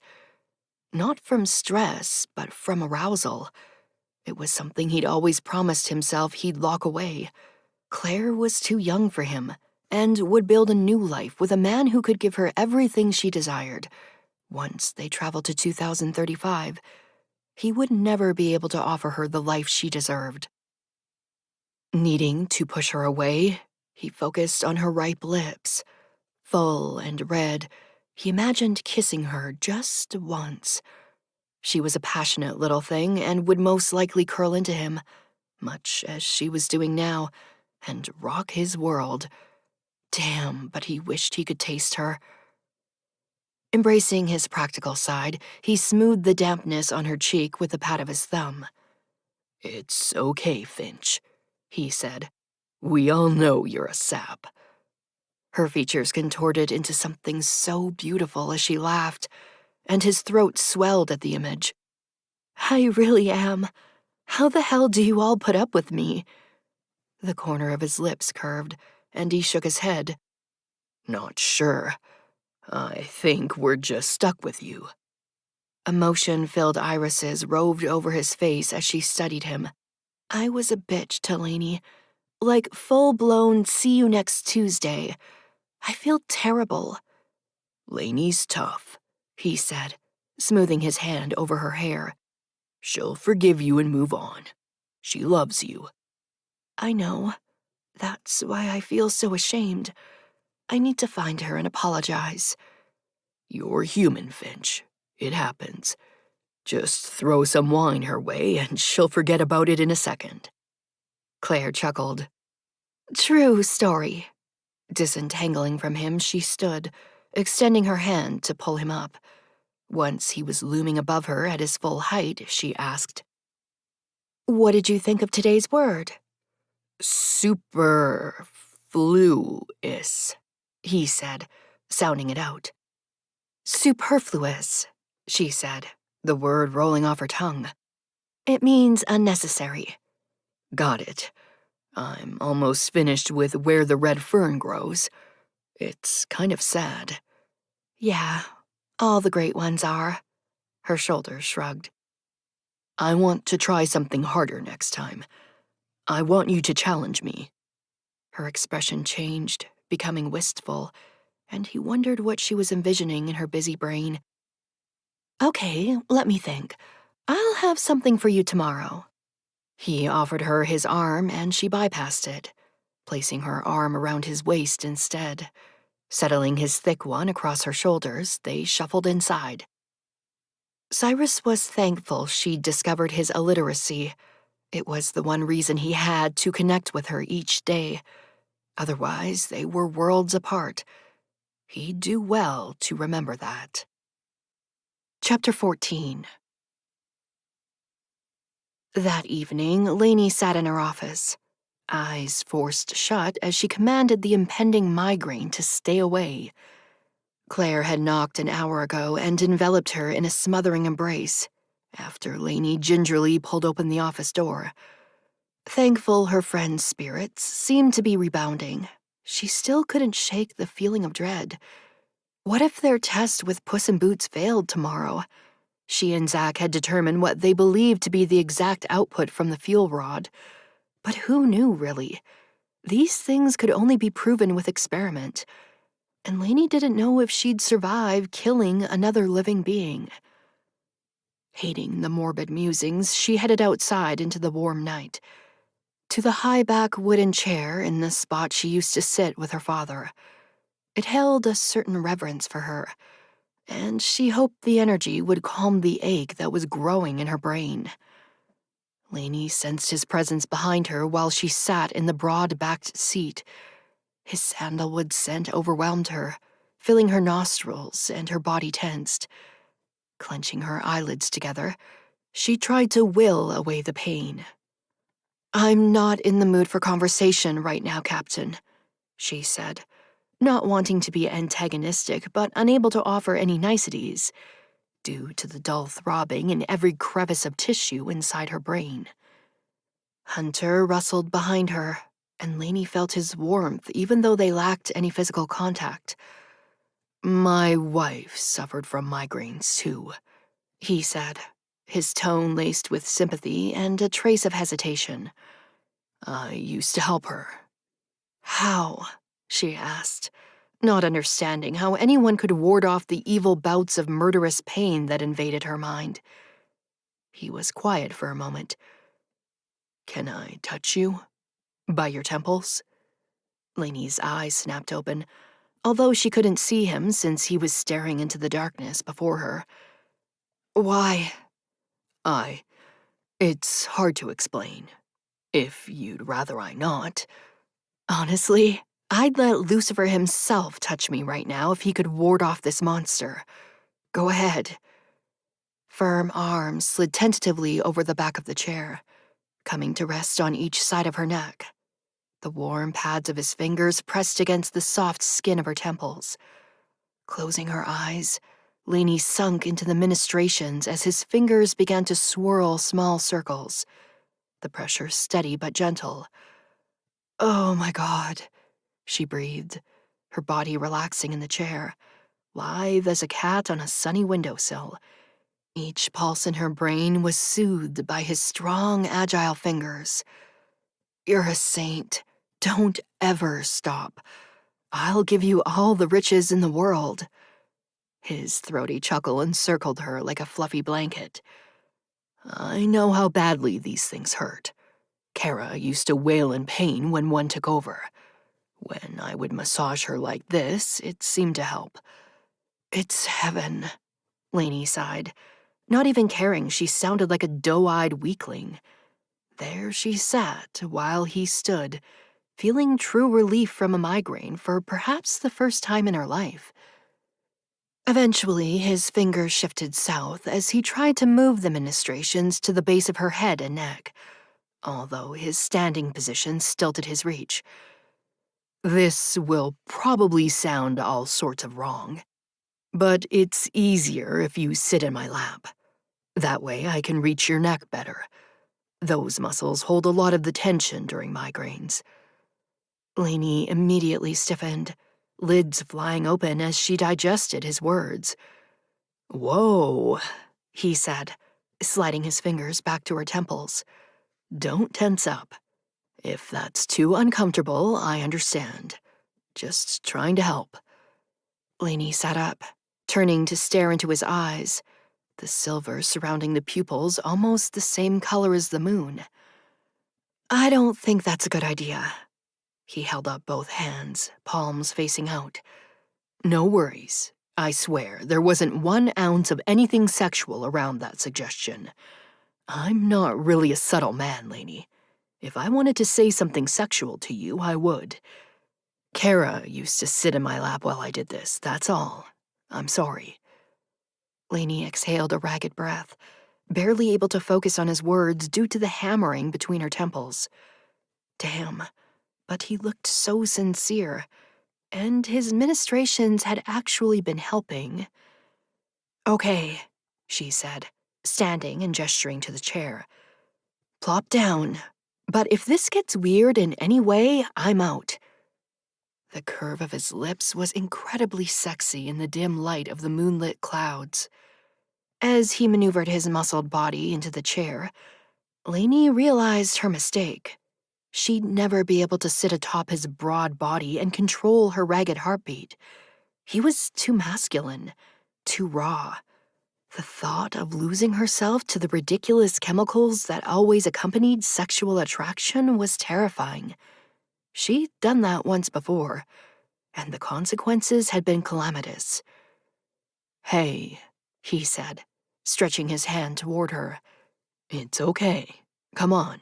If you feel uncomfortable at all, just tell me. There's no way I'm going to piss off the lady who feeds and clothes my men." He shook his hand at her. "Come on, Lainey." Heart already pounding in her chest, she slipped her hand in his and let him guide her onto his lap. As she shimmied the globes of her jean-clad butt over his fly, she thought she heard him expel a soft hiss by her ear. Trying her best to relax, she aligned her spine with his front, the back of her head resting on his shoulder. "That's good," he said, placing his fingers against her temple and resuming the measured strokes. "Let the tension go. You're safe. You can turn that busy brain off for a few minutes." His lips brushed across the shell of her ear as warm breath flooded the tiny channel. God, but this was erotic. Embarrassed her body was a mass of frayed nerves, she tried to shift the focus. "Tell me about Kara," she said softly, eyes closing as he massaged her head. Now it was his turn to stiffen ever so slightly where he sat below her. "If you don't want to talk about her, I understand. It was a lame attempt to change the subject. I'm a bit uncomfortable here, if you can't tell." The puff of air from his gentle laugh rushed against the back of her neck. "Talking about her doesn't always come easy to me, so I guess that puts us on even ground." The thick pads of his thumbs situated over the two straining muscles in the back of her neck, and he began circling with measured pressure as he spoke softly. "She was a firecracker," he said, his velvet voice seeming to flow in tandem with his agile movements. "We were so young when we met. I was barely 20 years old. I'd signed up for the old rebellion intent on saving the planet, and had gotten grazed in the side one day during target practice. Yikes. Yeah, I wasn't always the confident, measured soldier I am today," he said, his chuckle rumbling against her back where she rested atop his chest. "She was the nurse assigned to me in the infirmary, and I told her I didn't need stitches. She told me to sit the hell down and let her work, or she'd have me dishonorably discharged from the army herself." Lainey couldn't stop her laugh. "She sounds like my kind of woman." "For sure," he said, thumbs moving to the juncture of her shoulders and neck. The steady circles were doing wonders for her migraine, which she considered a small miracle. "You two would have been fast friends. I'd be terrified for any man who challenged either of you to a bar fight." "My bar fighting days never really began, but I appreciate the sentiment," she said, smiling as she tilted her head, granting his hands greater access. "I was mad for her, completely besotted, but my pledge to the cause was also important. Although it was against Army policy, I convinced her to marry me. A feat I'm still amazed by. Old rebellion soldiers weren't supposed to marry, because their partners could be used as leverage and hostages. But I'm a stubborn son of a bitch, so I just plowed ahead anyway. We loved each other so deeply it was almost combustible. Our arguments were passionate, and our life together wasn't always easy. But she was my world. We were just a couple of kids. It seems like 1,000 lifetimes ago." Lainey let the sentiment of his words wash over her, heart thumping in her chest. She longed to ask him the question flashing in her hectic brain. "You want to know how she died?" he said softly, inhaling a stilted breath. I don't want to make you discuss it if you don't want to. I told you, I am a private person. Sometimes things are better left in the vault for us to process on our own. I'm not so sure I agree, he said, his tone thoughtful. It's not something I enjoy talking about, obviously, but I've told people over the years. It's cathartic in a way, to remember her with other people. Strong thumbs moved up and down the thick corded muscles in her neck as he continued. This will probably sound ridiculous to a woman of science like yourself, but I dream of her. Quite often, actually. Dreams are usually comprised of memories, so that sounds reasonable. Lainey felt his nod against her hair. Sometimes she speaks stilted words that usually don't make any sense. Other times she just stares at me, and I want so badly to understand what she wants. The only thing I can surmise is that she wants me to use whatever time I have left here to defeat the bastards who murdered her. So that's what I'm going to do. Oh, Hunter, Lainey said, compassion flittering through every pulsing cell in her body. I'm so sorry. It's so hard to lose someone you love. I wish it hadn't happened to you. He exhaled a breath, the action ragged with despair and sorrow. I was a high-ranking officer in the old resistance, arrogant and filled with notions of destroying the new establishment. I was high on their list for capture. Once they had me, they made sure they made an example of me. Lainey's chest filled with dread as he continued. They set up a firing squad, led by some asshole who reported to Eli. His name was Trace Gibson. What a stupid fucking name. They blindfolded Kara and lined her up with the others, 10 hostages in all. I was forced to watch as they systematically shot each person in the heart, one by one. I screamed and struggled the entire time while the guards held me. Kara was so strong. She didn't utter a word. She just faced the bastards head-on and died with dignity. Tears poured from Lainey's eyes as he recounted the story, unable to comprehend how he'd lived through such pain and carried on. Even the strongest of men would question their existence after such a tragedy. I know what you're thinking, he said, his cheek grazing her hair as he shook his head. She made me promise I wouldn't hurt myself if she died. It was hard at first because I wanted so badly to die. But it softened to a dull ache over the years. She knew I'd never break a promise to her. I told her I'd live, so I carry on, fighting those bastards in the ways I can reconcile in my conscience.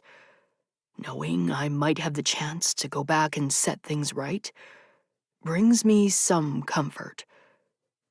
Tilting her head, she lifted her face to his. Gray eyes glistened as he gazed into her, unashamed.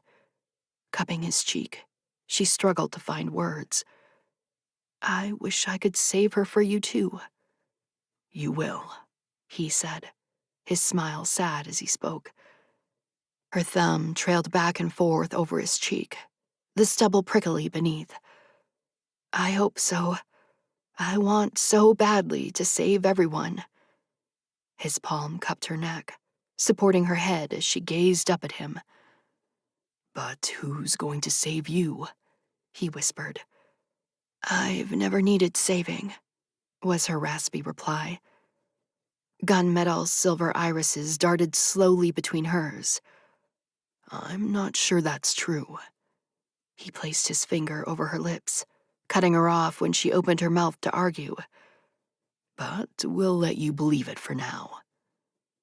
Awareness slammed into her bones, spurred by his warm finger against her lips and his strong body beneath her.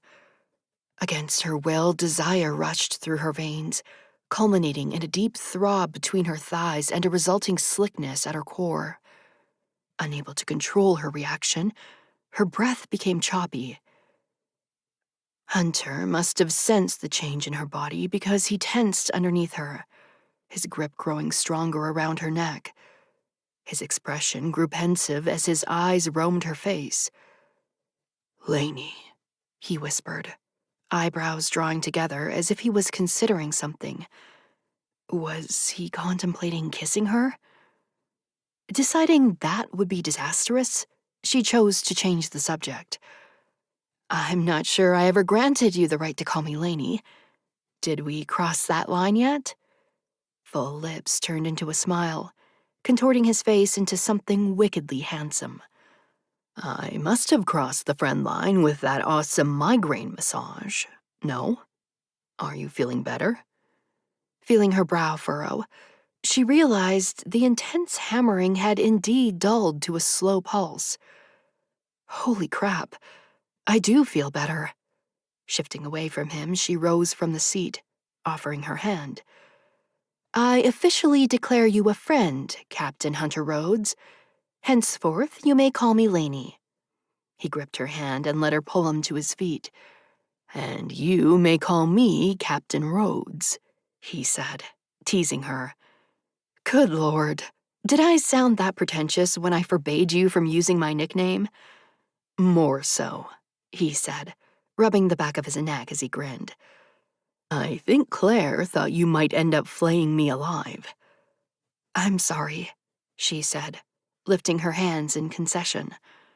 "I'm a mama bear around here. Have to protect my den. I've learned I have to be tough as nails." "I get it, and you're really good at it. I was intimidated as hell." He offered her his arm, and she took it, letting him escort her from the clearing as they slowly walked under the stars. "I'm not that bad," she said, rolling her eyes. "Okay," he muttered, causing her to punch him softly in the bicep. When they reached his tent, she removed her arm from his, feeling slightly morose that she no longer had a reason to touch him. "Good night," she said, smiling up at him. "Thanks for the amazing massage." "Good night, Lainey. Thanks for listening. Like I said, it helps me remember her." "You're welcome," she said, feeling her throat bob as she swallowed. He stepped into his tent, zipping the fabric behind him. Left alone, as she was so used to being, she padded toward the entrance of the hub to get some sleep. Chapter 15. The next morning, Lainey felt refreshed and invigorated.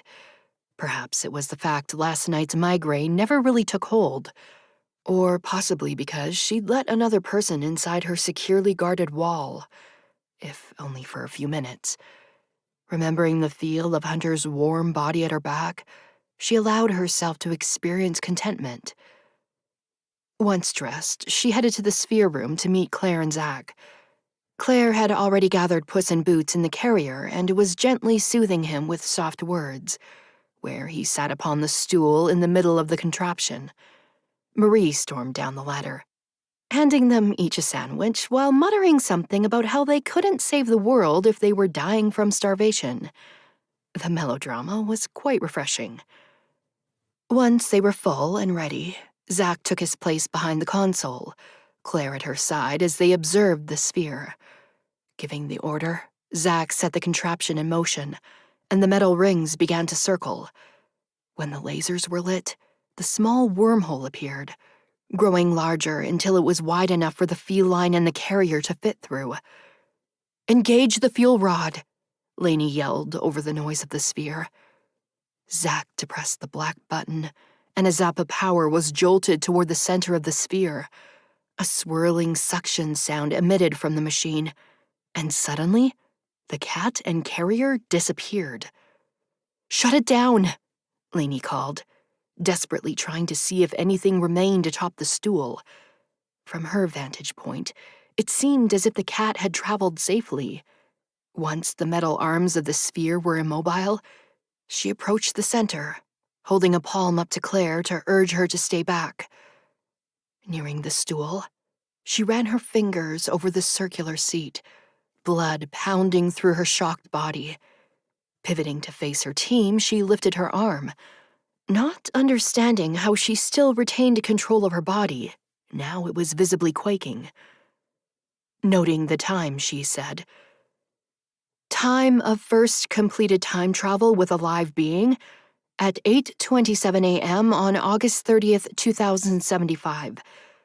The subject was a male feline, and transport is confirmed." Cheers erupted as Claire and Zach rushed to embrace her, the moment so thick with importance Lainey barely knew how to mark it. They celebrated with exclamations of disbelief and proclamations that history had been made. For the next 30 minutes, Lainey worked with Claire and Zach to calculate the mathematical probabilities of success, based upon what they'd observed and the disappearance of the subject.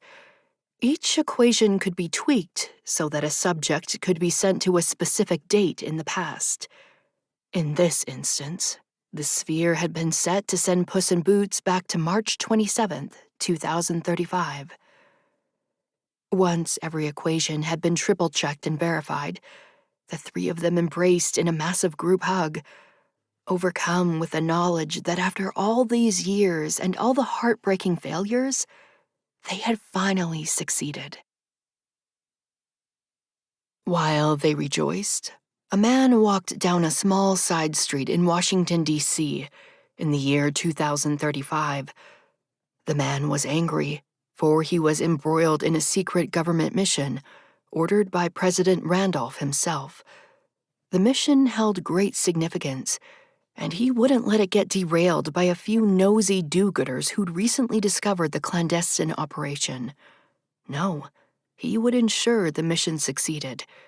For humans had become complacent, fat, and lazy, with their endless technology and false information spread by the swipe of a finger in seconds. This man would save humanity from itself, even if he had to die to accomplish his goal. Stopping short, he noticed the wind pick up and swirl some trash that lay on the curb in front of him. Focusing on the tiny whirlwind, he observed a dark point generate out of nothing above the ground. Frozen in disbelief, he witnessed the black orb grow larger until it was the size of a kitchen appliance. Blinking rapidly, unable to comprehend what he was seeing, he watched a black bag emerge from the hole. As quickly as it appeared, the orb made a whirling sound and vanished. Cautiously advancing toward the bag, which now sat upon the curb, he gingerly touched it and reached for the zipper that held it closed. Dragging the zipper open, a cat with gray and black fur hopped out, startling the man. The cat lifted its nose in the air, sniffing its surroundings, and focused on the man, giving him a meow. Gingerly scooping up the feline, the man observed it, wondering if he was locked in a dream, although the cat's fur felt soft and warm against his skin. "Well, hello," he said to the animal, studying it as he rotated the cat to see multiple angles. "Where in the hell did you come from?" The cat gave a responding meow, and the man felt his eyes narrow. "I think you and I have some things to discuss, kitty." Placing the cat back in the carrier, he zipped it closed and lifted it in his still trembling hand.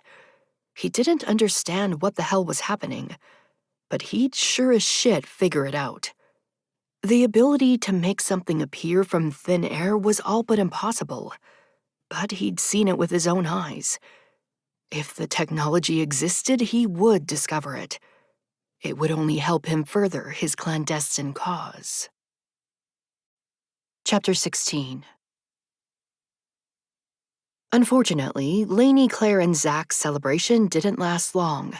When she emerged from the sphere room, pops of gunfire could be heard in the distance, and Lainey ran outside to search for Cyrus among the soldiers. "They're coming," Cyrus said, appearing at her side, expression morose. "Hunter's men scouted the new establishment soldiers heading down from Tarim. That commune has been overtaken, and they've set their sights on Solera. We're stuck in between. It's inevitable that they would raid us. Damn it, Lainey swore, hands fisting at her sides. We just got the blasted thing to work. Cyrus's brown eyes grew wide. You did? Yes, she said. We sent Puss in Boots back. If they discover the sphere, I'll have to destroy it. Son of a bitch, we can't let that happen, Cyrus. Agreed, he said, scanning the horizon. We'll do the best we can. Thank God it's in the bunker. Let the men help. Stay inside and lock the door. Don't open it. Not even to save me or anyone else. Got it? I wouldn't sacrifice you. I mean it, Lainey, he said, swinging his rifle over his shoulder and resting his hands atop hers. This is bigger than me or any one of us. You can't throw everything away for one man. Nothing is going to happen to you, she said, her eyes welling with tears. I won't let them hurt you. I'll kill them myself before they seize this compound. There's my scrapper, he said, giving her a warbled smile. Go on inside. I need to help the men. Lainey watched him stick his fingers between his lips and give a loud whistle. Several men formed in front of him. Sparing her one last glance, he headed toward the sounds of gunfire. Filled with dread and a million sparks of anger, Lainey bolted down the stairs and into the hub, securing the locks behind her. She hadn't seen Hunter, but assumed he'd already joined the melee. Lainey hoped he would be okay. Hoped they would all survive. Informing Claire, Zach, Sarah, Luke, and Marie of the escalation, they huddled together in the kitchen, somber and silent as they waited. Lainey and Zach prepared the explosives in case they needed to detonate them, so the new establishment wouldn't discover the sphere. All her work, all the years vying for success, would be erased in moments. God, it was so unfair. The sounds of war grew closer, urging Lainey to head to the foyer by the hub entrance and observe the security cameras. Flashes of soldiers running and dodging bullets appeared on the screens, and she knew it was only a matter of time. Go stand by the bunker, she commanded Claire and Zach. I'll give the order to detonate if needed. Make sure you close the hatch after you light them, so we don't blow up the whole hub. Go. They scurried off, and Lainey told the others to stay in the kitchen. Striding through the hub, she stopped by her office and grabbed the pistol, tucking it into the waistband at her back. Stalking to the entrance, she unlatched the door, unwilling to wait like a calf to slaughter. This was her home, and she would protect it at all costs. She emerged into a whirl of battle and flying bullets. Still standing on the bottom step of the entrance below ground, she was shielded, for now. Stop, she screamed, clutching the gun and holding it in the air. Encircling the trigger, she fired 2 shots. Cease fire! I want to speak to your leader. A new establishment soldier dressed in camouflage must have heard her, because he lifted his fist in the air, causing some of the nearby men to halt. Eyes locked onto hers, he stood firm, his gun aimed directly at her heart. As Lainey froze in fear, the echoes of gunfire began to cease. One soldier appeared at his side, then another, until several new establishment soldiers surrounded the man who still aimed the gun at her. She's not a soldier, Cyrus said as he moved around the right side of the hub. The deep baritone of his voice welcomed to her pounding ears. Rifle aimed at the man who was pointing one at her, he slowly advanced. There's no need to escalate this further. Let's lower our weapons and discuss terms. An excellent idea, a smooth voice called to her left. Head snapping, her gaze landed on none other than Eli Hernandez, leader of the new establishment on the Eastern American Isle. Lainey knew tales of his wrath and ruthlessness from Alora, who'd gathered much intel on the figurehead over the years. Hello, Mr. Hernandez, Lainey said. I have no wish to continue fighting. Gingerly, she lowered her gun to the ground. I'm not sure what you want, but I'd like to discuss it peacefully and civilly, leader to leader. Dark eyes filled with a sinister humor, and his lips curved into an austere smile under his black hair and sharp nose. Are you truly comparing yourself to me, Dr. Randolph? That seems a bit overzealous, don't you think? I am the leader of this hub, she said, unwilling to back down. That's all I've ever wanted, to live in peace with my team. He glanced at his men, and she noticed the soldier lower the gun. Cyrus did as well, but his body remained tense. And to solve time travel, perhaps? It took all of Lainey's might not to gasp. Not wanting to give him the satisfaction of a reaction, she shrugged.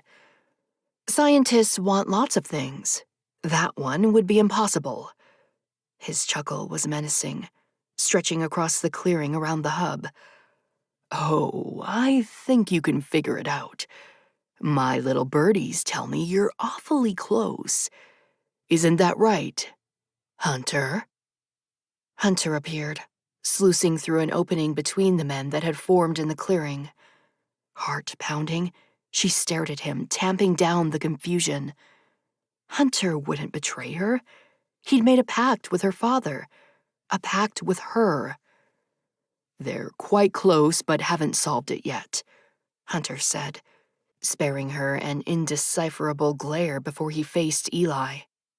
We'll keep an eye on them until they do, and then we'll turn the technology over to you. You bastard! Lainey screamed, rage consuming every pore of her quivering body. I have no idea what the hell you're talking about, but you'll never see one speck of my work. Science stands for freedom, for rationality and goodness.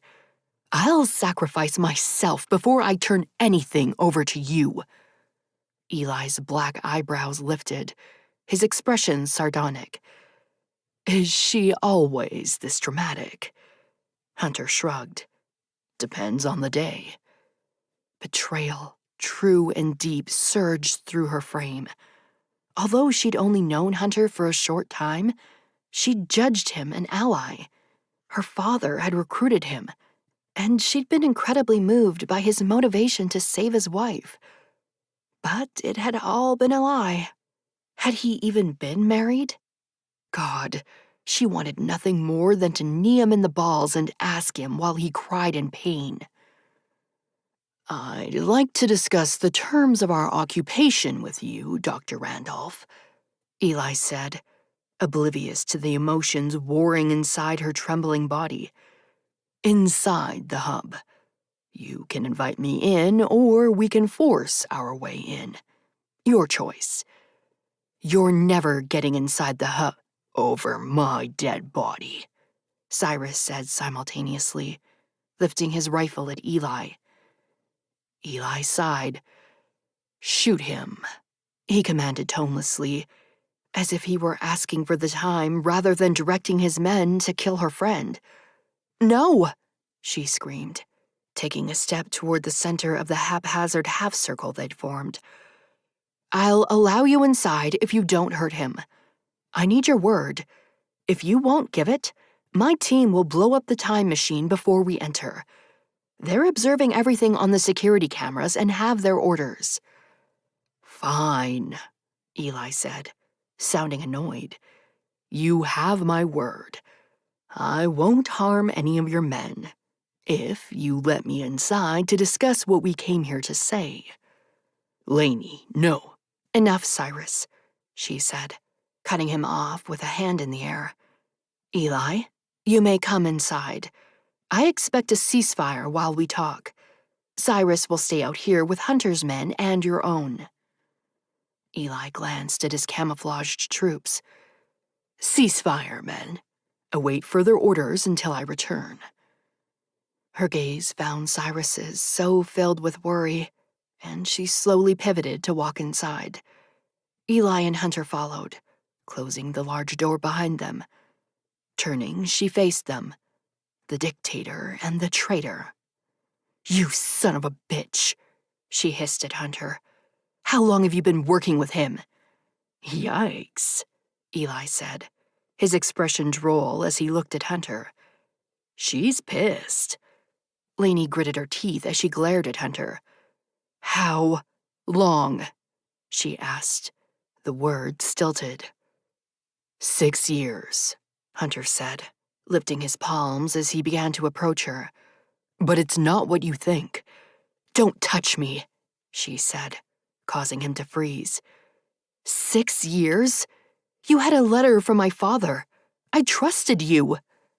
"It's all my fault, really," Eli said, flippant as he shrugged.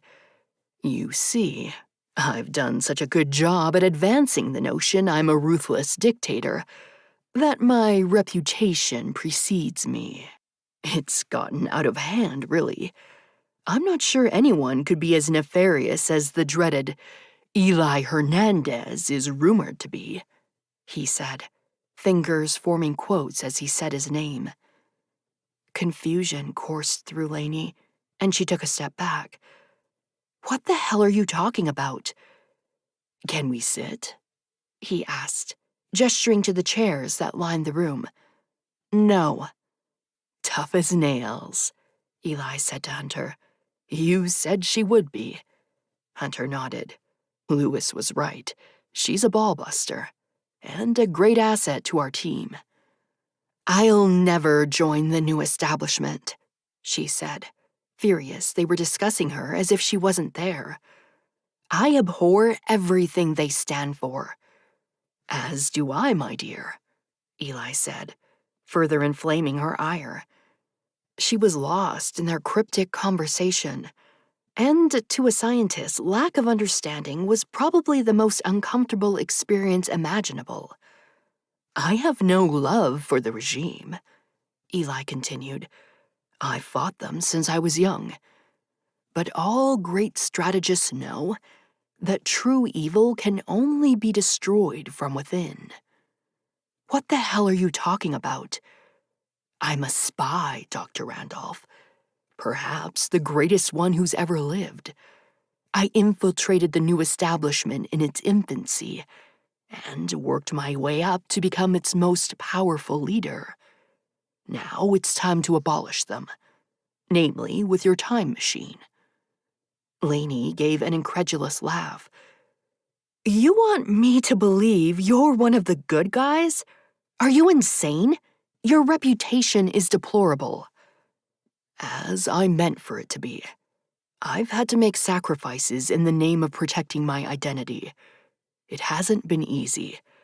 One of my greatest regrets is that one of my subordinates killed Hunter's wife before I could stop him. I wasn't able to find a way to prevent her death without revealing my identity." Lainey glanced at Hunter.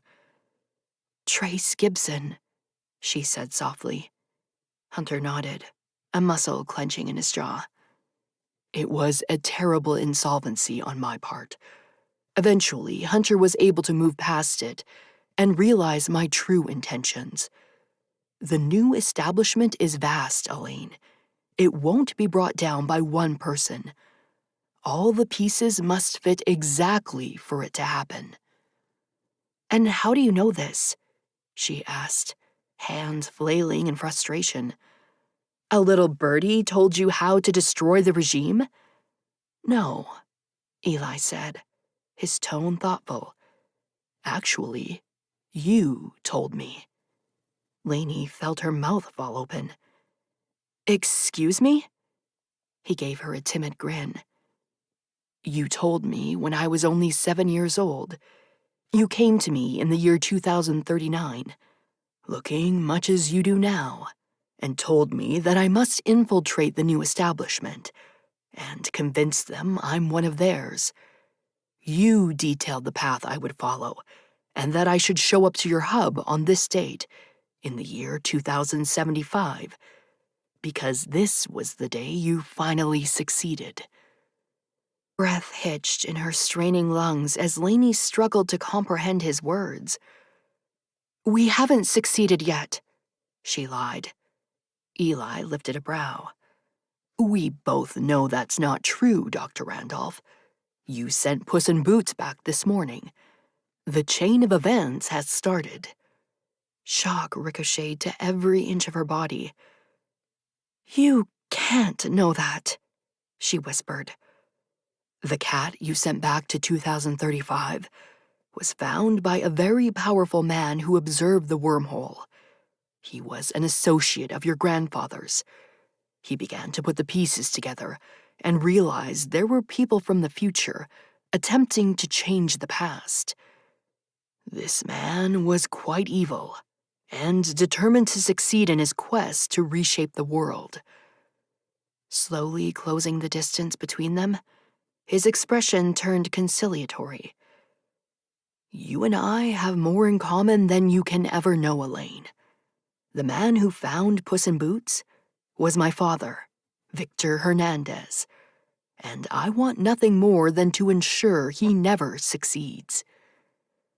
Unable to withstand the barrage of unbelievable information, Lainey fell into the chair behind her. Holding her fist to her mouth, she felt the words coil and digest in her gut. I know this is shocking, and I'm sorry for that, Eli continued. But we need to sit down and chart next steps immediately. There are 50 new establishment soldiers outside who have no idea I'm not an evil dictator. I need to give the appearance of seizing the hub.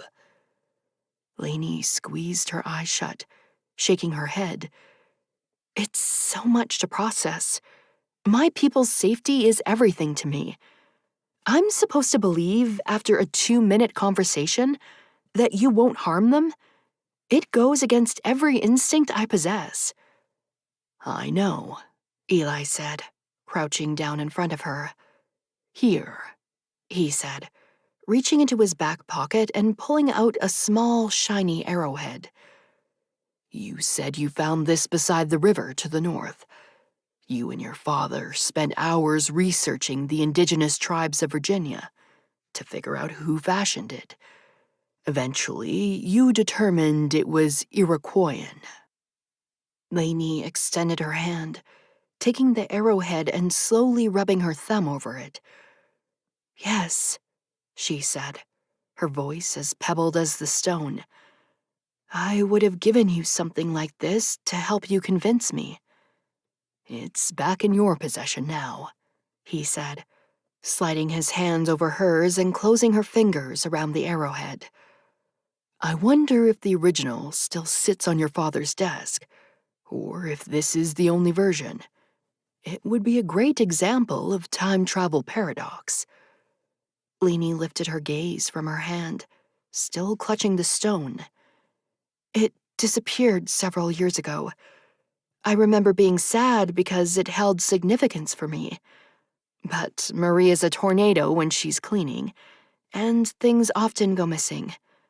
I didn't think anything of it, really. Eli smiled. Perhaps we'll never know its true trajectory through time.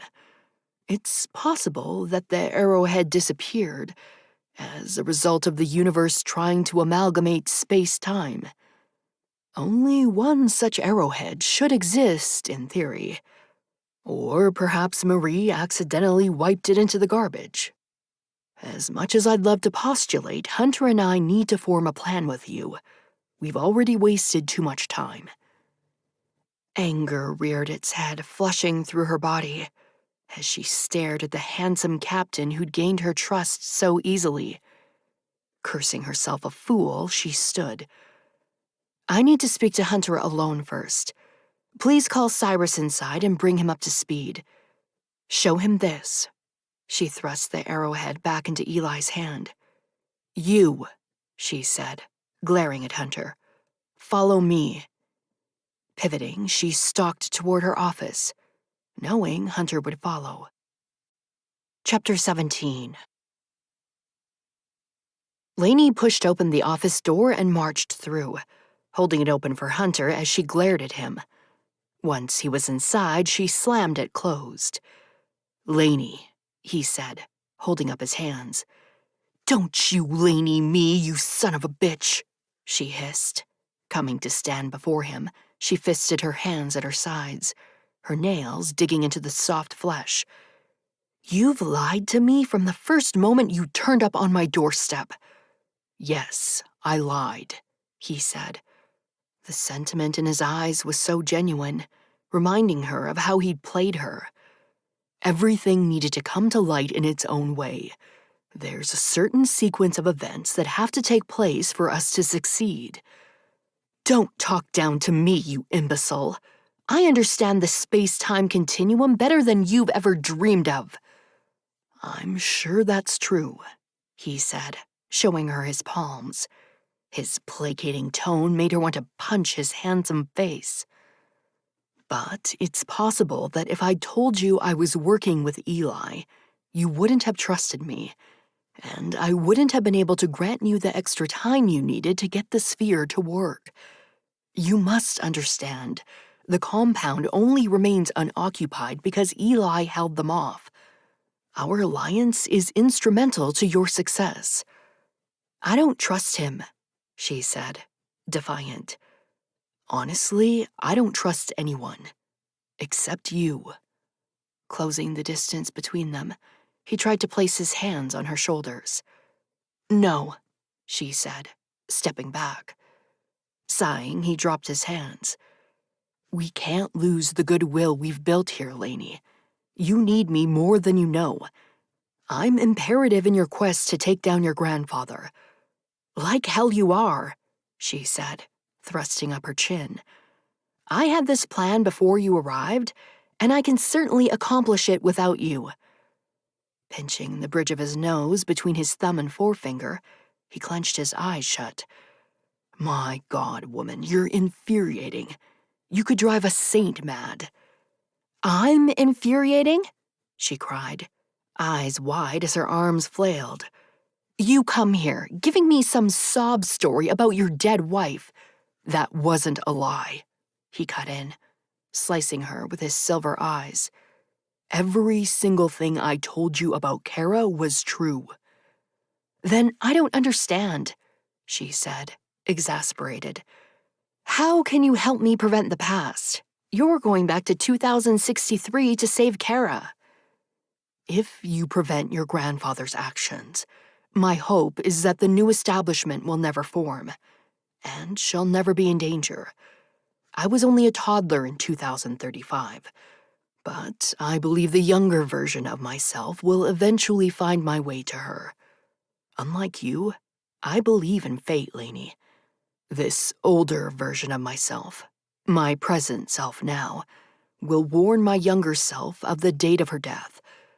Hopefully, it's not a fate paradox, and she's not destined to die on that date in every timeline. If she is, it will be a huge blow. But I'll at least know I gave my younger self the knowledge to try and prevent it." "Good Lord," Lainey said. "This is preposterous. It upends everything we know about space-time. You're banking your future on something unknown." "We've been staking everything on unknowns for years, Lainey. Time travel itself is the greatest unknown ever invented."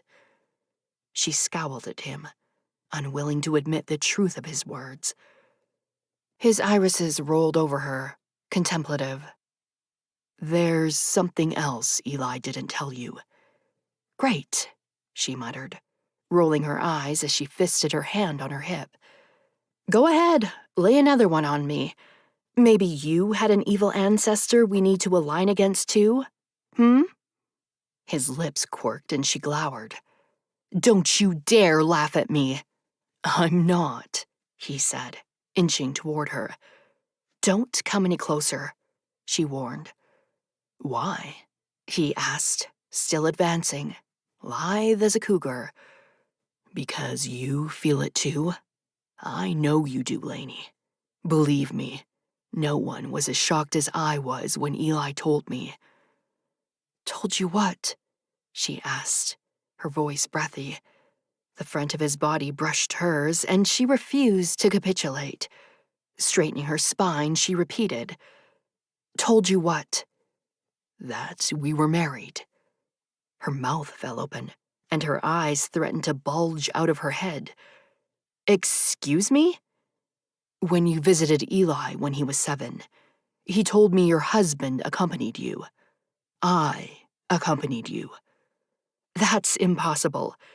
You're going to save Kara. Going back to 2063 was the only part I fabricated, Lainey. I never intended to go back to that timeline. From the time I met your father, I always intended to go back to 2035 with you and help you stop President Randolph.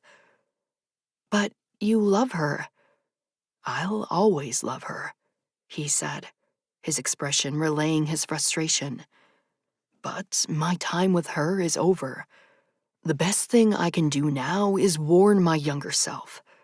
I truly believe that once you reset the timeline, the younger version of me will still find her. That version will live with her in the new timeline for however long fate allows. And apparently, this present version of myself is going to continue on and marry you. His features drew together. Although I don't quite understand how at the moment. You seem to hate my guts, and I'm not really a big fan of yours right now either. Screw you, she hissed, pushing his chest. I wouldn't marry you if it meant the entire world was saved. You're a traitor and a liar. Strong hands shot to her upper arms, grasping firmly and giving her a shake. I'm your greatest asset. My alliance with Eli is going to cement your success. Admit it. Never. Attempting to shrug from his grip, she managed to free an arm and lifted it to strike. He stopped her mid-swing, grabbing her wrist as she gasped. I hate you. Small puffs of air escaped his lips as his body throbbed against hers. Now who's lying? He asked, the silk in his tone causing bumps to rise on her flesh. Drawing her hand to his face, ever so slowly, he placed a kiss on her knuckles. Open your hand. Warring jolts of arousal and anger spurred through her, the nerve endings of every limb crackling with unreleased energy. Unable to cease the tiny huffs of breath, she let them linger between them, the air warm and thick. Why? She whispered. Relax your hand, he commanded softly. As if motivated by an unseen force, her fingers uncurled, slow and shaking, until he placed his lips on her sweaty palm. Eyes locked with hers, he extended his tongue and licked the soft skin. The sight of his wet tongue darting over her flesh, his gaze boring into her, sent a gush of wetness to her core. I know it doesn't make any sense, he said, maneuvering her palm to cup his cheek and placing his hand over it, securing it against the scratch of his scruff. I wondered about it too when he first told me. I've had years to digest it, Lainey. At first, I thought I would never get over Kara. The words hurt for some reason, and Lainey's features must have fallen because compassion entered his eyes. Wait, he said, his voice holding her by some invisible tether. Just stay with me for a sec, okay? She nodded, hating how shaky she must seem. I never had any notions of being with Kara again. I understand how timelines work. I knew I would only ever be able to save her for my younger self, and hoped that version of me would find her and be happy. I told myself that was okay, because we'd already had a passionate love that lasted for 11 years. I didn't need more. I don't know what this has to do with me, Lainey said. She didn't begrudge him his great love, but did he have to throw it in her face? Especially when she was literally dripping inside her jeans and desperately trying to push away the image of his full lips overtaking hers? It has everything to do with you, he said, eyebrows drawing together as he slid his palm from her arm to her face. Because if we truly are married in the future, it means I didn't give up. I opened myself back up to something I thought I never would. That gives me hope. I've never wanted to get married, she said, her brain foggy from the intense desire pulsing between them. I don't believe in love. It's just a bunch of chemicals. His lips stole the words from her, closing over hers as he inhaled them. Lainey stiffened, frozen as he nibbled at the sensitive flesh.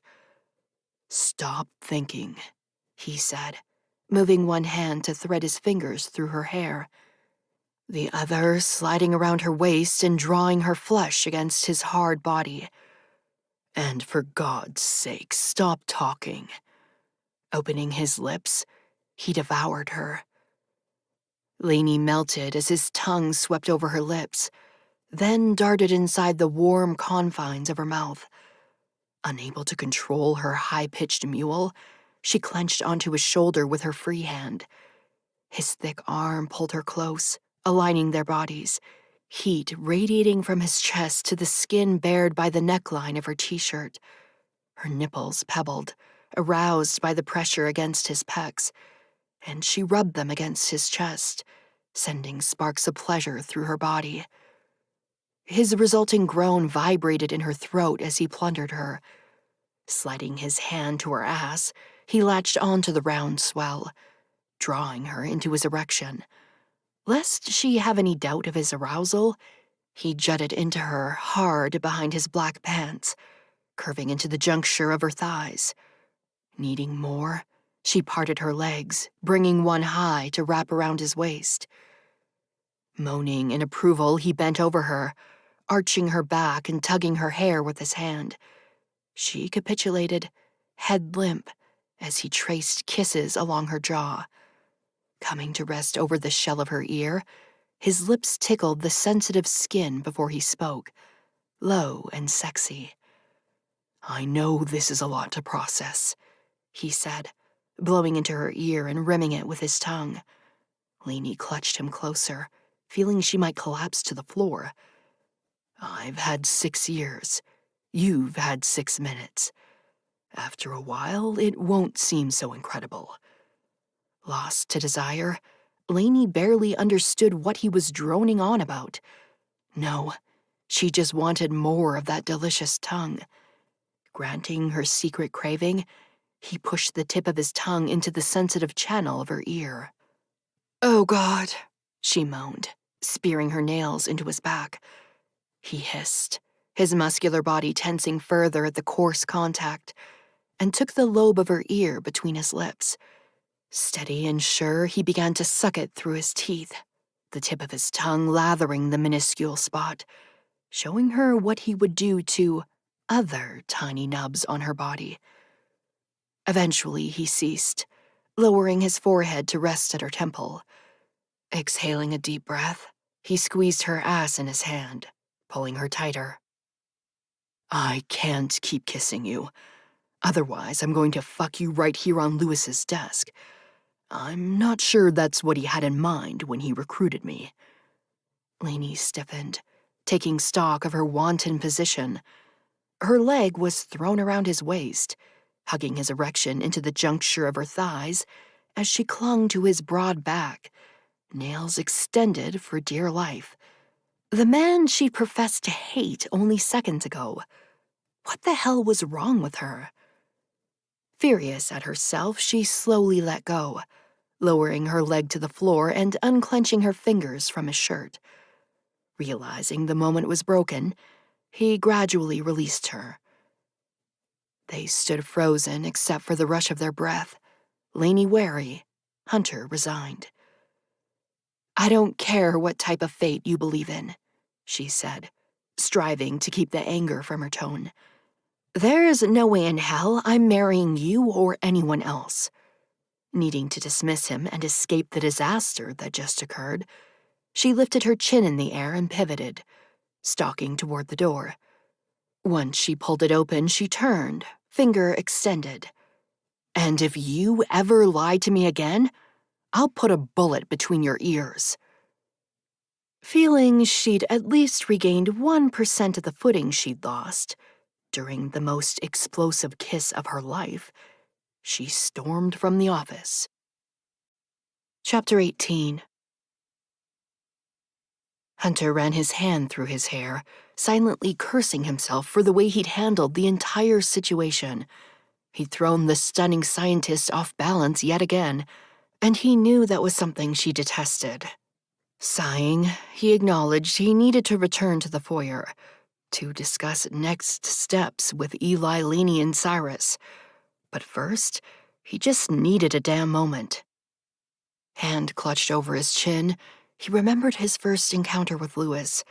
The kind man had found Hunter at his cabin, 50 miles north of Tarim, where he was living off the land, solitary and broken.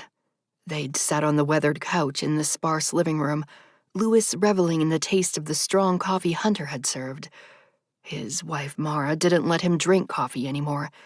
The caffeine wasn't good for his heart, so it was a vice he often longed for. Eventually, Lewis had explained he had a secret alliance with Eli Hernandez. Hunter's reaction had been to lift his gun from his belt and aim it at the scientist's forehead. After several minutes of calm pleading, Hunter gave the man a chance to explain. Lewis recounted that Eli had approached him one day when he was fishing in the river that ran north of the hub. The man had irrefutable evidence he'd been contacted by Lewis's adult daughter Elaine in the past, even though Elaine would have only been a child when they made the supposed contact. It all seemed impossible, and Hunter realized he was listening to the ramblings of an old and unstable man. Until Lewis pulled the pictures from his coat pocket. Pictures of a large machine with metal arms, looking like something from the science fiction graphic novels Hunter's grandfather had loved to read. Pictures of the hub, of pages and pages of scientific equations, and lastly, pictures of his daughter. Lainey's amber eyes had called to him from the photographs. They held a deep sense of purpose and, in some, such unbearable loneliness. The same loneliness Hunter saw each time he stared at his reflection. "I haven't done well by her," Lewis said, rubbing his finger over her face in the photograph. "I've trained her for one purpose, and placed such a burden on her. She doesn't understand love except in the context of the few people at the hub. In preparing her for the doom of the world, I inadvertently made it her reality." His irises lifted, the same stunning ochre as Elaine's. "Eli has given me information that perhaps this reality will change for Lainey one day, but that is for him to tell you. I've done my piece here." Rising from the couch, Lewis pulled a letter from his pocket. "I'll tell you not to read this, but you will anyway. You'll wait a few days, but curiosity will get the best of you. That's fine, my boy." Eyes shined as he patted Hunter's cheek. "There is continuity in chaos, and you'll discover that eventually. Love is not linear, Hunter. Take it from an old man like me. I know you mourn Kara terribly, as you should, but you will discover a new purpose, and love will take shape in new ways. Your past was with Kara and the man you used to be. Your future is yours to decide." He set the mug on the table and circled the scarf around his neck. "Be kind to Lainey. She's cynical but practical. You'll always reach her if you remember that." Tipping his hat, the genial and cryptic man exited the cabin. Hunter sat frozen, the chill of the air from the now closed door wafting over his lifeless body. He'd been like this for so long, ever since the new establishment bastards killed his wife. Deadened, hardened, empty. Resolved to stay that way, he resumed his day, milling about the cabin, chopping wood for the fire, living the life he'd promised Kara he wouldn't end, even though it was pointless. But curiously, Hunter's eyes kept darting to the photographs on the coffee table, situated beside the folded letter the strange man left behind. For days, he convinced himself he didn't care. The rantings of a washed-up scientist had no place in his squalid world. Until the curiosity won out. Days later, Hunter sat in the threadbare chair spreading the pictures across the table. The time machine was something out of his wildest imagination, causing his eyes to narrow as he studied the photos. Beside them, images of Elaine smiled up at him, and he felt some untenable connection to the woman behind the depiction. Days bled into weeks as Hunter slowly began to live again. He resumed jogging and lifting the weights that had gathered dust in the corner of his cabin. When his body was strong enough, he assembled supplies and his stockpile of weapons, and headed to find his battalion mates from the old rebellion. Locating several of them, they formed a rebel squad, their allegiance to themselves and justice. Although they didn't align with the insurgency, they would help them in battles against the new establishment they deemed worthy, usually as unknown militias, fighting from behind the trees and in the shadows. In the year 2069, Hunter made first contact with Eli Hernandez. The new establishment leader was visiting the troops stationed west of what was formerly known as Washington, D.C. They'd built a new compound from whence to spread their evil upon the isle. In a rare moment of privacy, the dictator had entered a small clearing in the forest outside the compound walls to experience a moment of solitude. The click of Hunter's trigger sounded as he held the barrel of the gun to Eli's head. "Hello, Hunter," Eli said, his tone nonplussed. "I've often wondered when you were going to find me. Took you long enough." "Let's get one thing clear," Hunter gritted through his teeth, observing the man in the shards of moonlight that shot between the tree branches and rumbling clouds above. "I'm basing this meeting on information from a man I'm convinced is half insane. So tread lightly. I'm not above killing you. I have nothing to live for anymore, except the promise I gave my wife that I wouldn't end it all. My bar is exceptionally low." Eli sighed and placed his hands in his pockets. "Hands where I can see them," Hunter gritted. Eli pulled them free, rotating them slowly. "It would be nice if you removed the gun from my temple, but I won't push my luck." Hunter backed away, cautious and wary, but kept the gun aimed at Eli's heart. "Okay, start talking." Eli recounted the tale of Laney's visit when he was only 7, and the arrowhead she'd left him. He detailed his journey to build a reputation so disastrous, not even the most skeptical would dare assume he wasn't on board with the new establishment's plans for world domination. Then he lifted dark eyes to Hunter's, full of sorrow and compassion. "I searched every scenario possible to prevent Captain Gibson's execution of your wife. For years, I postulated 1,000 ways I could manipulate the outcome. In the end, I couldn't do it. Although I am admired and feared, there are powerful men who watch me closely. Any opportunity to take me down would derail my chances of success. Even now, I chose this wooded area hoping this would be the night you made contact. But who knows who's watching? I've learned we never fully comprehend the complete truth of any situation. In the end, I couldn't save her. I'm sorry, Hunter." Eli laid a comforting hand on the man's shoulder, even though he was pointing a gun at his chest. "It's one of my greatest failures." Hunter slowly lowered the gun, letting his guard down as he rarely did. If Eli wanted an opportunity to kill him, it was now or never. But the enigmatic man only squeezed Hunter's shoulder before his arm fell back to his side. "The only thing I can surmise is that everything happens as it's supposed to. A sequence of events that can't be changed, no matter how many instances of time we travel through. As tragic as it was, Kara's death led us here." Hunter's gaze dropped to the ground, his grief still raw, though it had abated to a dull ache over the years. "One point of solace is that you'll find happiness again. For that, I am truly grateful." Hunter's gaze latched onto Eli's. "What does that mean?" "With Elaine," Eli said, his raven-black eyebrows drawing together. "You were married when she came to me as a child.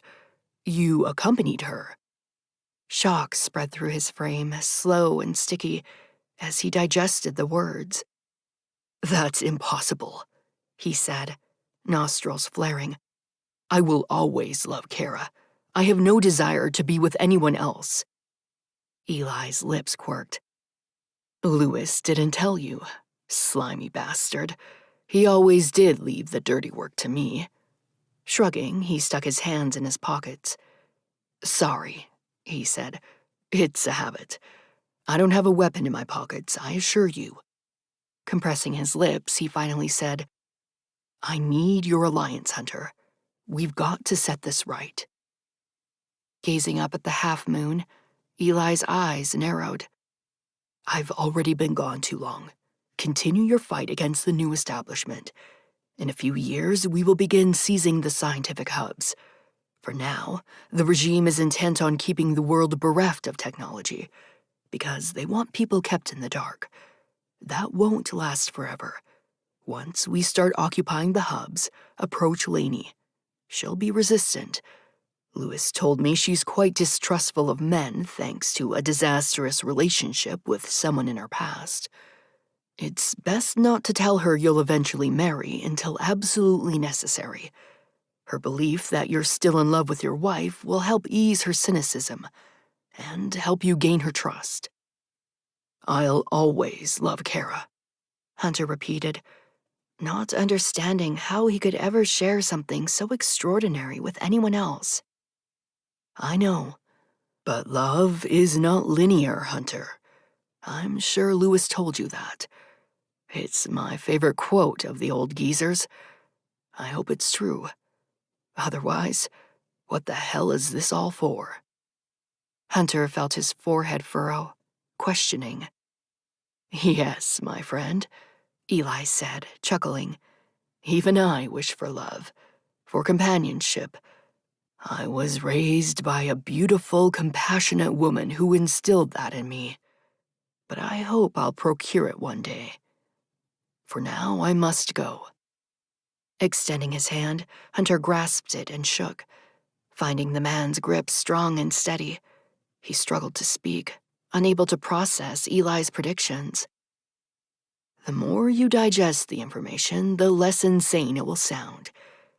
Take it from a once 7-year-old boy who was visited by a woman from the future and told he must become evil to vanquish it." Granting Hunter one last smile, the new establishment leader quietly stalked from the clearing. Hunter returned to his men, shaken to the tips of his boots from their conversation. As weeks bled into months, he did his best to process the snippets of his future that seemed impossible. If Dr. Elaine Randolph was going to solve time travel, he'd just go back and save Kara and resume their life together. Simple as that. Lewis contacted him again in late 2069, several weeks before his death. The note asking Hunter to meet him by the river where he fished. There, they discussed the paradox of time travel. Even if he traveled back to 2063 to save Kara, Hunter was now almost 40, and she would be years younger. A younger version of himself existed, and that would be the one who would thrive with Kara if she survived. "I know it's all quite confusing," Lewis said, coughing as he held the rod. Hunter could sense his looming death, and he found himself wondering how Elaine would process it.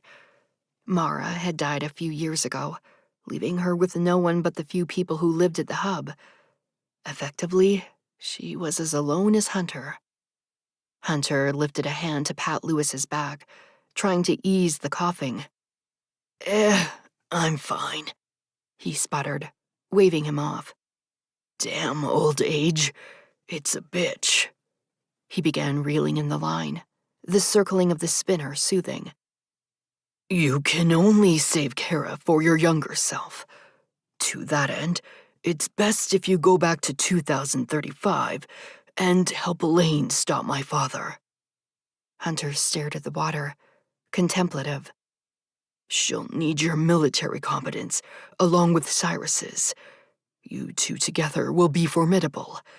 When you stop the apocalypse and reset the timeline, you'll have the opportunity to provide the details of Kara's death to your younger self. I suggest a letter," Lewis said, sparing him a glance. "Because you should in no way have contact with yourself in a different timeline. It could quite literally set off another apocalypse, one we will never recover from." Hunter nodded, all of it sounding far-fetched and quite ridiculous. "But the fate paradox has been theoretically proven, Hunter," Lewis continued thoughtfully. "There is a chance Kara's fate is to die on the exact date in every timeline. No amount of meddling or space-time travel can prevent it. This is the great beauty and the great curse of knowledge." "I understand," Hunter said, allowing it all to sink deep into his bones. For the second time in his life, he had to acknowledge and accept that his time with Kara was over. Once when she died, and he knew nothing of time travel. Now again, when he'd learned people could travel through time, as preposterous as it seemed, but he still could never be with her. The rest of his days in the body he inhabited now would be lived without her, however long they may be. The realization was paralyzing and overwhelming. Now, Lewis said, patting his shoulder. "I know this is all gloom and doom, but you've got a good heart, Hunter. The fact you were able to love Kara so deeply gives me hope for 𝐸𝑚𝑒." Maple-colored eyes seemed to drill into Hunter's soul. "I only ask you to consider the possibility you are a very lucky man who was destined to love two incredible women, each in very different phases of your life." "My life has been anything but lucky," Hunter muttered. "Then change the narrative, son," was Lewis's cheerful response. "Only you can." Hunter had left him by the river, learning of his death only weeks later. In the years that followed, he kept a close eye on the hub, wanting to ensure its inhabitants were safe, and 𝐸�Λ𝑎𝑖𝑛𝑒 could continue her work. At night, he would study the now frayed photograph, staring at 𝐸�Λ𝑎𝑖𝑛𝑒's amber-colored eyes, not understanding how he could ever open himself up to anyone again. She would stare back, frozen and smiling, and he would wonder about her desires, about the loneliness that emanated from several of the other pictures Lewis had left sprawled on his coffee table. Over time, his wonder turned to curiosity. Could he actually find it in his heart to love again? When Kara died, it seemed impossible.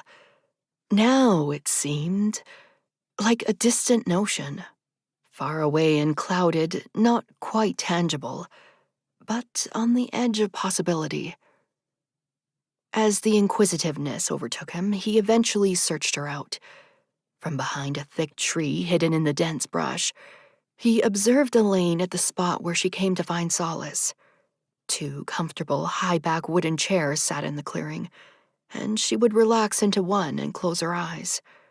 With nimble fingers, she would massage her temples, and Hunter realized she suffered from migraines as Kara had. 𝐸𝑒 would sometimes reverently stare at the chair beside her and clutch the arm with her hand. Hunter understood she was remembering Lewis, and his heart would constrict as tears rolled down her cheeks in the darkness. He knew it was a violation of her privacy and told himself he should be ashamed.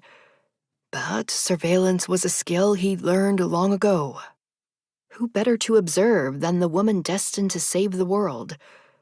The woman two intelligent men insisted was an integral part of his future? His voracious mind craved knowledge of her, and the infrequent yet poignant eavesdropping sessions cemented something inside his broken soul he couldn't quite name. Not wanting to be a creep, and certainly not wanting to be discovered by Cyrus, who monitored the premises extensively, Hunter kept the surveillance sessions short and sporadic. But over time, they became an escape for him. He began to look forward to the night she would appear long after the moon rose and will away the pain in her head. She would talk to Lewis about all sorts of scientific equations and theories, even though he wasn't there. The conversations were a metaphor for her solitude, causing Hunter to wish she had someone to talk to who was real. The years dragged on, Hunter fighting with his men while his fascination grew. Ultimately, he decided he was open to whatever the future held and would continue to do his best to honor the promises he'd made to Kara, Lewis, and Eli. Kara had often told him that if something happened to her, she wanted him to find love again. In the arrogance of his youth, when he'd believed them invincible, it had seemed a waste of breath. Now, he wasn't so sure. Finally, the day came for him to approach Elaine. When she stood before him, fiery and defiant, he'd been so proud. For he felt he knew her now, in a way, and he'd seen her at her most vulnerable. Her strength and fortitude were magnificent. The few weeks he'd spent at the hub somehow felt longer, as Hunter reveled in each conversation they had, each touch they shared. Although he still couldn't see a scenario where they were married, considering she just threatened to put a bullet through his skull, he could still see possibility. It was more than he'd ever hoped for, and he was loath to squander it. Only time would tell what the future held. But for now, he was determined to help the snarky physicist accomplish her goal. Firm with resolve, he straightened his spine and exited the office, ready to discuss the next steps in their clandestine plan. Chapter 19. Hunter found Elaine, Eli, and Cyrus in the foyer by the hub entrance. Lowering to one of the chairs that lined the sparse room, he addressed Cyrus. "You've been updated?" "Yes," Cyrus said, murder in his eyes. He was obviously pissed at Hunter's deception, but their subsequent discussion, or punch in the face, judging by the man's furious expression, would have to wait until later. Time was of the essence and couldn't be wasted. "Here's what I would like to do," Eli said, leaning forward, elbows on his thighs. Hunter revealed his deception outside. "I'll announce he's aligned with the new establishment and leave him in charge of the troops I station here." "Is that really necessary?" Lainey asked. "Yes. It must appear we've overtaken the hub. I need to leave at least 10 men here. It's believable that I'll take the rest of the battalion with me to meet up with our troops outside of Solera. The insurgency forces are strong there, and the new establishment needs every soldier possible. Along with my 20 men, that will give the appearance of an occupation," Hunter said. "My men know me well. They'll understand my alliance is for show, but no one else can know. Eli's true intentions must be kept secret. They're essential to our success." "I have to tell Claire," Lainey said, frustration evident in her tone. "And the whole team. They can't believe I've let the hub be seized. It goes against everything they know about my character." "No, Lainey, we can't chance it," Hunter said. "Listen, guys, it's non-negotiable. I'm not lying to my team. Some people here seem very comfortable with being bold-faced liars." She shot a glare at Hunter. "But if I lose my integrity, I have nothing. I tell my team, or I tell the new establishment that Eli's a spy.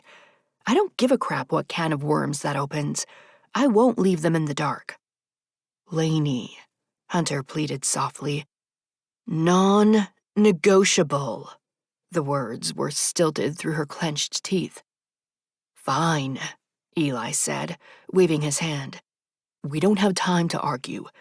Tell your team, but I swear if they tell another soul, they'll jeopardize everything. Their silence is imperative. Understood, Lainey said with a nod. I'll leave my men here with Hunter in charge, along with the captain of the battalion I leave behind. The new establishment's primary goal is to seize Solera at the moment. The science of the hub is secondary. There is vague knowledge you're working to solve time travel, but many believe it's impossible. Although my father knew of its existence, thanks to him discovering Puss in Boots, he eventually became drunk with power and devolved into a hateful old man. His rantings about time travel were considered by most to be delusions. The regime is more interested in your ability to supply power than solve time travel. This gives us a great advantage. You have the time machine hidden in a bunker, correct? Yes, Lainey said. The entrance is inconspicuous to the human eye. Cyrus helped my father build it. Opening the hatch requires several security codes, and a knowledge of hidden keypads even the best trained soldier would be hard-pressed to find. Good. Hunter will ensure the compound is occupied, while surreptitiously allowing you to continue your work. I'll instruct the men to stay outside, and that you'll bring them any supplies they need. Their mission will be to keep you sequestered here until we overtake Solera. What is the next step for you, Dr. Randolph? I need to send our human test subject, Luke, back to 2035. Once there, he will set up a home base for us in an abandoned warehouse my father identified, from when he used to live in Washington, D.C., before the apocalypse. My father stockpiled currency from 2035, and Luke will use that to purchase supplies. My team will arrive at the warehouse a week later, and we'll all work to prevent my grandfather's actions. I'm sure you've discussed your grandfather's security at length, Eli said. Getting past the Secret Service alone will be daunting. Yes, Cyrus said, but we have all the knowledge Lewis imparted upon us. He knew many of President Randolph's associates that were embroiled in the Apocalypse plan. I'm confident we will find a way past his security. I'm sending Luke back to March 25th, 2035, Lainey said. There are specific equations that allow us to set the laser frequency to extreme precision, and select the date where we open the wormhole portal. I sent Puss in Boots back on March 27th. I'll instruct Luke to observe the portal and hopefully prevent your father from discovering him. You can try, Eli said, but it could be a fate paradox that he was supposed to find him. Lainey nodded, rubbing her upper arms. We'll still try. If Luke thinks he'll be discovered, I'll tell him to hold back. The ultimate goal is to prevent my grandfather from destroying the world. He detonated the nukes on September 4th, 2035. So arriving in March will give us some time to study him and carry out our plan. Eli nodded, and Lainey contemplated him in the staid light of the foyer.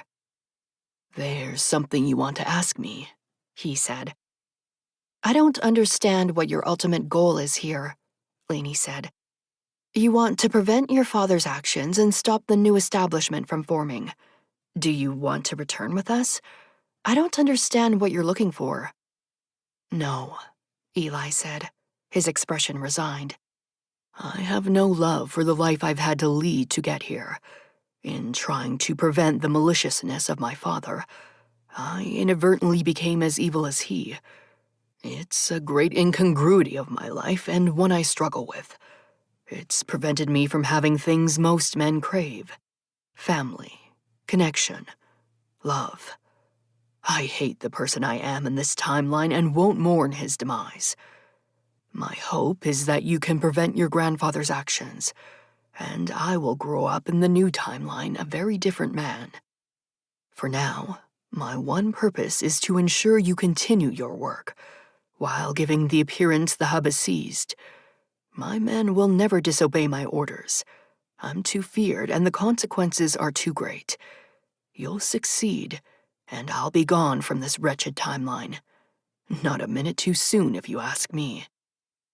Compassion swept over her, and she reached for his hand. "I understand the burden that was placed on you as a child. It's overwhelming." His soft grin was filled with shared camaraderie. "Perhaps you're the only one who can." Lainey contemplated the significance of him choosing to live his life for the cause, even if it required less than honorable actions. There was a latent nobleness in his choices. "Okay," Eli said, standing. "I have to get back outside. I'll be cruel to you in front of the men. Just know it's not personal." "Got it," Lainey said, standing too. "Let's get on with it then." As the four of them headed out, Hunter reached toward Lainey and placed a supportive hand on her lower back so she could exit ahead of him. The scathing look she gave him caused him to drop his arm immediately. Hating that he'd hurt her, he vowed to set things right. Remembering Lewis's words, he brainstormed ways to appeal to her practicality, because they wouldn't succeed if they weren't aligned. Sighing with remorse, he headed into the bright sun. Alora understood something was wrong the minute she entered the first thicket of trees surrounding the compound. It was quiet, and quiet meant things were still, frozen, devoid of life. Marie was always buzzing around the commune, singing to herself as she hung the laundry to dry, or cooked large vats of stew over the bonfire. Not today. Even the birds seemed to have silenced, their song stuck in their throats. From fear or trepidation, Alora could only wonder. Riding her horse, back strapped with bags full of supplies, she whispered to her and patted her neck. "Tread softly, Zita," she said, the lilt of her South American heritage in the words. "Remember, bad men wish to hurt the ones who react the fiercest. Stay calm and they will let you leave." The horse carried her through the brush until she entered the clearing outside the entrance of the hub. Several new establishment soldiers stood firm, rifles in hand, while other men dressed in black blanketed their sides. A man with thick hair the color of midnight and firm, broad shoulders was addressing the group that had gathered. Lainey and Cyrus stood by the entrance, flanked by a man Alora had never seen. He had dark brown hair with gray at the temples, the same color as his eyes. This man held many secrets.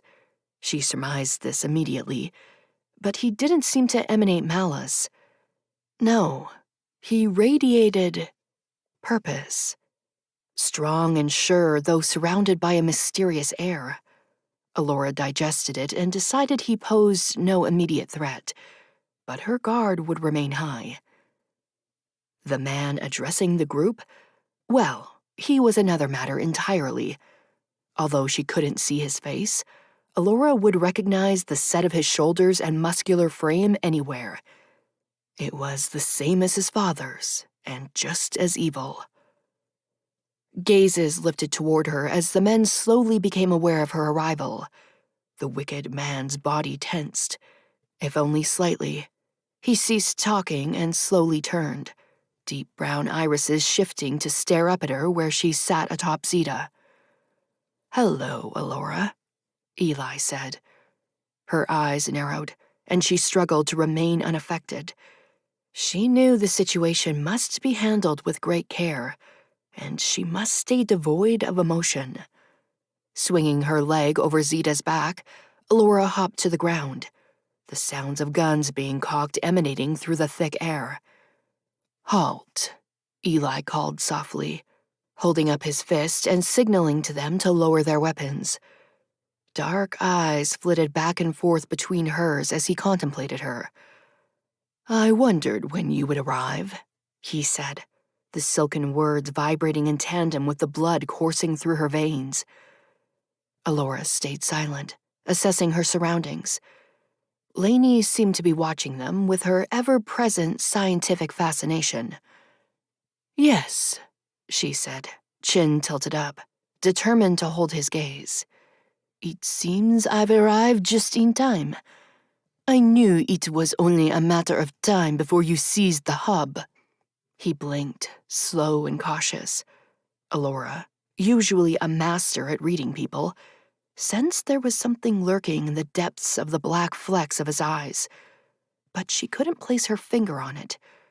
Eli had always been the one person she'd never been able to fully get a read on. It was maddening. "I have made an arrangement with Dr. Randolph," he said, his handsome face an indiscernible mask. "We will occupy the hub, and she will provide the men I leave behind with supplies, power, and food. Our primary goal is to overtake 𝐸𝑚. Once we do, they will no longer be able to send soldiers to fight for the insurgency. Our occupation of the Isle will be complete. As long as Dr. Randolph keeps us happy, she and her team have nothing to worry about." The fucking bastard. Alora wanted to grab his ears and thrust her knee into his perfect nose. God, that would feel amazing. Instead, her lips curved, though they held no amusement. "How generous of you, Eli. Will you wait to kill them until they've given you all their supplies? Or perhaps just half. I know how hard it is to curb your murderous cravings." His eyes narrowed, and he stood silent, refusing to rise to the bait. "I'm sorry, but it seems like you two know each other," Lainey chimed in. "That would have been really helpful to know, Alora." "Oh, I'm sorry," she said, her gaze remaining locked on Eli's, as she refused to give him the satisfaction of looking away when she uttered her next words. "Didn't I tell you? Eli's father is the one who murdered my family all those years ago on the South American Isle, and the prodigal son here just stood by and watched while they were slaughtered." His throat bobbed as he swallowed, relaying a small sliver of discomfort only she would notice. Alora imagined plunging her knife into the very spot. "People who defy the regime will always be made examples of, Alora." "Oh, yes," she said, smirking. "I believe you said those same words to me when they all lay dead and bloodied on the grass. I was only 14, and you were barely a man. 18, perhaps? Do you remember what you said to me next, all those years ago?" Full red lips drew into a thin line as his gaze drilled into her. "I said, we're leaving you alive so you can spread the word to everyone on the Isle. If they resist the new establishment, their family will die." "You son of a bitch," she whispered, her restraint vanishing as she recalled the gory images. Clenching her fist, she struggled to contain the urge to strike him. "Don't," he said, the command soft but firm as he closed the distance between them. "I can't protect you if you strike me." The words were whispered so only they could hear. "For the sake of your family here at the hub, you need to back down. Now." The words incited confusion in her furious mind as she attempted to reconcile the notion that the man who'd allowed the massacre of her family had just uttered something about protection. It went against everything she knew about Eli Hernandez, and it shocked her into stillness. He gave her an almost imperceptible nod and turned to address the curious onlookers. "Alora has just returned from a long trip and is quite exhausted. Dr. Randolph, please escort her inside. Soldiers, be ready to depart for 𝐸𝑚 in 20 minutes. Captain Parker will remain behind with his battalion and run the occupation here alongside Captain Rhodes. I expect the occupation will be uneventful and peaceful. We will return once we've overtaken 𝐸𝑚 and work with Dr. Randolph to develop a new power grid, run by the new establishment, and only given to people who conform with our regime." The new establishment soldiers called out a unified, "Yes, sir," and saluted Eli. After saluting them back, he addressed Delaney. "Get her inside," he said, motioning with his head to Alora. "I can't have her hatred jeopardizing everything." Alora opened her mouth to unleash every vile word she'd ever spoken upon the arrogant bastard. Before she could, Lainey rushed to her side, hugging her close. "Come on, Alora," she said, a warning in her gaze. "We have a lot to discuss." Sparing Eli Hernandez one last glare of revulsion, she let her friend whisk her inside. "That conceited pompous jackass!" Alora exclaimed when she entered the foyer. "I swear to God, one day I'll chop his head off with a dull knife." Lainey stared at the gorgeous woman, who was known for her intense control and ability to remain passionless even in the direst situation. Never had Lainey seen her react this vehemently. "Alora," she said, rubbing her upper arm, "there's a lot I need to tell you, and perhaps a lot you need to tell me." Lainey's tone softened. "Why didn't you ever tell me Eli's father murdered your family? Or that he was there and witnessed the entire thing?" Alora sighed, slumping into one of the foyer chairs. "I didn't want to model things," she murmured, running her fingers through her long, silky black hair. "It was in the past, and became the driving force for my quest to bring down the new establishment." Her almond-shaped eyes lifted to Lainey's, simmering with anger and pain. "And it's my trigger, the one instance of my life that sends me over the edge. Obviously," she muttered, rolling her eyes and sinking back in the chair. "God damn it! I hate that I lost my cool in front of the bastard. I let him win." "This certainly complicates things," Lainey said, lowering into the plushy chair across from Alora. "And why is that?" Alora asked, eyes narrowed. Lainey sighed. "Because he's now our ally." Alora's magnificent brown eyes widened, and her nostrils flared as she digested the statement. "Excuse me?"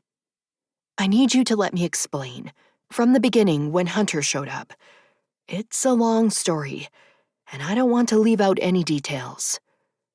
Urged on by her friend's hesitant nod, Lainey spent the next few minutes bringing her up to speed on Hunter, the progress with the sphere, and Eli's true identity.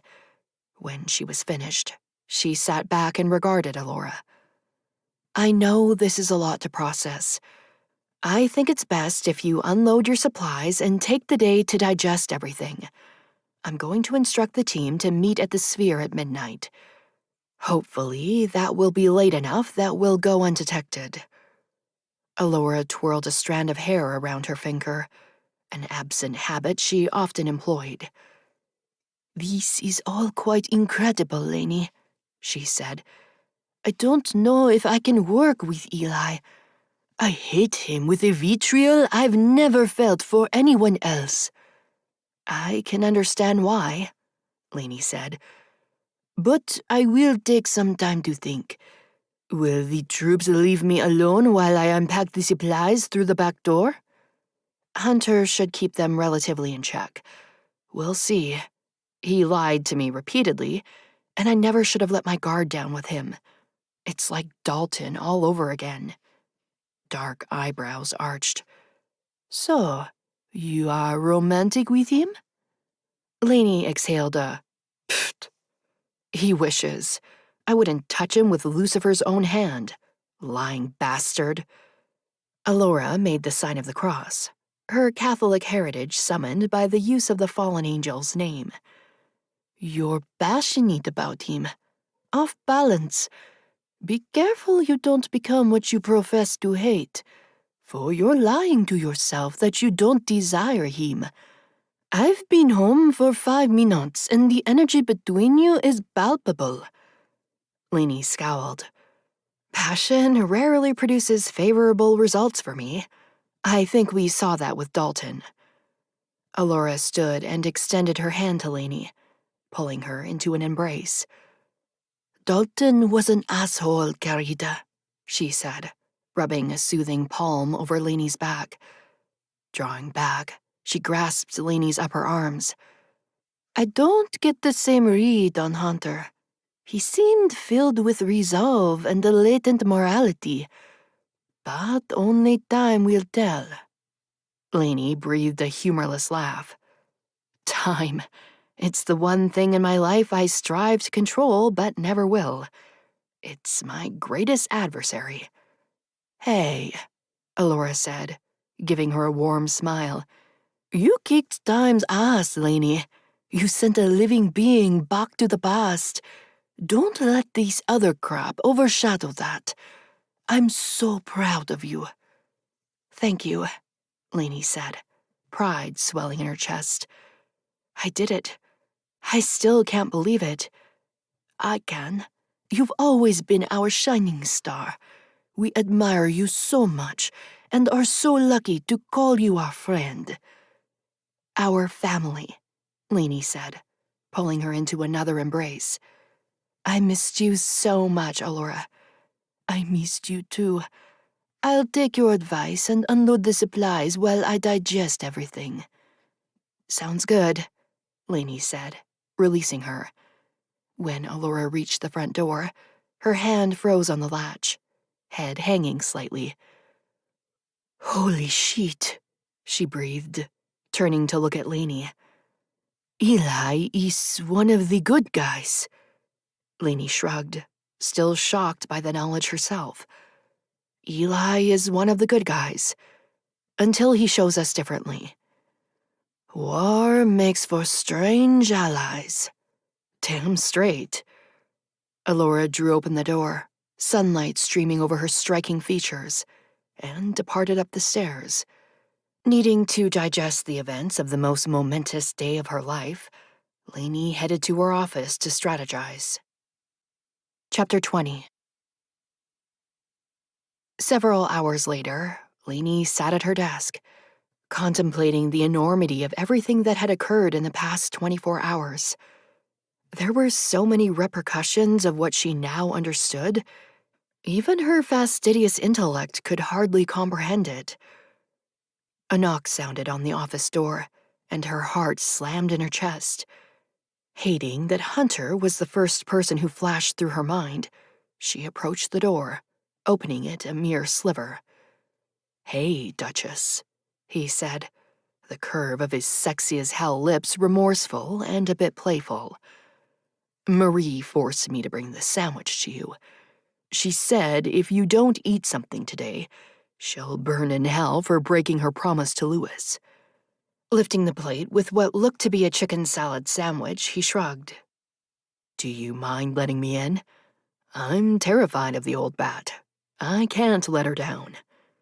Lainey scowled, furious that blood was now coursing through her body, the nerve endings in a state of hyper-awareness. Why did she react this way to this man, with whom she so desperately wanted to remain aloof and dispassionate? Human attraction and its chemical reactions were an absolute bitch. Eyes locked with his, she inhaled deeply, realizing he was determined. Stepping back, she opened the door. Fine, but only because I'm starving.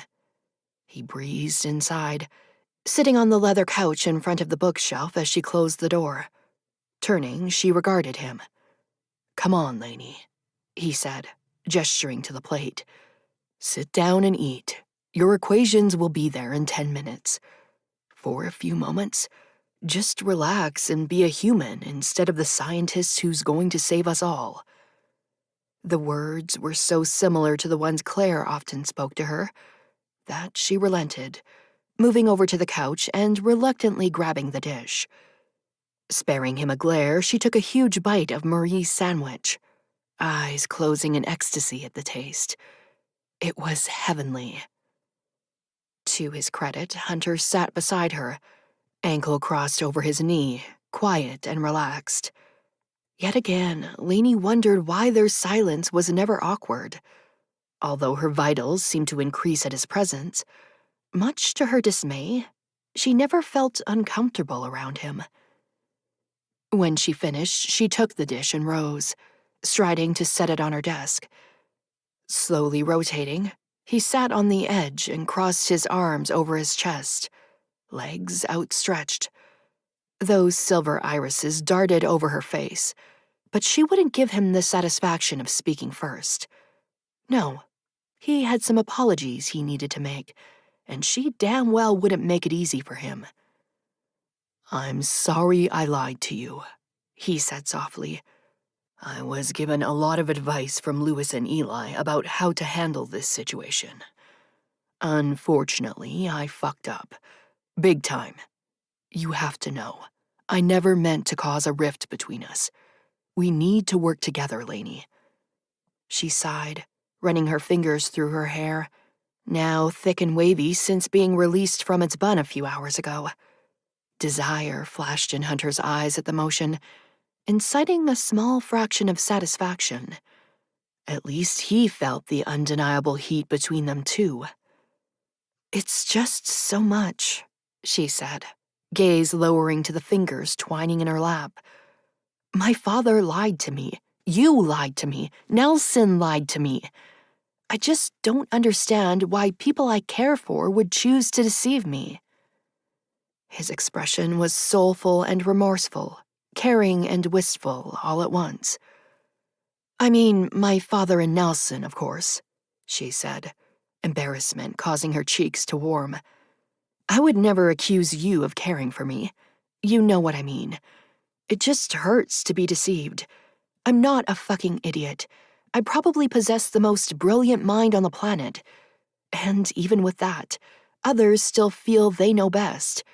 It's absolutely maddening." His lips curved, and his muscular body straightened.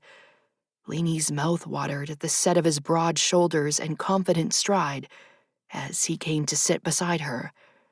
Leaning back, he stretched an arm over the couch, causing her to turn slightly toward him to maintain eye contact. "The truth is, Lainey, I do care about you." "You don't even know me," she said, feeling her eyebrows draw together. "That, Duchess, is where you're wrong." Scowling, she said, "I don't think I like that nickname." Hunter breathed a laugh. "I think it fits you perfectly. You're a regal warrior who's going to save the world. You're breathtaking." The words, uttered so sincerely, literally knocked the air from her lungs. Struggling to speak, she sucked in a breath. "You know what I was thinking before you showed up with dinner?" He shook his head, body language open as he waited for her to continue. "That this isn't the first time we've done this. If I truly did visit Eli when he was a child in 2039, then this is part of a new timeline we created. We must have failed since my grandfather still detonated the nukes, and we're here, fighting the new establishment." Gray eyes widened as he exhaled. "Heavy." She nodded, picking at a fleck of non-existent lint on her jean-clad thigh. "How many times have I failed? How many people have traveled through time? Did the technology of the sphere fall into the wrong hands? It's driving me mad." His hand slid over hers, gently grasping and interlacing their fingers atop her thigh. "I don't know. That's what you're here for. I'm just the hired help, grunt work and soldier duty. You're the genius. I was hoping you'd have it all figured out." A laugh escaped her throat. "Having it all figured out is the opposite of where I'm at. At this point, maybe I should just let the world exist and live out my days with Marie's chickens. I'll eat their eggs and finally drink the damn Malbec I've been saving forever." His firm lips curved into a smile, and he gently tugged her, urging her to his side. Giving up the will to fight, she slid into his warmth, his arm across her shoulders. With his free hand, he cupped the back of hers, interlocking their fingers from behind as her palm rested on his thigh. Allowing herself to enjoy the comfort of his embrace, she rested her head upon his shoulder. "Although that sounds interesting, your drive will never let you quit," he said against her temple, his fingers drawing lazy circles on her upper arm where his hand dangled across her shoulder. "From what I know of you, Lainey, you'll never stop trying to save the world." "You're so convinced you know me," she said, confusion in her tone. "But how could you?" Warm breath flitted across the hair at her crown while he seemed to contemplate.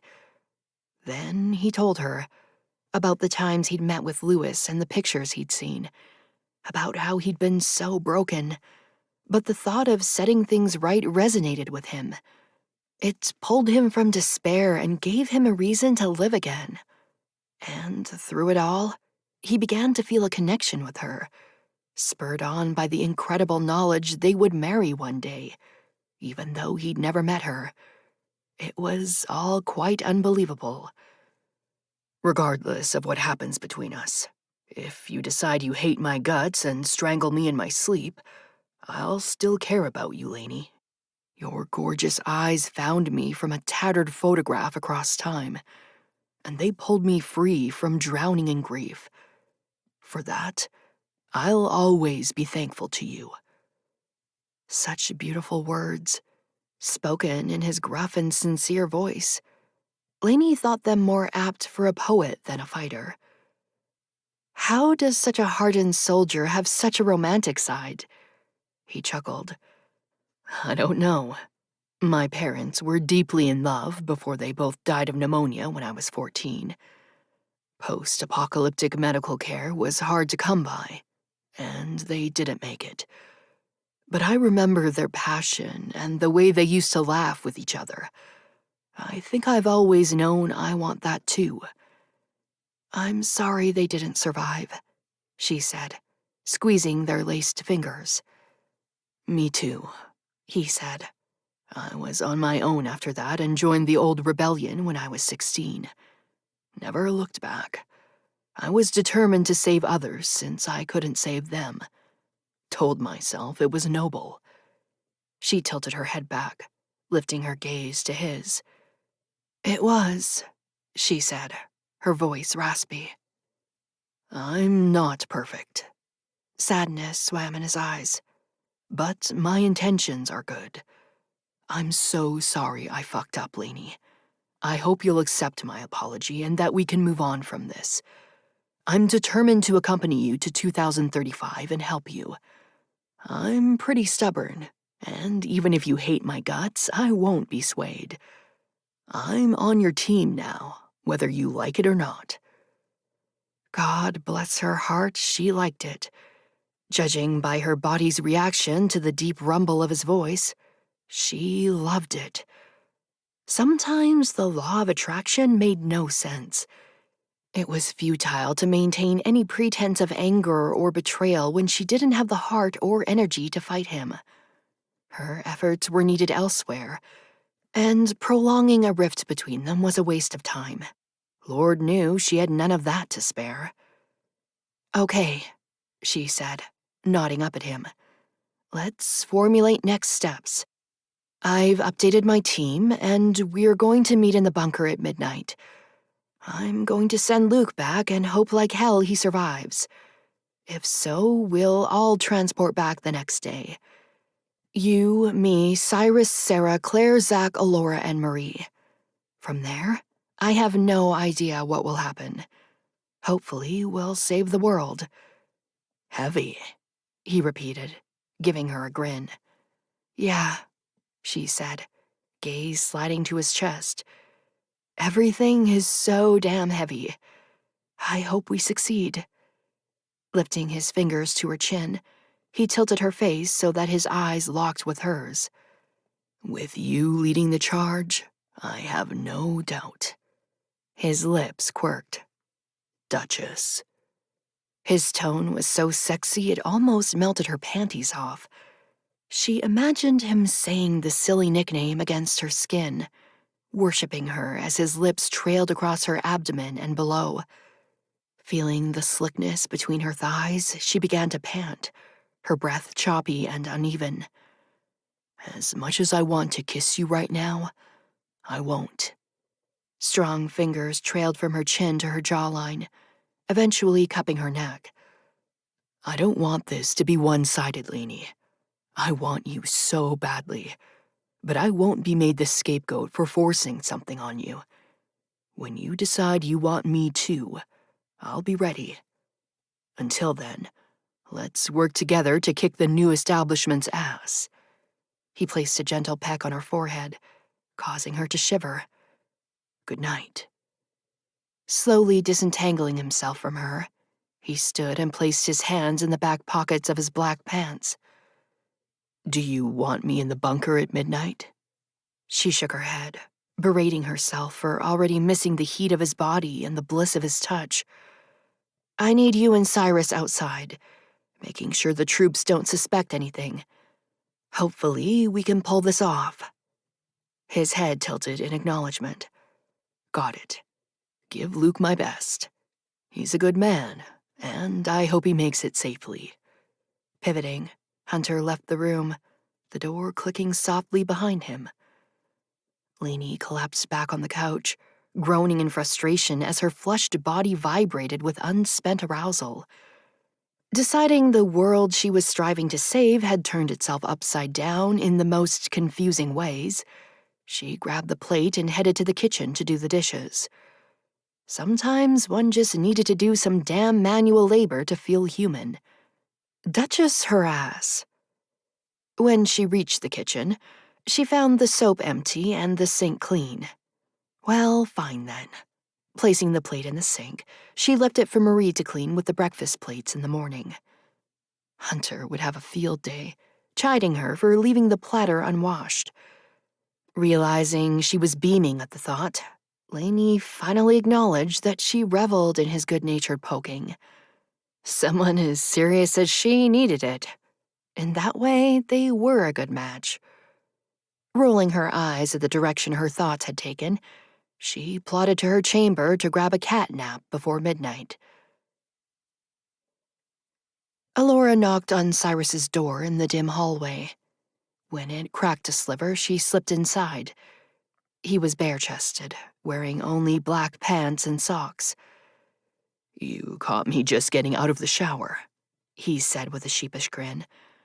I'm going to sleep outside with the men tonight, so I can keep an eye on them. Her eyebrow lifted. Wouldn't that be suspicious? He shook his head. I fabricated some story about a night training that will commence at 2 a.m. It will ensure the soldiers sleep during Luke's transport. Hopefully. His broad shoulders shrugged. We're winging this, Elora. Giving a tilt of her head, she approached him, laying her palms flat upon his pecs. Fabricated. Your vocabulary is growing, Cyrus. Claire's lessons are paying off. White teeth flashed as he drew away and strode to the bedside table. Where the red fern grows, he said, holding up a book. Have you read it? I just finished it earlier. It's my latest assignment. Her lips pursed as she contemplated. I think I read it ages ago. It's a classic. Cyrus nodded, reverently running his fingers over the book. It seemed to hold significance for him, and maybe a bit of sentimentality? It was something she'd never seen in the stoic and practical soldier. I got the supplies you asked for, she said, drawing the bag over her shoulder and setting it on the bed. Digging inside, she brought out 3 tiny vials. Green, blue, and some strange shade of orange. I thought she'd like them. Cyrus took them from her, beaming now as he examined them. These are perfect. Claire will love them. She was complaining the other day that her nail polish was drying up. I can't wait to see her face when she opens these. His deep brown eyes sought hers. Thank you, Ellora. Ellora studied him as realization washed over her. You love her, she said softly. A large breath exited his lungs. Of course I do. She grinned, refusing to let him play word games with her.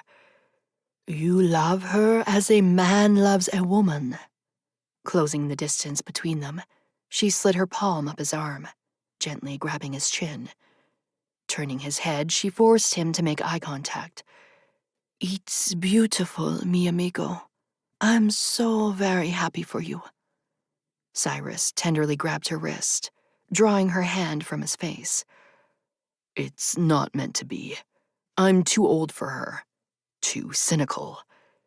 Placing the book back on the nightstand, he gingerly rotated his hands, studying them. These hands have killed. Sometimes, in instances, I'm not sure we're justified. She's such a bright soul in our dark world. I want her to find someone who can give her a family and a future. Someone who isn't haunted by nightmares and hopelessness. You could give her those things, Cyrus. Perhaps you're just afraid. Perhaps, he murmured. They stood silent, digesting the contents of their discussion. It's been a long time since I've lain with a man. I thought to come here tonight and perhaps take comfort in your arms. We haven't done that in a while, but I realize now our lost time has already occurred.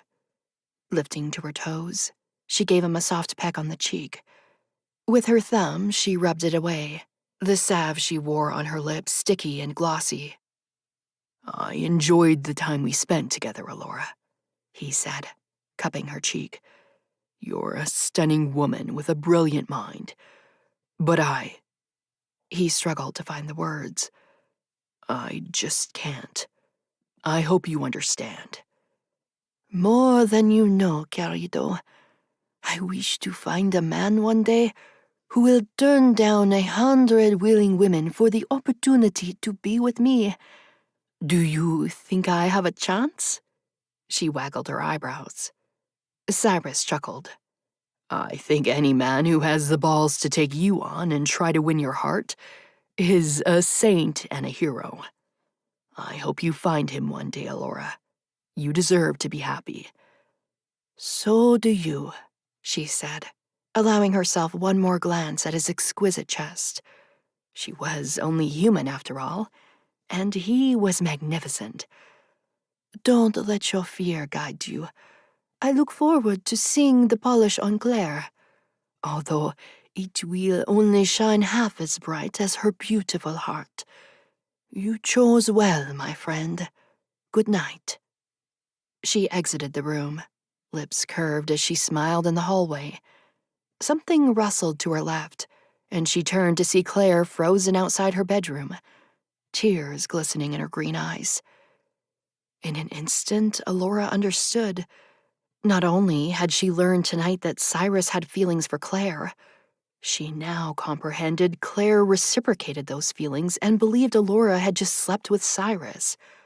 What a cluster. Hi, Claire, she said, awkward energy sizzling through the hall. I was delivering some supplies to Cyrus. Cool beans, she said, her voice devoid of its usual cheer.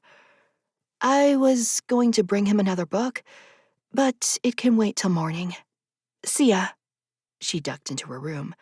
Wait, Ellora said, closing the distance between them. You should take it to him now. I gave him everything he needed. Ellora wanted to strangle herself, realizing the words sounded sexual when nothing of the sort had happened. Claire's nostrils flared, and Ellora ached to soothe her. It's fine. I'll give it to him tomorrow. Pasting on a fake smile, she said, Sweet dreams. Glad you're home. I missed you. The door closed with a soft click. Mierda, Ellora muttered, slapping her palm to her forehead.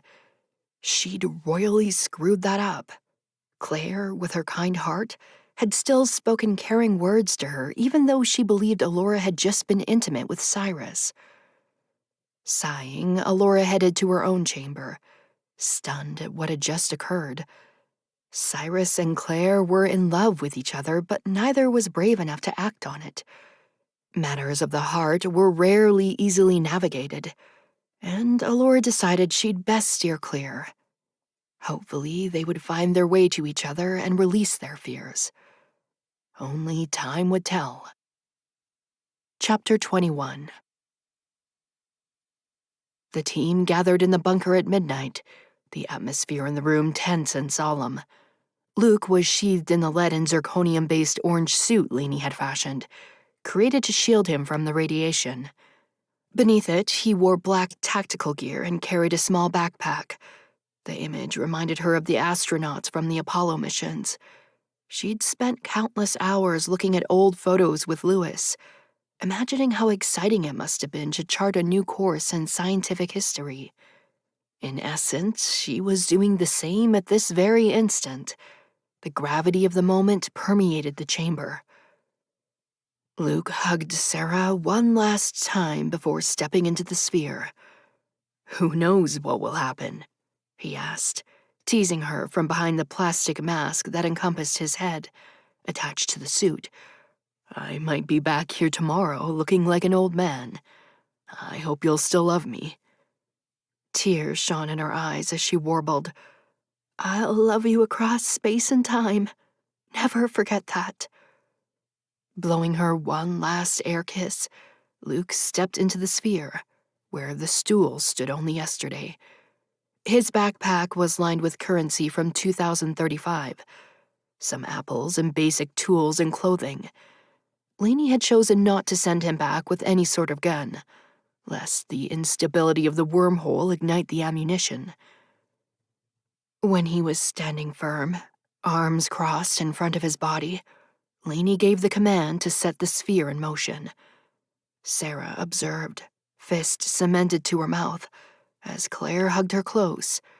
Maria and Elora stood to Lainey's left, completing their small family circle. Cyrus and Hunter were outside, keeping an eye on the hub, and ensuring the men didn't suspect what was happening in the bunker. Finally, the wormhole opened, and Lainey gave a nod of finality to Zach. He ignited the jolt from the fuel rod, and the rocky walls of the bunker began to slightly shake. They were far enough underground that the disturbance wouldn't be felt above. An untrained observer would categorize it as an animal in the brush or some other mundane occurrence. Little would they know that scientific history, on a scale unimaginable in the 3 million years of human evolution, was being charted. The light of the sphere grew brighter, and Luke was enveloped by the wormhole. In an instant, he disappeared. Lainey called to Zach to close the portal, and the whirling arms of the contraption began to slow.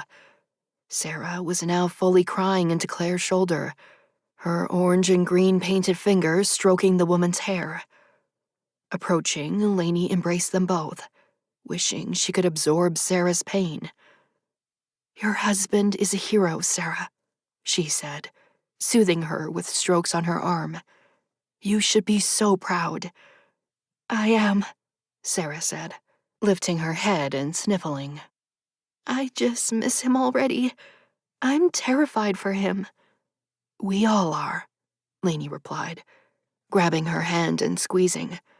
"This entire endeavor is frightening as hell, but he's strong. And we'll hopefully know by tomorrow what happens to him in 2035.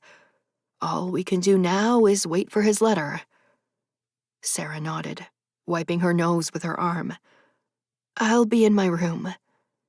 "Do you want me to come hang with you for a while?" Claire asked. "That would be lovely. Thank you, Claire." "Sure thing, chicken wing. We'll slumber party in our skimpy PJs and have a sexy pillow fight." Lifting her hand to whisper loudly behind it, she said, "I said that for Zach. He needs something steamy to dream about tonight." "I heard that," Zach muttered, sending Claire a good-natured glare. They left the bunker, Lainey once again thankful for Claire's spirit and sense of humor, for they desperately needed it. Once everyone had retired to their rooms, she met Cyrus at the back door of the hub. There, in the darkened hall, she confirmed Luke's transport. Now they would wait. Luke's orders were to perform reconnaissance and gather intel, then write a letter that could be transported through the decades, until it reached Lainey on the day after Luke was sent back.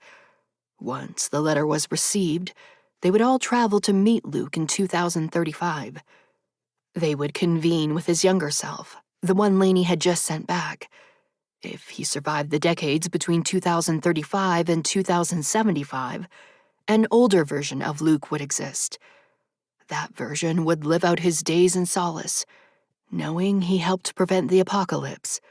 If all went well, Sarah and the rest of Lainey's team would travel to 2035 and reunite with the younger Luke. It was all quite paradoxical and bewildering, as were most things related to time travel. "It's done?" Cyrus asked. "It's done," Lainey said, exhaustion evident in her voice. Cyrus gave a nod. "You need to get some sleep, Lainey.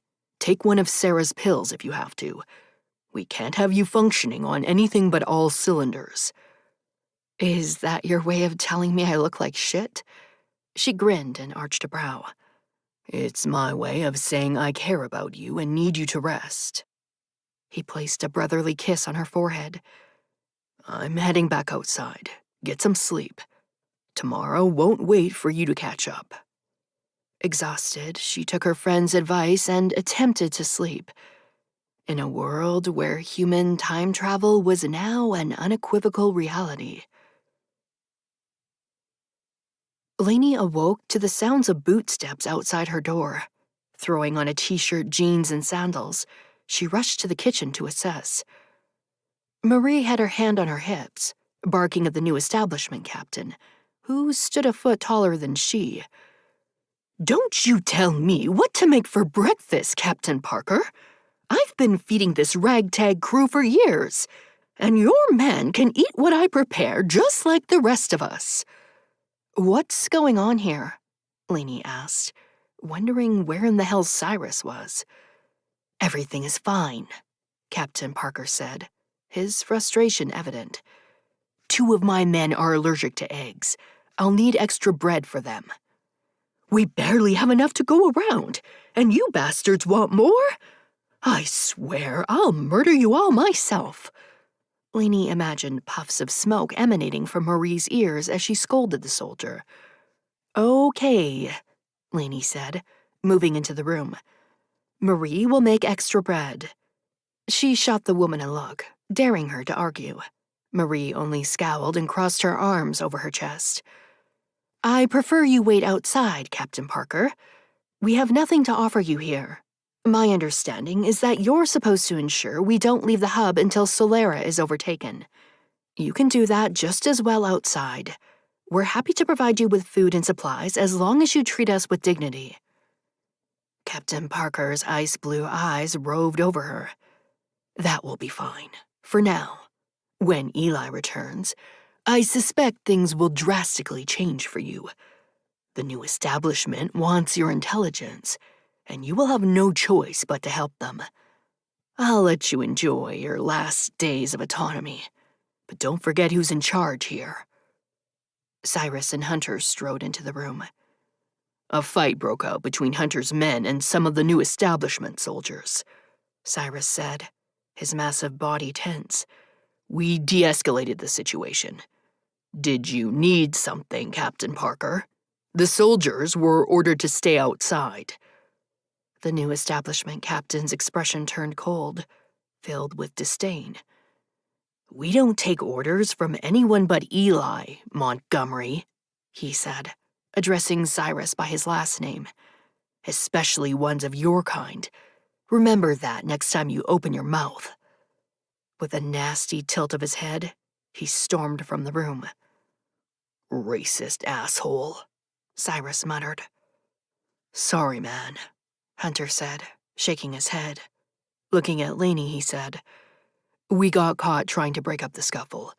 Captain Parker's men might have initiated it so he could get a chance to get inside and do some reconnaissance. Did he get past the kitchen?" "No," Marie said with a huff. "I stopped the bastard cold. Grabbed him by his damn shirt and dragged him here. I won't let any of those traitors anywhere near the back of the hub." "You're the best among us, Marie," Cyrus said, bending to place a kiss atop her white head. "Thank you." "It's a crisis averted, but we need to be cognizant of the fact they can overpower us and enter at any time," Lainey said. "Eli's orders to stay outside carry weight, but he's not here and tensions are high. It's imperative we all go through the sphere at midnight. I hope word arrives from Luke soon." "Me too," Marie said, turning to the large pan of eggs frying on the stove. "Now you all get out of here. I've got a ton of food to make, thanks to Lainey." "Thank you, Marie," Lainey said.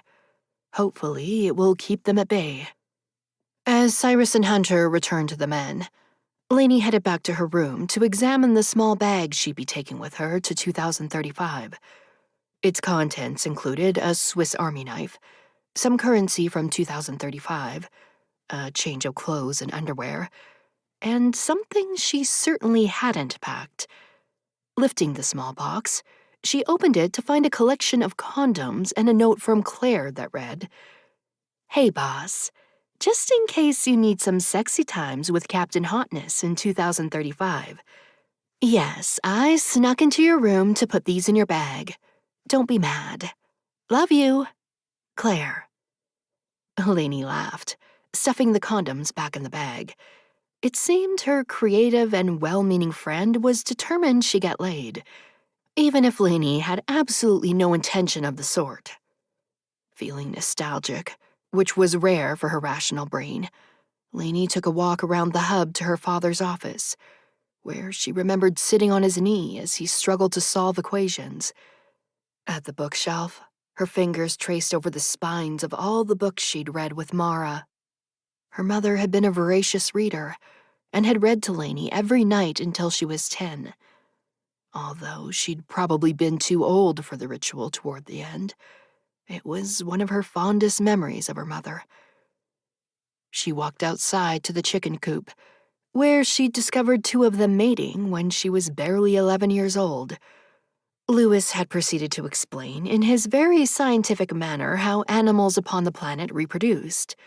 She'd thought it disgusting and possibly quite messy. Smiling, the image of Claire's condom stash flashed through her mind. Would it be messy with Hunter? Probably. Sticky and wet and messy. For some reason, it didn't seem so gross in that context. The soldiers milled about, and she found Hunter inside his tent. "Hey," he said, straightening from packing his own bag. "What do you need?"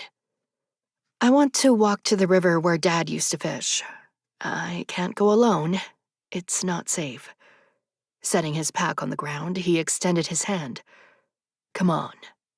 She took it, thankful for his firm grip and unwavering support. Hunter had no reason to pledge his alliance to her cause except for the greater good. It showcased the nobility he was searching to portray when he'd originally joined the rebellion all those years ago. They strolled to the river, silent under the rays of the sun, surrounded by chirps of birds and the buzzing of insects on the warm day. When they reached the riverbank, shaded by the overhang of trees, she released his hand and crouched to sit cross-legged on the ground. He sat beside her, picking up a flat stone and attempting to skip it across the water. It made it halfway before plopping to the bottom of the shallow flow of gurgling water. "You're sad to leave," he said, leaning back on his palms, gazing over the water. "This is my home," she said, running her fingers over the soft grass at her side. "It's all I've ever known. I wouldn't be human if I wasn't a bit sad." Feeling the corner of her lip curve, she said, Even though you and Claire think I'm incapable of being human, I assure you I am." He squinted, pondering. Maybe. Or you might be a cyborg, sent here through time by the new establishment. We'll never know." Lainey rolled her eyes. "I'm not that bad." His warm chuckle washed over her. "You're okay." She punched him in the arm, causing him to clutch it dramatically. Eventually, their smile softened, and they both stared at the water. Hunter recounted his last conversation with Lewis upon the spot, and Lainey told him of the many times she'd fished with her father. Eventually, their words ran out, and they sat silent and pensive, understanding that tomorrow would be drastically different, if they even survived the journey in the sphere at all. "I have to offer you one last chance to go to 2063 and find Kara. Even if you save her for your younger self, I can't guarantee we'll survive in 2035. If we die there, you might never save her." "When I make a commitment, I stick to it, Lainey. I made a commitment to your father, and I also made one to you. I'm resolved to help you in 2035, and hopefully help my younger self prevent Kara's death in 2063, if we survive that long. But thank you." He surrounded her wrist, which was straight above her palm that rested on the ground, supporting her weight. Giving it a light squeeze, he released her, and she felt it, a wave of longing and desire so deep inside her very core. She was drawn to this man, who exhibited qualities of loyalty and virtue. To deny it any further would be pointless. Was she ready to act on it? Absolutely not. But digesting knowledge was important in her structured world, and her mind would fit the pieces together eventually. For now, she reveled in his proximity. "We have to get back." He nodded. "I'm sure we're being watched. Don't kiss me, okay? They'll begin to suspect we're lovers, and they'll doubt my conviction to keep you sequestered until Eli returns." They stood, each wiping the dirt from their jeans. "But we're not lovers." His firm lips curved into a smile so sinful her toes curled. "Careful, Dr. Randolph. Time has a way of making liars out of all of us. Pretty soon, that statement won't be true." His arrogance should have been off-putting. Instead, it sent a rush of heat through her veins. Arching a brow, she said, "You're awful sure of yourself." Extending his hand, he grasped hers when she offered it. "Just stating the facts, Duchess." They strolled back to the tent, Hunter informing her that he was going to do some target practice with the men to keep up the appearance of unity. "Are you like this with all the women you seduce?" she blurted, unable to stop the words. "How many women do you think I seduced, Lainey?" he asked, his grin making her insides quiver. "I don't know. You must have gotten back out there over the years. 12 years is a long time." His gaze raked over her, filled with desire. "I haven't seduced anyone since Kara. My success rate is 100% when you come to think of it. Wasn't interested in being with anyone else after her." Inching closer, but not too close since the men were milling around, he said softly, "Until you. Don't mess up my streak, okay? I want to stay at 100%. Giving her an almost imperceptible wink, he stepped into the tent. Feeling dismissed, Lainey pivoted and entered the hub, striding to the kitchen to check on Marie. Men weren't known to go years without getting laid, even those still in love with their dearly departed wives, and especially those as blatantly physical as Hunter. Possessing yet another snippet of knowledge to be digested, she pondered his celibacy, afraid she would let him down if he broke it with her. Dalton's words blazed through her mind, the snippet of the last argument they had, regurgitating the pain all over again. as if it were yesterday. "You showed up tonight knowing I would be here, Lainey," he said, his expression indecipherable under the faint light from the waxing moon. "What do you want?" Lainey swallowed. I didn't want things to end on bad terms. Eventually, we'll both move on, and I'll be gone to a place that's so different than here. Before I go, I needed to tell you I was sorry." His eyes narrowed. "Where are you going? Are you moving from Tarim?" "Yes," she said, the corner of her lip curving as she imagined telling him she was heading to 2035 to prevent the apocalypse. "Once my father is better, we plan to move." "You can move to Solera with me," he said, inching closer. "We could still try to make this work." Lainey regarded him, considering his aspirations of power and his vision of the life he wanted. There was no place for her there. Not for the woman who only wanted one thing, who only had one purpose. The woman who was not predisposed for love or happily ever afters. "I'm sorry, Dalton. That's not why I came here. I only wanted to set things right between us. I hate that we ended on such a sour note. I'll always think of you fondly." Rage contorted his features, and Lainey wondered how the emotion could overtake him so quickly. How had she overlooked it during their affair? Had she naively ignored it, overcome by the new experience? Suddenly, his arm shot out and he roughly grabbed her chin, forcing her to meet his gaze. She swatted his arm away, already feeling the bruise form on her jaw from his forceful grip. He stared at her, nostrils flared, as fists clenched at his sides.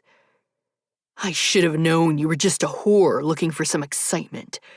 When I met you, I thought you were so stunning." Dalton scoffed, his face an ugly mask of wrath as they stood under the stars. "But fucking you was like screwing a dead tree. What a waste of time. At least I saved myself from spending my life with a frigid bitch." Lainey recoiled at his words. She'd always thought their loving pleasurable, although nothing she couldn't live without. Since sex was a function, just like any other bodily activity, she didn't expect it to be mind-blowing. "You're saying this to hurt me. I'm sorry it didn't work out, Dalton. I truly am." "To think I spent all these months intent on marrying you. Fuck you, Lainey. You never pleased me. Thank God I won't have to spend my life trying to get my dick up around you. You're pathetic." Lainey forced the cruel memories from her brain, pushing them back inside, deep where they wouldn't surface. She understood that Dalton's words sprang from fury. But did they hold any truth? Would Hunter think her frigid? Was being with him even worth taking the chance? She'd most likely die of embarrassment if he found her lacking in bed. She already struggled so vehemently to not be thrown off balance around him. And why was she contemplating sleeping with him anyway? They were traveling 4 decades to the past later this evening, on an important mission that would leave little time for a game of wandering hands. Good Lord, Claire had gotten in her head for sure. All her talk of sexy times and the wad of condoms. She'd fallen prey to suggestion. Telling herself to stop being an idiot, she set about living the last hours of her life at the place she'd always called home, and only thought of Hunter about 1,000,000 times. Or maybe even a few more than that. Chapter 22. The woman approached on horseback, her stallion's hooves quiet upon the warm ground. The late afternoon sun was low on the horizon, and she wished she'd arrived earlier. But battles between the insurgency and the new establishment scattered the fields and meadows she traversed along the way, and she'd been careful to avoid them. Entering the clearing that housed the scientific compound, the sound of rifles being cocked flitted through her ears. Gandalf rode slow and steady below her, and she lifted her arms, palms forward to show she wasn't a threat. A man with hate-filled eyes entered her path and asked, "Are you lost? You're trespassing on the site of the scientific hub of the Eastern American Isle." Elle pulled the hood from her head, swinging her blonde hair free so she could wave it in the summer wind. "No, I've traveled here from Tarim. My mother is very ill, and I thought I might be able to procure some medicine. If I don't, she will die." The man lifted a gun from his belt, pointing it at her horse. "Sounds like something a spy would say. Okay, Captain Parker, that's enough." A man with much gentler gunmetal gray eyes approached, coming to stand beside the captain. After giving him a scowl, Captain Parker lowered his weapon. "What's your name?" the kinder man asked. "𝐿𝐻𝑢𝑏𝑟. I'm unarmed and desperate. I hope you wouldn't kill an innocent woman." "No one is ever completely innocent," Captain Parker mumbled. "I'm Captain Hunter Rhodes. I think it's best if you hop off the horse for now. Cyrus will help you." A large man with smooth, russet skin lifted his arms to her. Elle had never seen muscles bulge as they did from his extended arms. "Ma'am," he said, urging her along. "I'll help you down." She let him assist her, her sandaled feet touching the ground. Once balanced, she regarded the three men. "I've written the supplies I need on this paper." Rustling inside the brown bag slung over her shoulder, she pulled out the parchment. "I understand you have a nurse here." "We do," Cyrus said with a nod. Looking at the other two men, he said, "She doesn't seem to pose a threat. We could at least let Sarah look at her list and offer her some water." "No," Captain Parker said. "Eli was clear. No intruders, no exceptions." "I don't want to cause any trouble," Elle said, eyes downcast as she had practiced so many times. Submissive actions usually calmed even the angriest of men. "I'm happy to stay here while your nurse looks at the list. I've written my mother's symptoms and everything she ate and came into contact with. Hopefully your nurse can scrounge together something that will help." Cyrus took the document, gaze filled with comprehension. Good. He was a quick learner. They'd need that in 2035. "I'll take this inside and return with some water. Please wait here." She nodded, folding her hands in front of her abdomen to appear demure. Eventually, Captain Parker lost interest, stating in his gruff tone that he was heading to check on some of the men cleaning rifles at the rear of the hub. Captain Rhodes approached her, lifting an arm to pet the horse's neck, effectively hiding his face from the other men in the distance. "Do you carry news of Luke?" he asked softly. "Yes," Elle said, her lips barely moving. "It will be devastating to them." Hunter's muscular body stiffened. "He didn't make it." She gave an almost imperceptible shake of her head. Inhaling a deep breath, Hunter gave Gandalf one last stroke. "What's your horse's name?" she told him, inciting a smile from his firm lips. "Lord of the Rings, a story that traverses time and space." "That it does," she said, giving a wistful grin.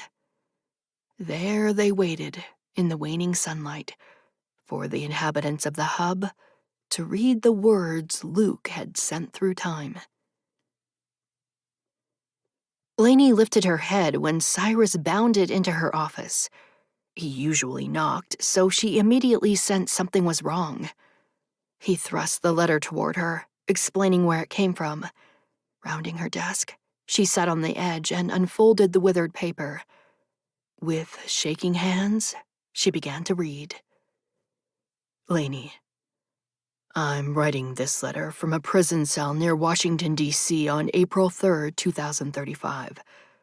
Katona Prison lies in Eastern Virginia, but I urge you not to try and save me. I'm set to be executed tomorrow, and realize the justice system was broken long ago in this strange sliver of space-time. Due process is a distant memory for anyone who jeopardizes the plans of President Randolph or his associates. Chalk my death up to a fate paradox. I already have.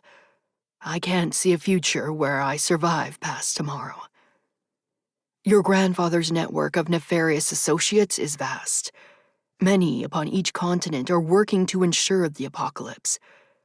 Afterward, most will go on to form the new establishment. Eli's father, Victor Hernandez, is one of the vilest. I saw him discover Puss in Boots and followed him back to his townhome, where several armed guards were waiting to take me into custody. Lainey, somehow, he knew who I was and everything about me and you in the future. All I can surmise is that we're on an unending loop. Each instance you send me back convinces us we conquered time travel for the first time. But in reality, we've actually done all of this before. Powerful men, consumed by malice, will always be one step ahead, already foreseeing our every move. Throw out your previous plans. Do not meet me at the warehouse in D.C. Instead, you must chart an entirely new course. Only with the element of surprise will you succeed. My brain is too muddled from the constant beatings and the fear of death to help you form a strategy. But I know your brilliant mind will triumph. I'm giving this letter to one of the guards I've deemed trustworthy. His son was killed in the latest war President Randolph sanctioned in Afghanistan, so he's no friend of the regime. He also believes your grandfather's power has grown too vast, and I believe his assignment to my cell block to be my last grant of good fortune. If so, he will pass this letter to his children and perhaps their children, for them to carry through time on its journey to you.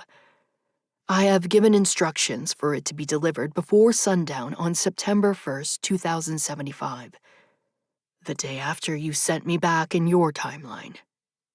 Lastly, I've written a note for Sarah on the second page.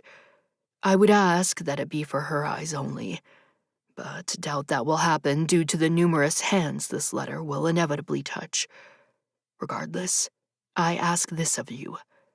Help her move on, and ensure she gives herself permission to love again. I can't die knowing she lived in self-imposed loneliness for the rest of her life. That would break my soul more than death ever could. Encourage her to find a husband who can cherish her as I was so lucky to do for the few years we had. Godspeed, Lainey.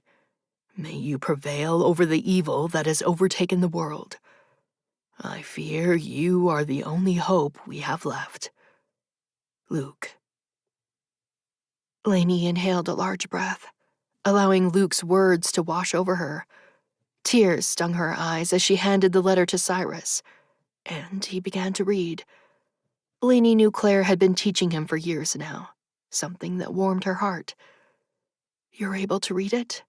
she asked softly. "Yes," he said, his broad features laced with sadness. "I get the gist." He handed the letter back to her. "What are you going to do?" Lainey stood and raked her hand through her thick hair. "I'm not sure yet, but I'll tell you one thing. There is no way in hell I'm letting Luke die. Our first priority will be to save him. I'll readjust the settings on the sphere so we go back to the day after he arrived. That way we can warn him and work together to bring down my grandfather's regime." Cyrus's lips curved. "Damn straight. I'm on board." His dark eyebrows drew together. "Do you think he's right? That we've done this before? Possibly multiple times?" Lainey sighed. "Honestly, yes. I began to understand we were on some strange, unending space-time loop when Eli gave me the arrowhead. It's baffling. As much as I want to process it, at this point, I just need to take action. Prepare the team. We're heading back to March 26, 2035, tonight at midnight." "What about the girl?" Cyrus brought her up to speed on 𝐴𝐿 𝐷𝐿𝐴𝐿. I need to sit down and assess her intentions. Obviously, if we leave her behind, they'll kill her. Let's bring her inside, and you and Hunter can help me question her." Cyrus nodded. "Captain Parker is suspicious of her." Lainey's eyes narrowed. "Captain Parker is an asshole. I trust you and Hunter can figure out a way to get her inside. I'll leave you to it." He gave a nod and exited while Lainey sat at her desk. The news about Luke was devastating, but she wouldn't allow herself to mourn. No. She would save him and prevent his imprisonment and eventual death. Resolved that this would be the ultimate outcome, she braced herself to tell Sarah the news. Once she was ready, she headed to find the sweet nurse and deliver the update. Elle sat before Dr. Elaine Randolph, Captain Rhodes, and Cyrus Montgomery at the circular table inside the hub. Gingerly ingesting the soup they'd set before her, which tasted amazing, she eyed them. "Sorry to inhale this," Elle said, swallowing another spoonful. "I've just had a long journey and I'm starving." "Of course," Elaine said. "Our associate Alora is taking care of your horse, and he will be fed as well." "Thank you," Elle said. "We don't want to bombard you, but time is of the essence," Captain Rhodes said. "We need to ask you some questions." Picking up the bowl and slurping down the last of the contents, she pushed the dish aside and folded her hands atop the table. "I'm happy to answer anything you need, Captain Rhodes." "Hunter is fine," he said, smiling. "Although call this one Dr. Randolph." He jerked his thumb toward Lainey sat beside him. "Or she'll lop your head off." "Lainey is fine, Elle," she said, darting a look at Hunter. Elle immediately sensed the seething sexual tension between them. "So, if you don't mind, I'd like you to start at the beginning. Are you a descendant of the prison guard Luke befriended in 2035? "Yes," Elle said with a nod.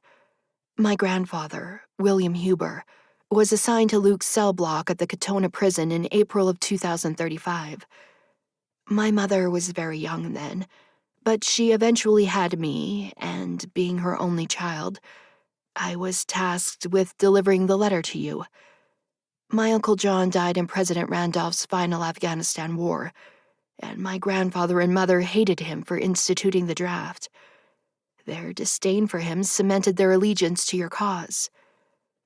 Not to be a cynical scientist, but the mysticism the letter carries with it is almost incomprehensible," Lainey said.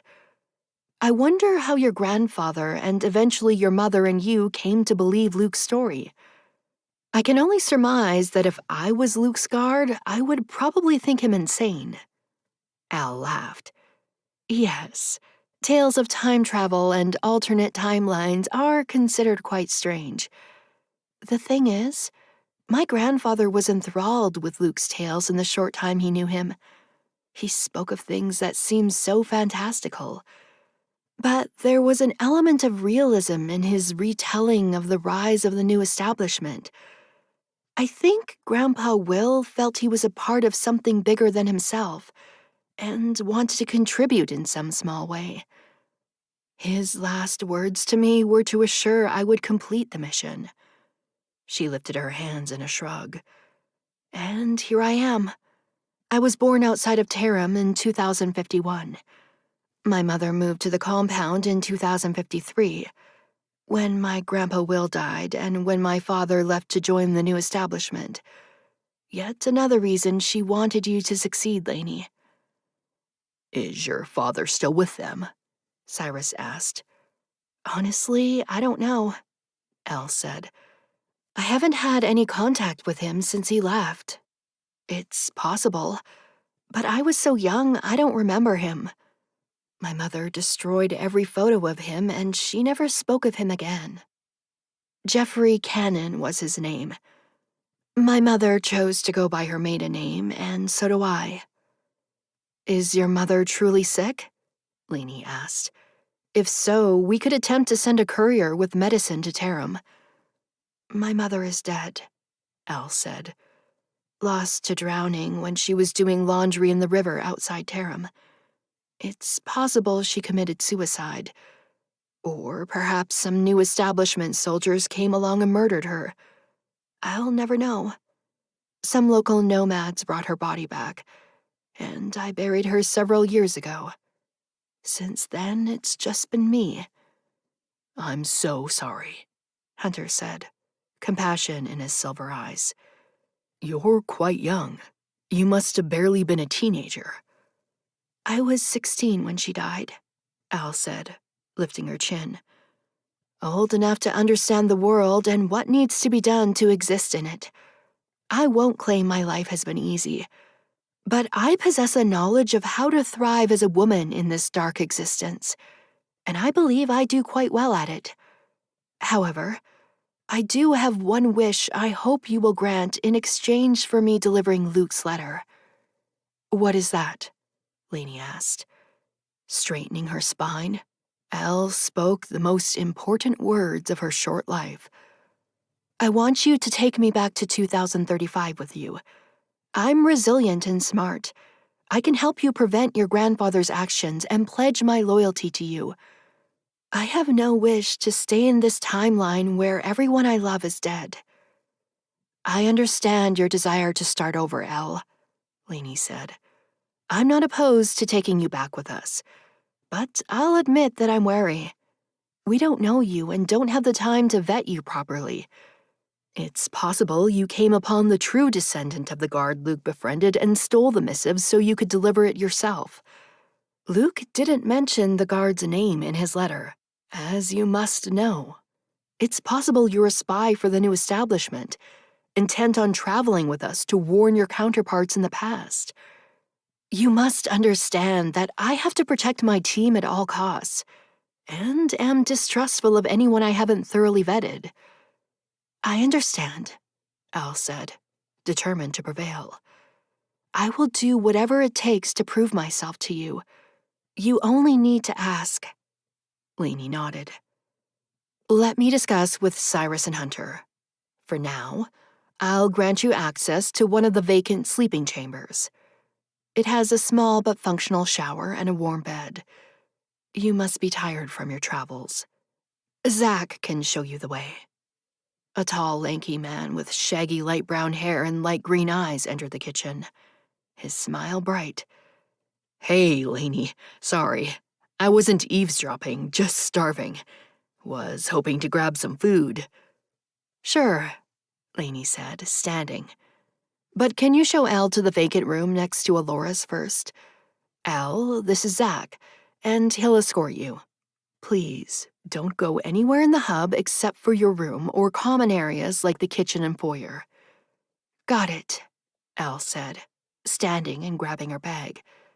Thank you, Lainey. Zach's grin was warm and his eyes kind, something Elle had rarely seen during her 2 decades on the planet. Nice to meet you, Al, he said, extending his hand. She shook it, realizing he must be a scientist because it was smooth instead of calloused like a soldier or laborer. They strolled down the hallway until he motioned to a door on the left. Here you go. Stepping inside, she regarded the sparse room with a twin bed and desk and a door off to the side. That's the bathroom, Zach said. The water only stays warm for a few minutes, so shower fast. There should be some soap in there, but if not, just come find me. Thank you, she said, taken by the air of innocence surrounding him. In her experience, men were harsh, rough, angry, sexual. He didn't seem to be any of those things, and curiosity began to curl in her gut.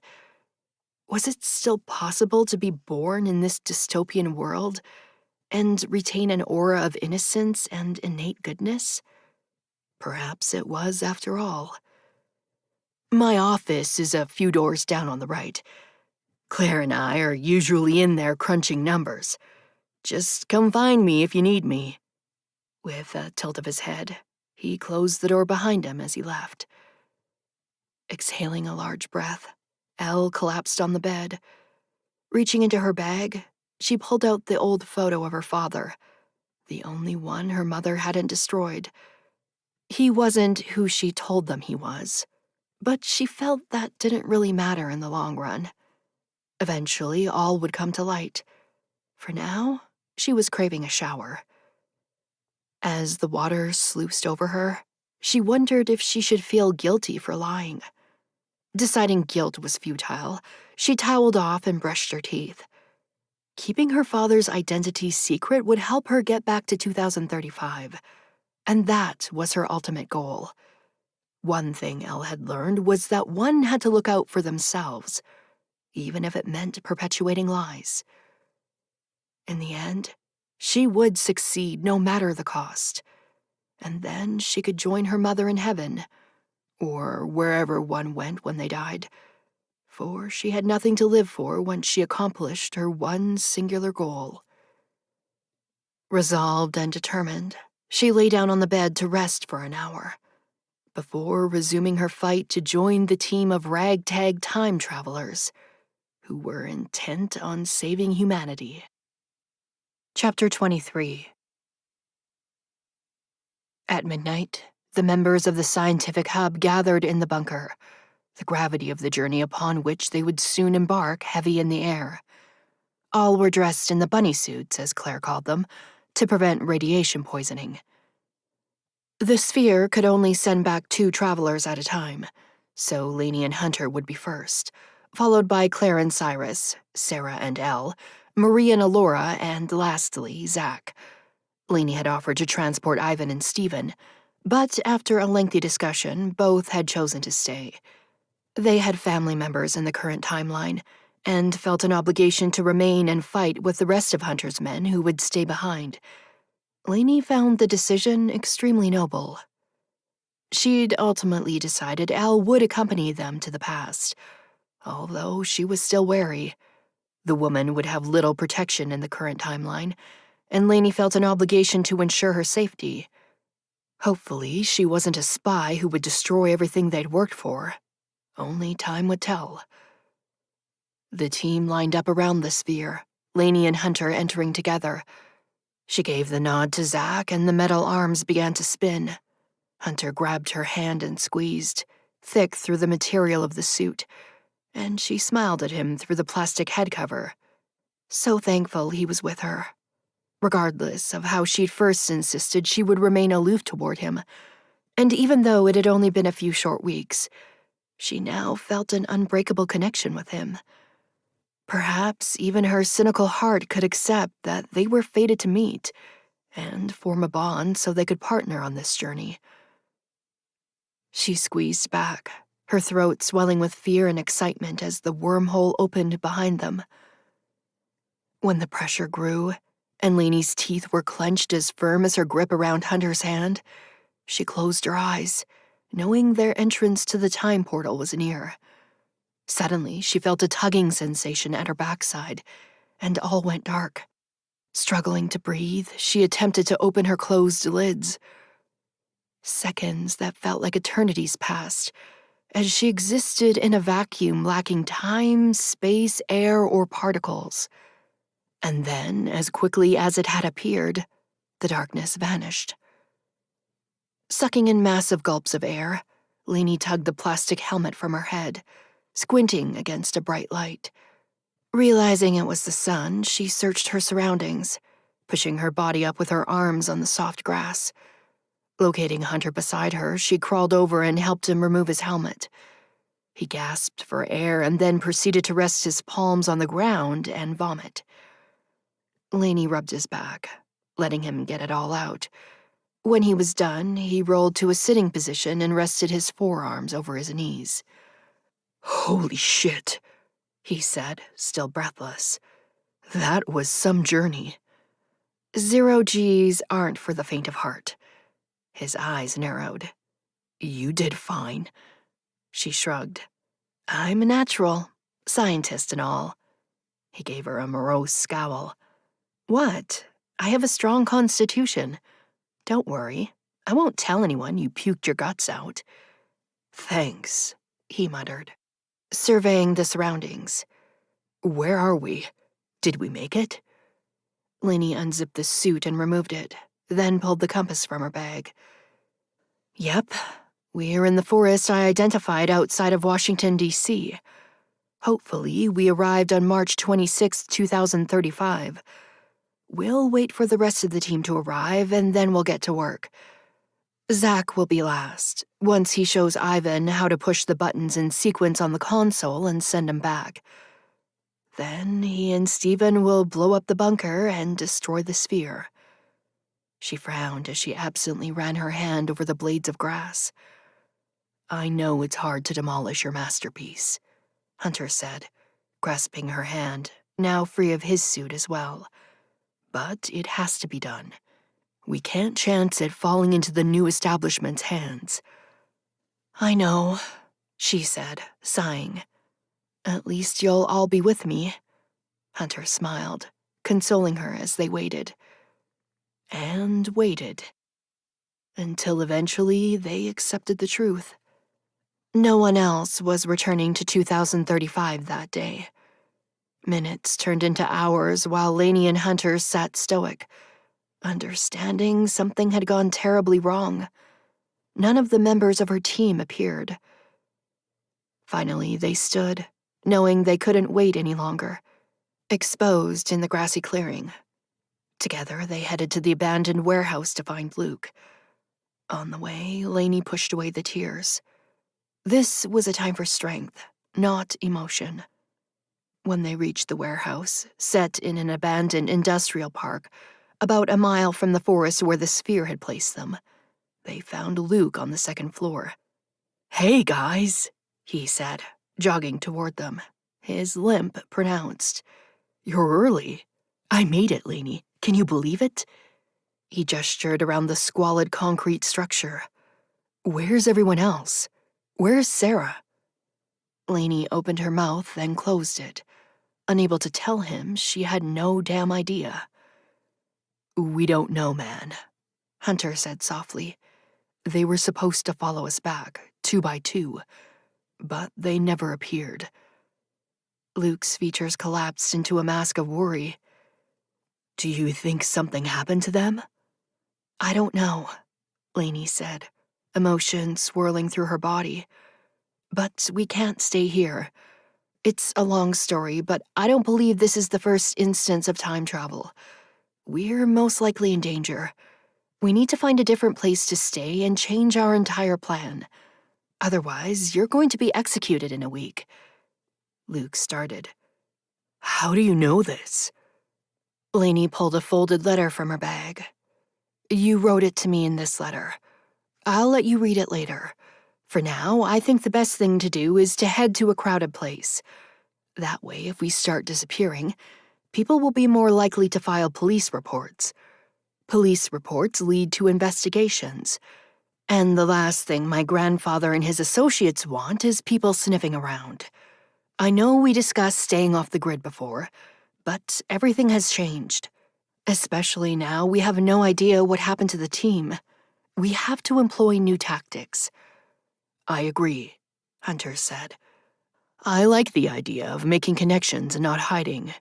If they already know we're here, let's stick it to them. Let's shove our middle fingers right in their faces. Luke, did you scout the area? He nodded. Honestly, if we're going to do this loud and proud, I say let's get a hotel downtown. Can't be more conspicuous than that. I agree, Lainey said. Let's go. Luke pulled a device from his pocket. I can call us an Uber. Uber? Lainey said. Luke smiled. So, I bought this prepaid cellular phone yesterday, he said, shaking it in his hand. The lady at the store was nice enough to show me the basics. It has all these applications where you can summon things on demand. I bought some prepaid Uber cards. It's a service where you tap the phone, it pings your location, and the driver comes to pick you up. I've lived in a world without technology for so long, Hunter said, staring at the device in Luke's hand. This is going to be really interesting. No doubt, Luke said. He swiped his finger a few times on the screen and smiled. Javier in a silver Camry will be here in 5 minutes. Well, damn, Lainey said, eyes wide. Welcome to 2035.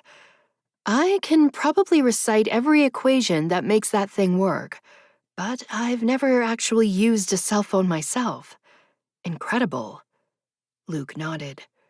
We'll get to the hotel and then we can discuss next steps, right? Obviously, I want to figure out what happened to Sarah. Yes, Lainey said, exhaustion latent in her tone. We have to figure out what happened to all of them. Hunter must have noticed her tearing up because he placed a supportive arm across her shoulders. Come on, guys. Let's not keep Javier waiting. Letting him lead her down the dirty concrete stairs, they headed toward the car and to the unknown future that awaited them. They settled on an economy hotel on the outskirts of downtown Washington, D.C. They visited 3 hotels before they found one that would let them pay in cash, but eventually they prevailed. Lewis had saved his old driver's license, and Zach had created forged IDs based on the specs from Lewis's for each of the hub members months ago, in anticipation of being sent back. When Lainey had approved Hunter's travel to 2035, Zach had made one for him as well. The only exception was Lainey, who was using her mother's old ID. She and Mara could pass for each other, although Lainey had inherited Lewis's hazel eyes and not Mara's light green ones. We need to find a way to get a credit card, Hunter murmured while they waited for the desk clerk to finalize the 2 rooms. Yes, Lainey said. I know my mother's social security number and can most likely get one that way. I'll work on it tomorrow. First, I need to get my hands on a laptop. When the rooms were secured, they traveled up the elevator, Lainey stopping at the door next to Luke and Hunter's room. Let me wash up and brush my teeth, and I'll meet you guys in your room in 10.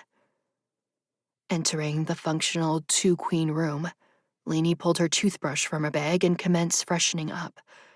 Staring at herself in the mirror, she noticed the dark circles under her eyes. Man, her face looked like it had lost a fight with the wrong end of a shovel. Was it a result of traveling 4 decades in only an instant? With her fingers, she manipulated the skin around her eyes, willing away the small wrinkles that lived there. Almost 40, with what to show for it. Her team was missing. Her journey to prevent her grandfather's disastrous actions had only begun, and she was stuck in a time that wasn't hers. Sighing, she forced herself not to dwell on the negatives, for they were vast. Heading next door, she sat with Luke and Hunter at the round wooden table in their room, discussing their path forward. They would need to make contacts, perform reconnaissance, and do their best to figure out what had happened to the others, all while ensuring Luke didn't get sent to prison or executed. Each task was a huge undertaking in its own right. Finally, exhausted and irritable, Lainey acknowledged she needed sleep or she'd never be able to help anyone. Excusing herself, she headed next door and threw on the soft, worn boxer shorts and t-shirt from her bag. A knock on the door jolted her, and she eyed the peephole. Hunter stood outside, eyebrow arched. Let me in, Duchess. She barely opened the door, somewhat embarrassed for him to see her in the faded sleepwear. I'm in my PJs, she said, giving him a glare. Lucky me, he murmured. Come on, Lainey, let me in for a sec. She relented, drawing the door open and letting him enter. When it clicked behind her, she turned. I'm tired, Hunter. Hey, he said as his fingers encircled her wrist. Pulling her to the bed, he gingerly sat and drew her between his legs. I know, Lainey, but I needed to check on you. You're always so damn strong. Don't get me wrong, it's amazing. But sometimes we all just need to be comforted. I don't, she said, feeling like a petulant child but too exhausted to filter it. I just need a few hours sleep. After that, I'll be fine. Withdrawing from his grip, she headed to the bedside table in between the two beds and removed the tie that held the bun atop her head. Mahogany waves fell down her shoulders, and she fluffed it out, combing it with her fingers. The motion reminded her of all the times Marie had done the same, combing her slim fingers through Lainey's hair before braiding it when she was young. Unable to squelch the emotion, she buried her face in her hands and began to cry. Hunter was there, his strong arms surrounding her waist, the warmth from his firm chest against her back. He held her as she shook, her cries sometimes violent, and whispered words of comfort into her hair. Hugging her against his steady body, he consoled her. "Where the hell are they?" she sobbed, her body quaking. "What if they're dead?" "No," he said, turning her and lifting her chin with his fingers. His other arm supported her lower back, holding her against his muscular frame. "I won't let you think that way. We're going to do everything we can to figure this out and set things right." "My entire life has been dedicated to setting things right," she said, chin trembling. "But I always seem to accomplish the exact opposite. What the hell am I doing, Hunter?" "Shh." He smoothed the pads of his fingers along her wet cheek, drying her tears as his silver gaze bore into her. "You're right where you need to be. I told you, I believe in fate, Lainey. I don't know how, but there has to be a reason for all of this." "I don't believe in fate." "Then I'll believe for you." The words lingered between them, spoken in his deep timbre, and the dull thud of Lainey's pulse pounded through her veins as it always did in his presence. They stood frozen except for their breathing, eyes locked as their hearts beat in tandem. She lifted her hand, sliding it over the stubble on his cheek. His eyes closed as he whispered her name. "Why does it feel this way with you?" His lids opened slowly, and his eyebrows drew together slightly. "What way?" he murmured. "Like I just ran a marathon and I'll never catch my breath." "I think that's called chemistry, Duchess. You should be an expert in that." "I should be, but I'm not." She shook her head. "Hunter, we can't. With everything that's going on, we can't."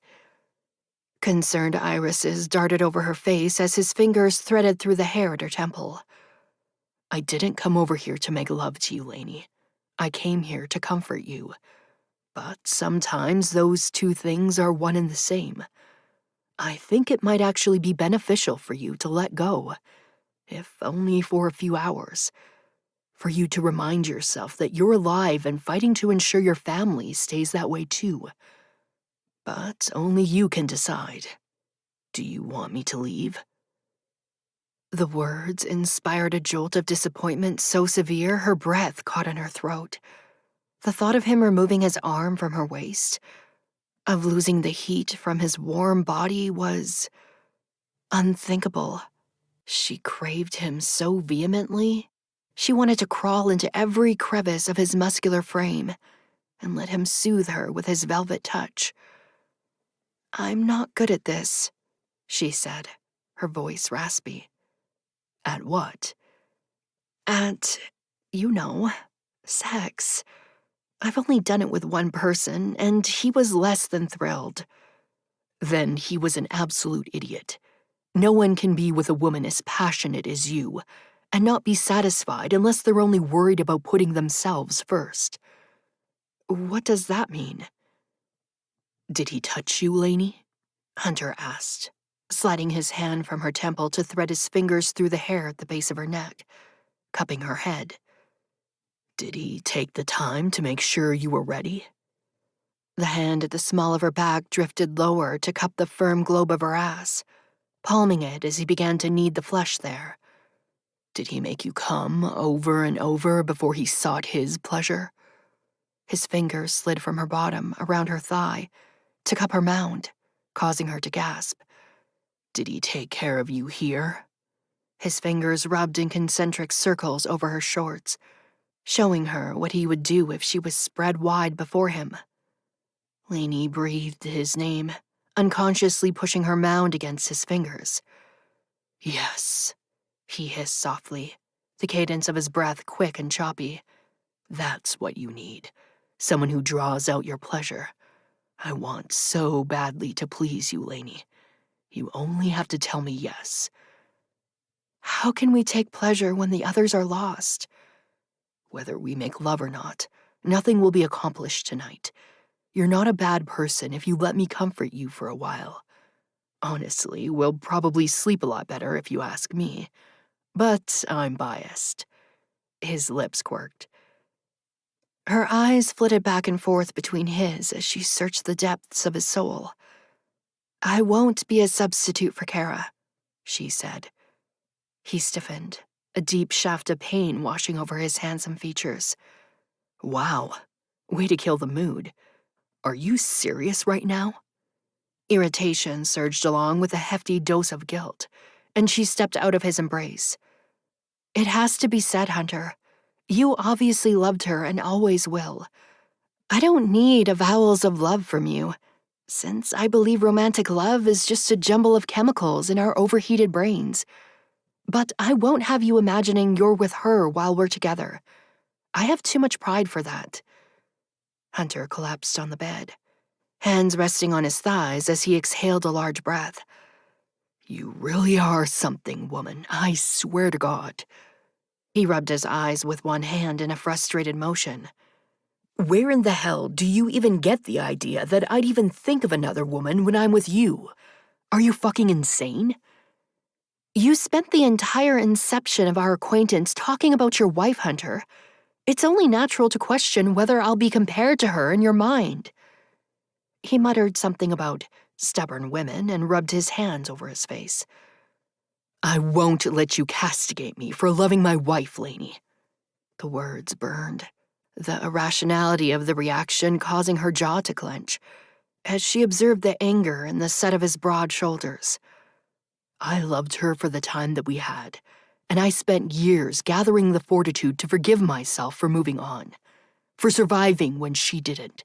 Years, damn it." Standing, he pointed a furious finger in her face.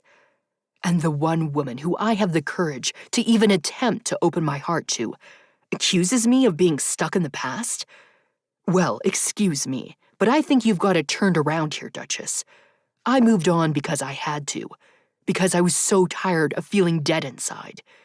You hold on to this past relationship like a sick vice around your neck. I'm sorry love didn't work out for you that time around. Newsflash, love hurts, and it sucks sometimes.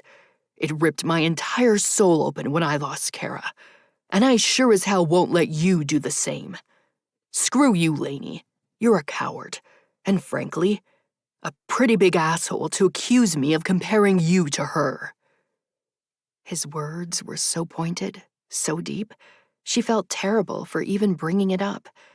She'd only wanted to state a point since he'd confided in her that he'd been celibate for so long.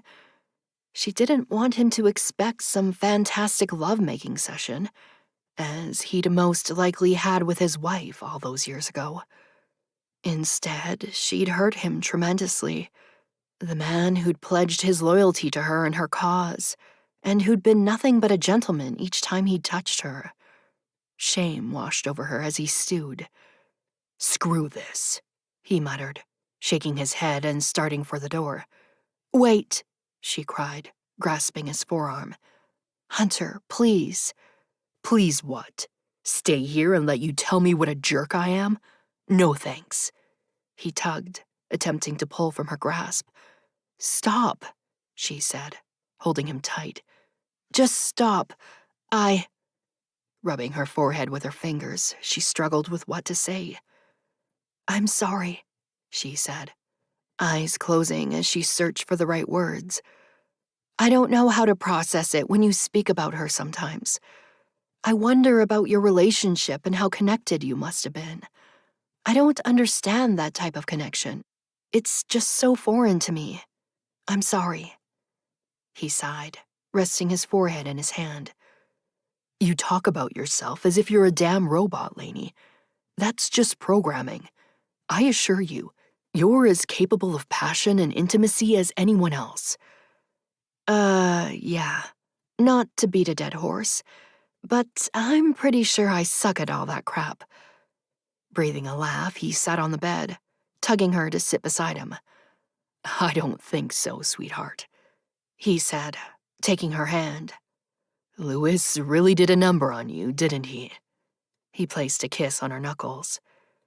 I don't blame him. It's just how I am, she shrugged. I'm sorry. I wasn't trying to be an asshole. I just don't want to disappoint you. Disappoint me? I'm mad for you, woman. It's baffling to me that someone as brilliant as you doesn't understand that. I want to understand, she said, turning to face him. Bringing both legs on the bed, she laced one behind his back and glided one over his thighs. Sliding her palms over his pecs and shoulders, she clutched her hands behind his neck.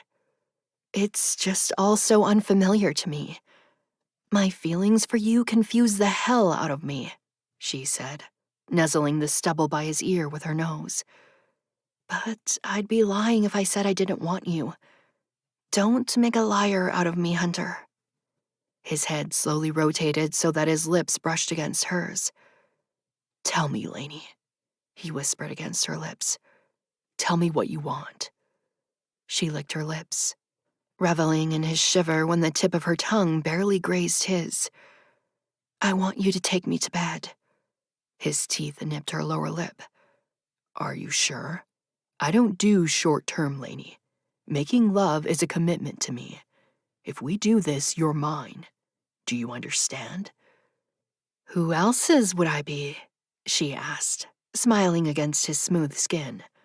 I don't know anyone here. Funny, he said. His tongue darted out to swipe her lower lip, causing a rush of moisture deep at her core. I mean it, Lainey. Okay, but I'm not marrying you. I don't want to get married. His grin was so sexy she dug her fingers into her palms, attempting to squelch the throbbing at the juncture of her thighs. God, he was gorgeous. We'll see, sweetheart. Now, be a good girl and open those pouty lips. I'm going to fuck that smart mouth with my tongue. Wow, someone likes to talk dirty, she teased. Just wait, Duchess. I'm only getting started. Spearing his hands into the hair at the base of her neck, he opened his mouth over hers and consumed her. Chapter 24. Hunter breathed in the scent of her, desire flooding every pore in his straining body. For so long he'd imagined this, holding Lainey, touching her, making her scream his name as he loved her gorgeous body. Celibacy had been relatively easy, although he desperately missed being touched. He'd met women along the way and had considered lying with them, in an attempt to prove to himself he'd let go of the past, but he'd never been able to carry through. Never until her. Her smile was so cute that his heart melted, causing his chest to heave. I've always wondered if I was attractive. I have a symmetrical face, and that's usually the first factor in human attractiveness. Are you going to spout science to me the entire time we do this? He asked, teasing her. Because I can't decide if it's hot or if I need to practice counting on my fingers faster. That's how I do math, by the way, he said, feeling his lips twitch. Lainey laughed, her head falling back, exposing the smooth skin of her neck. Unable to resist, he pressed his lips there and began to trail kisses along her vein. Oh, God, she breathed, clutching him closer with the fingers threaded through his hair. Science is lascivious, my friend. I assure you it's hot. Lifting his head, he grinned. Show me. I was shy around my first lover. I never let him see me naked. But with you, I feel free, open, and unashamed. Why is that? He lowered to the bed, sitting on the side and tugging her toward him. "Because we're going to grow old together, 𝐼𝐻𝑒. Haven't you realized that yet?" Tears formed in her eyes as she smiled down at him. "You're awfully optimistic for a man who's stuck 4 decades in the past, without a time machine in sight." He winked. "It's easy to be optimistic when an exquisite woman is standing naked in front of me. I like my chances." Slow and sure, his tense body eventually relaxed, and he twined his fingers in her hair, nuzzling a path with the tip of his nose from her neck, across her jaw, and eventually to her lips. His gaze found hers.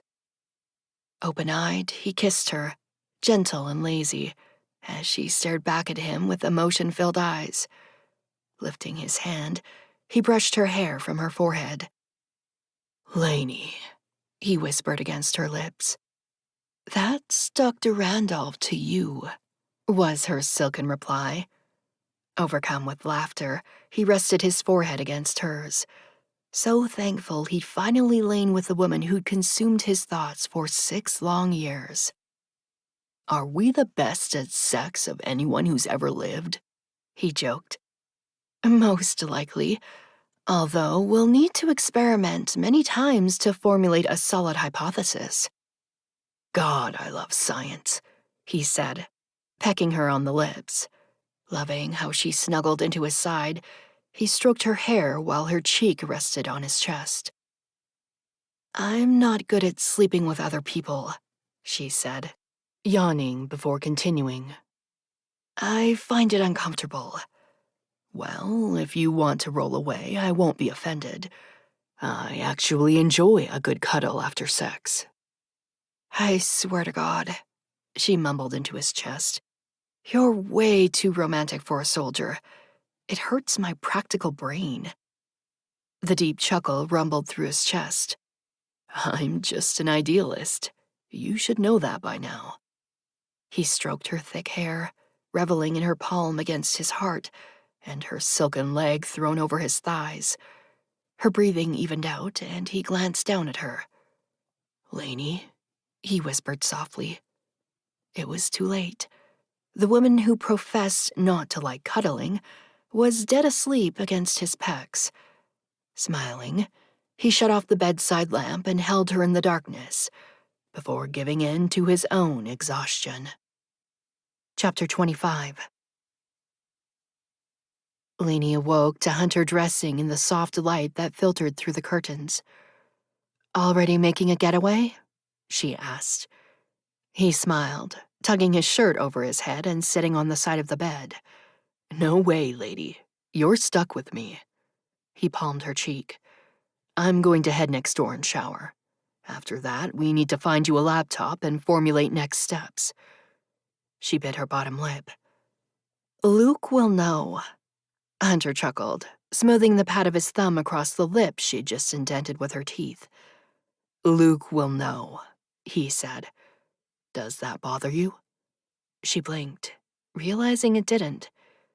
"No, I just don't want him to think we're focused on anything but finding Sarah and the others." "He knows. You've dedicated your whole life to keeping them safe, 𝐼𝐻𝑒." Lowering, he placed a peck on her lips. "It's okay for you to have the best sex of your life once in a while, with the sexiest man you've ever seen." 𝐼𝐻𝑒 rolled her eyes. "Pfft, go away. I need to shower." His smooth grin would have singed her underwear off if she were wearing any. "See you in a bit, Duchess." Aligning his lips with her ear, he said in his silken tone, "I think you're pretty sexy, too." She pushed him away, laughing as he rose and headed for the door.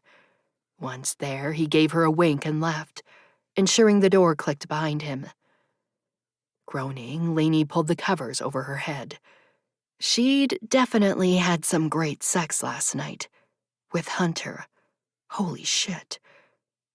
While she showered, she allowed herself to be happy, doing her best to forgive herself for taking a few hours of enjoyment when her team was missing. Once dressed, she met Hunter and Luke in the restaurant of the hotel lobby. "Hey," she said, sliding in the open booth across from them. "How did you sleep, Luke?" "Honestly, not great," Luke said, his expression worried. "I hate being stuck here when Sarah's so far away. Although, I can't wait to reunite with her and show her everything about the year 2035. It's freaking unbelievable." "Everything's so bright," Hunter said. "I never imagined the night sky could be so illuminated. These people don't understand how amazing it is to have technology and electricity at their fingertips."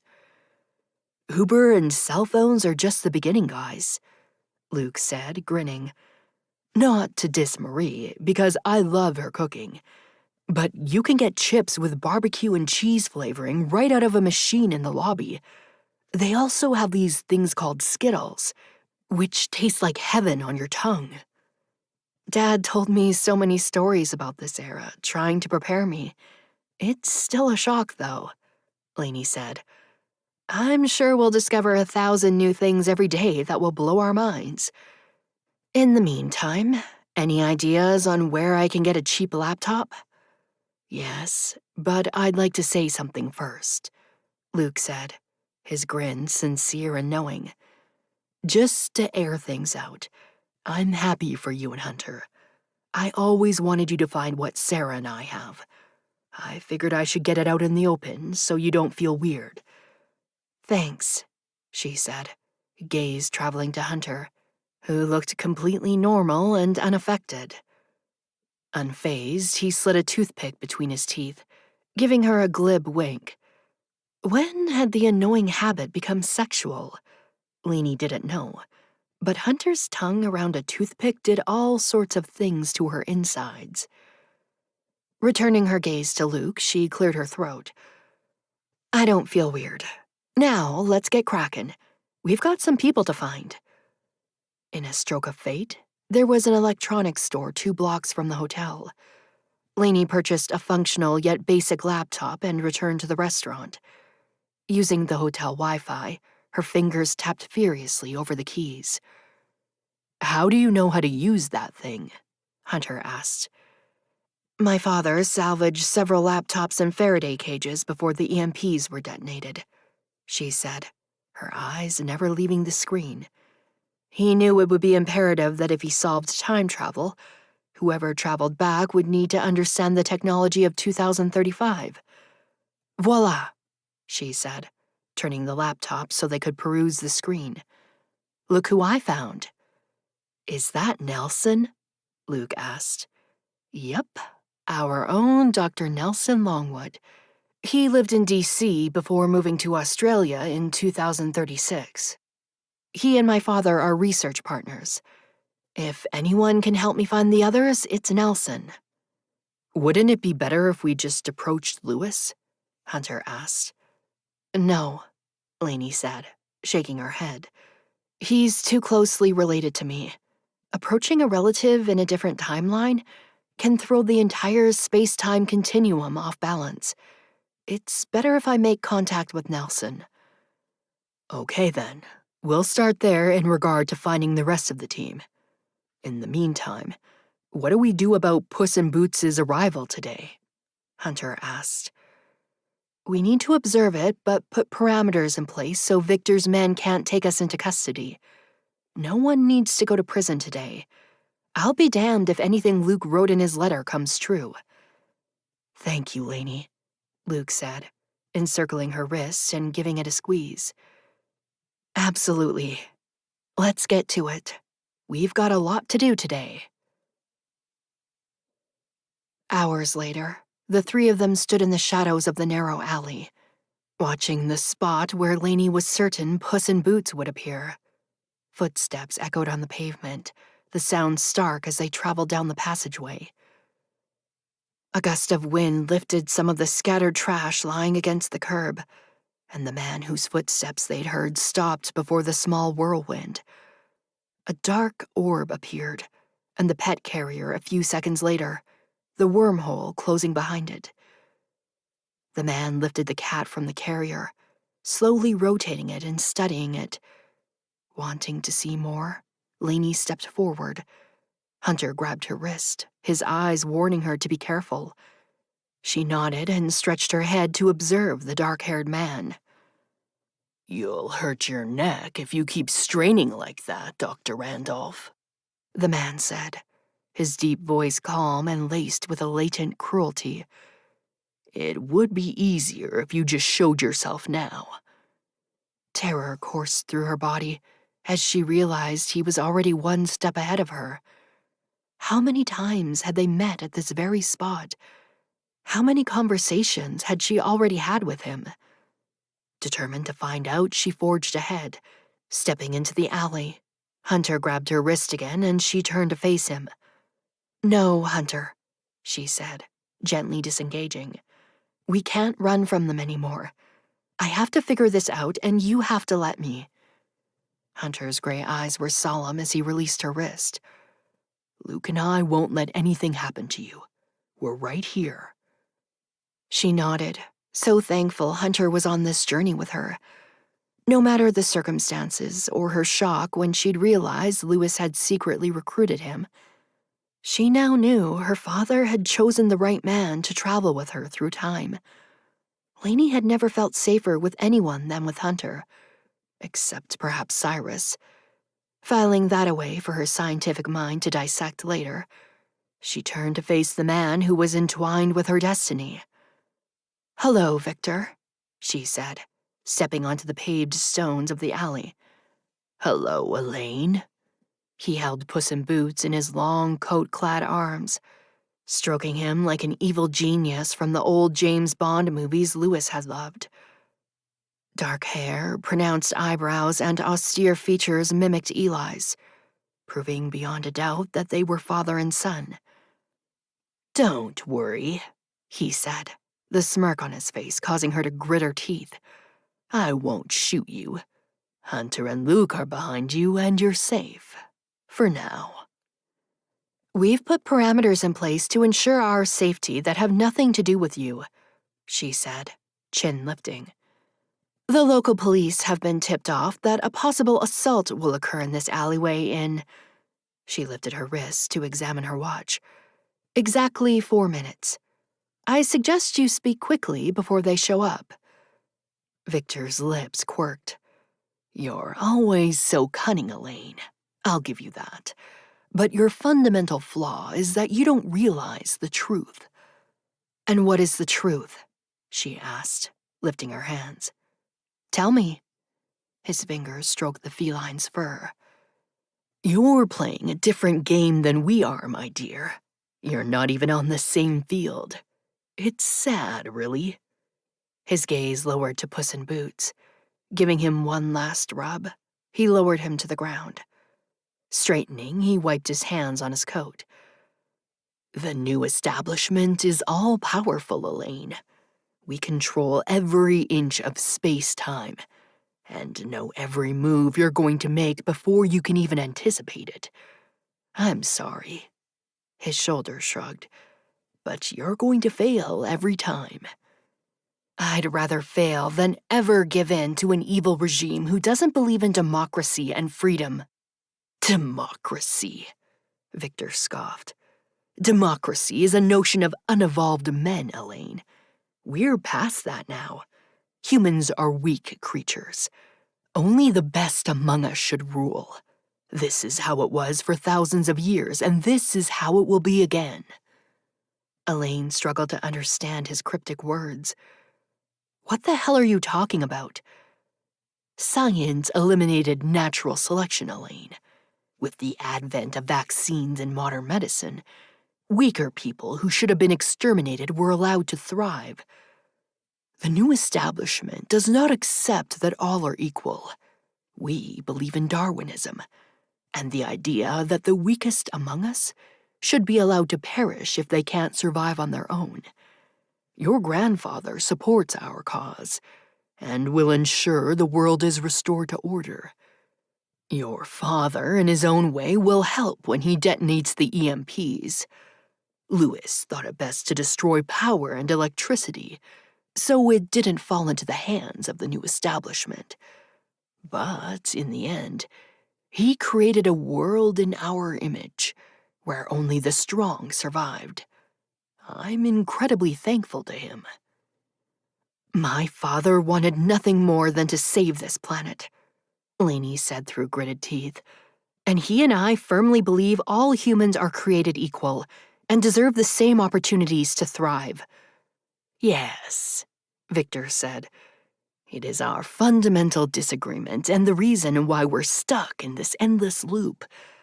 Only your determination to stop us has prevented us from succeeding. You now understand that we've had this conversation countless times, each one of them slightly different. I can only imagine the first time I walked down this alley and found Puss in Boots, knowing nothing of what I know now. The cycle is maddening. Showing a sliver of weakness, he rubbed his eyes. But it has to end, he continued, his dark gaze cemented to hers. We are committed to stopping you, no matter the cost. You'll continue to create new timelines, and we'll always be one step ahead. Eventually, we'll find the upper hand that exterminates you. Once that is done, the new establishment will reign over its people. People who deserve to live and prosper on this planet. You're insane, Lainey breathed. Perhaps, he said, giving an absent shrug. It really doesn't matter anymore. I see the end so clearly. You and the people you love so dearly will drown in a pool of their own blood. If you know what's good for you, I suggest you find Dr. Longwood and have him send you back to 2075. Return to the day when Hunter arrived on your doorstep and destroyed the sphere. Live out the rest of your life with your family at the hub. Eli will seize it, but he will ensure you don't suffer. He will let you grow old and die there. If you dedicate your life to supplying the new establishment with power and knowledge, it's the best outcome your life can have from this point forward. Otherwise, your family from the hub will perish. You must already wonder what happened to them. I can sense your fear that they're dead. They aren't yet, but it's only a matter of time. You son of a bitch, she exclaimed, fisting her hands at her sides. Where are they? I swear to God, if you lay one finger on them— They're insignificant to me, Elaine, he interrupted. I don't care whether they live or die. Only you can make that choice. End your quest to prevent the rise of the new establishment. That is the only way you can ensure they survive. Sorry to chime in here, but fuck you, asshole, Hunter said, taking his place at her side. He grabbed her hand and Lainey squeezed, grateful for his support and protection. We'll never stop fighting you bastards. If you've met Lainey before, you know she's not scared of slimy filth like you. Ah, the noble soldier. Still in love with his dead wife, but willing to fuck her for the greater cause, he said, gesturing with his head to Elaine. You fall for him in every timeline, Elaine. It's embarrassing. Have some pride, for God's sake. You must know you'll never be able to give him what Kara could. You're a shell of a person bred for one reason. You have no idea how to love someone. Don't listen to him, Lainey, Hunter said, constricting her hand. He wants to drive a wedge between us. It's a proven manipulation tactic even the most basic soldier understands. Is that all you've got, asshole? Because we're smarter than that. We'll see, Victor murmured. Her doubt about her own humanity is one of her greatest weaknesses. We plan to exploit it until she fails. Even now, the seeds have been planted. Lainey struggled to remain calm, admitting his words were true. Doubt regarding her ability to give Hunter anything but tepid emotion and sex infiltrated her veins. Heavy and thick, it pervaded her body as she digested Victor's words. Hunter had experienced great love with Kara, and Lainey had realized long ago that she didn't possess a proclivity for romantic love. Honestly, she didn't want to. It detracted from her purpose, and that was her sole reason for existing. There was no room to focus on anything else. Sirens wailed in the distance, cutting off her thoughts. "Well, that's my cue to leave," Victor said. "For this go-round, at least. I wonder what will happen next time we have this conversation. It will be had by different versions of ourselves, so one can only wonder. Stay on your toes, Dr. Randolph. The new establishment is always watching." "Why don't you just kill me now?" she asked, hands thrown in the air with frustrated resignation. "If you want so badly to be rid of me." "I have, several times," he said, arching a sardonic brow. "Luke always sends the information to you in the future, and then subsequently prevents your death. I've given up trying at this instance of time. It isn't meant to be. We haven't discovered your fate paradox yet, the day you're destined to die. Believe me, when we do, we will take full advantage." Lainey digested the information, thankful there were still some unknowns. "We've now accepted that it is your fate to convince Dr. Longwood to help you rebuild the sphere in this timeline. We won't interfere, but we'll be watching. The new establishment wants nothing more than for you to complete your work. I'll never let the sphere fall into the hands of evil men. I'll destroy it before I turn it over to you or anyone else." Victor sighed. "Your stubbornness is misplaced, Elaine. As I said, we've already won. But clutch on to your principles if you must. Your fighting spirit is admirable." Lainey felt her eyes narrow, hating the man who spoke in such maddening riddles. "You said my team isn't dead," she said, tugging her hand from Hunter's and stepping toward Victor. "Where are they? Please tell me. If they're insignificant to you, what harm will it cause?" Victor's head turned toward the approaching sirens before his gaze landed on hers. "The sphere was raided while Cyrus and Claire were in transport. They're sequestered in a different time. The others are still in 2075 in Eli's custody. He protects them for now.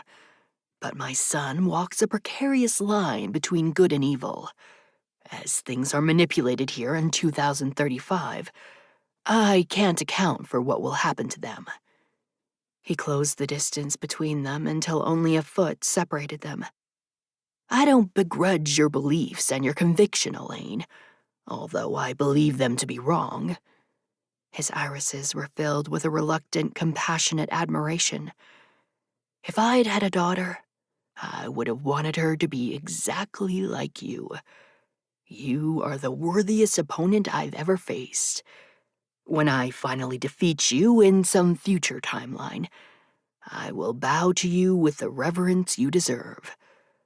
For now, I'll leave you to fumble along. Goodbye."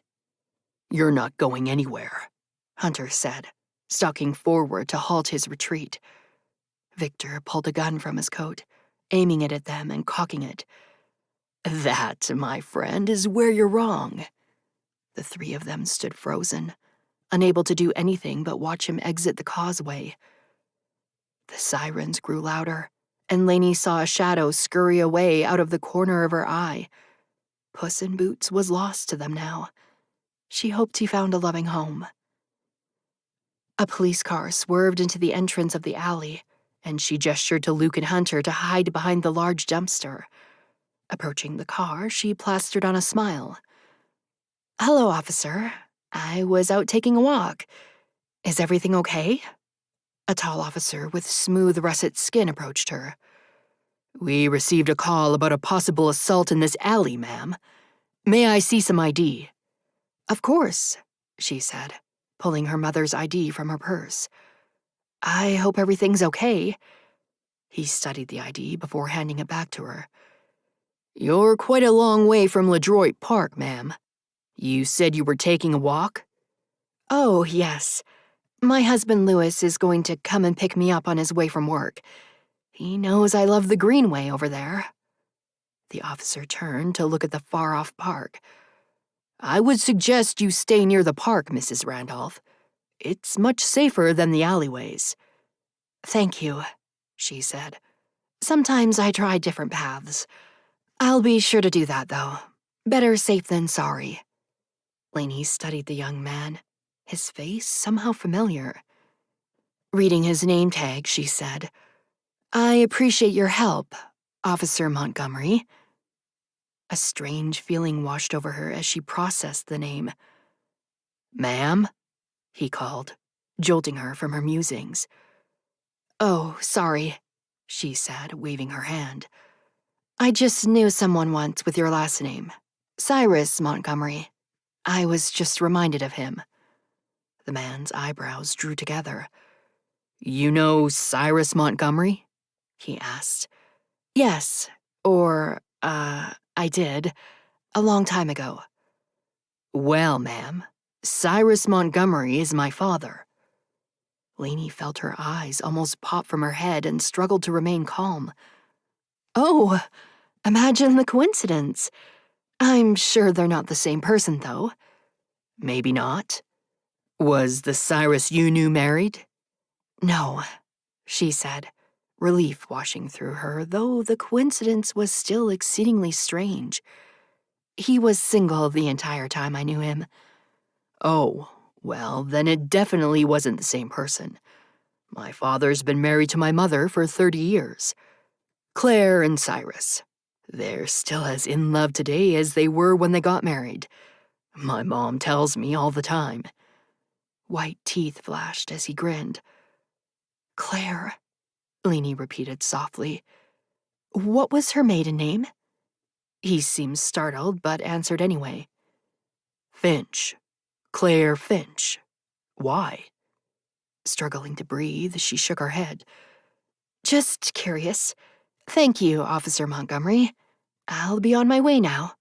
Keep up the good work." "Good luck, ma'am," he said with a nod.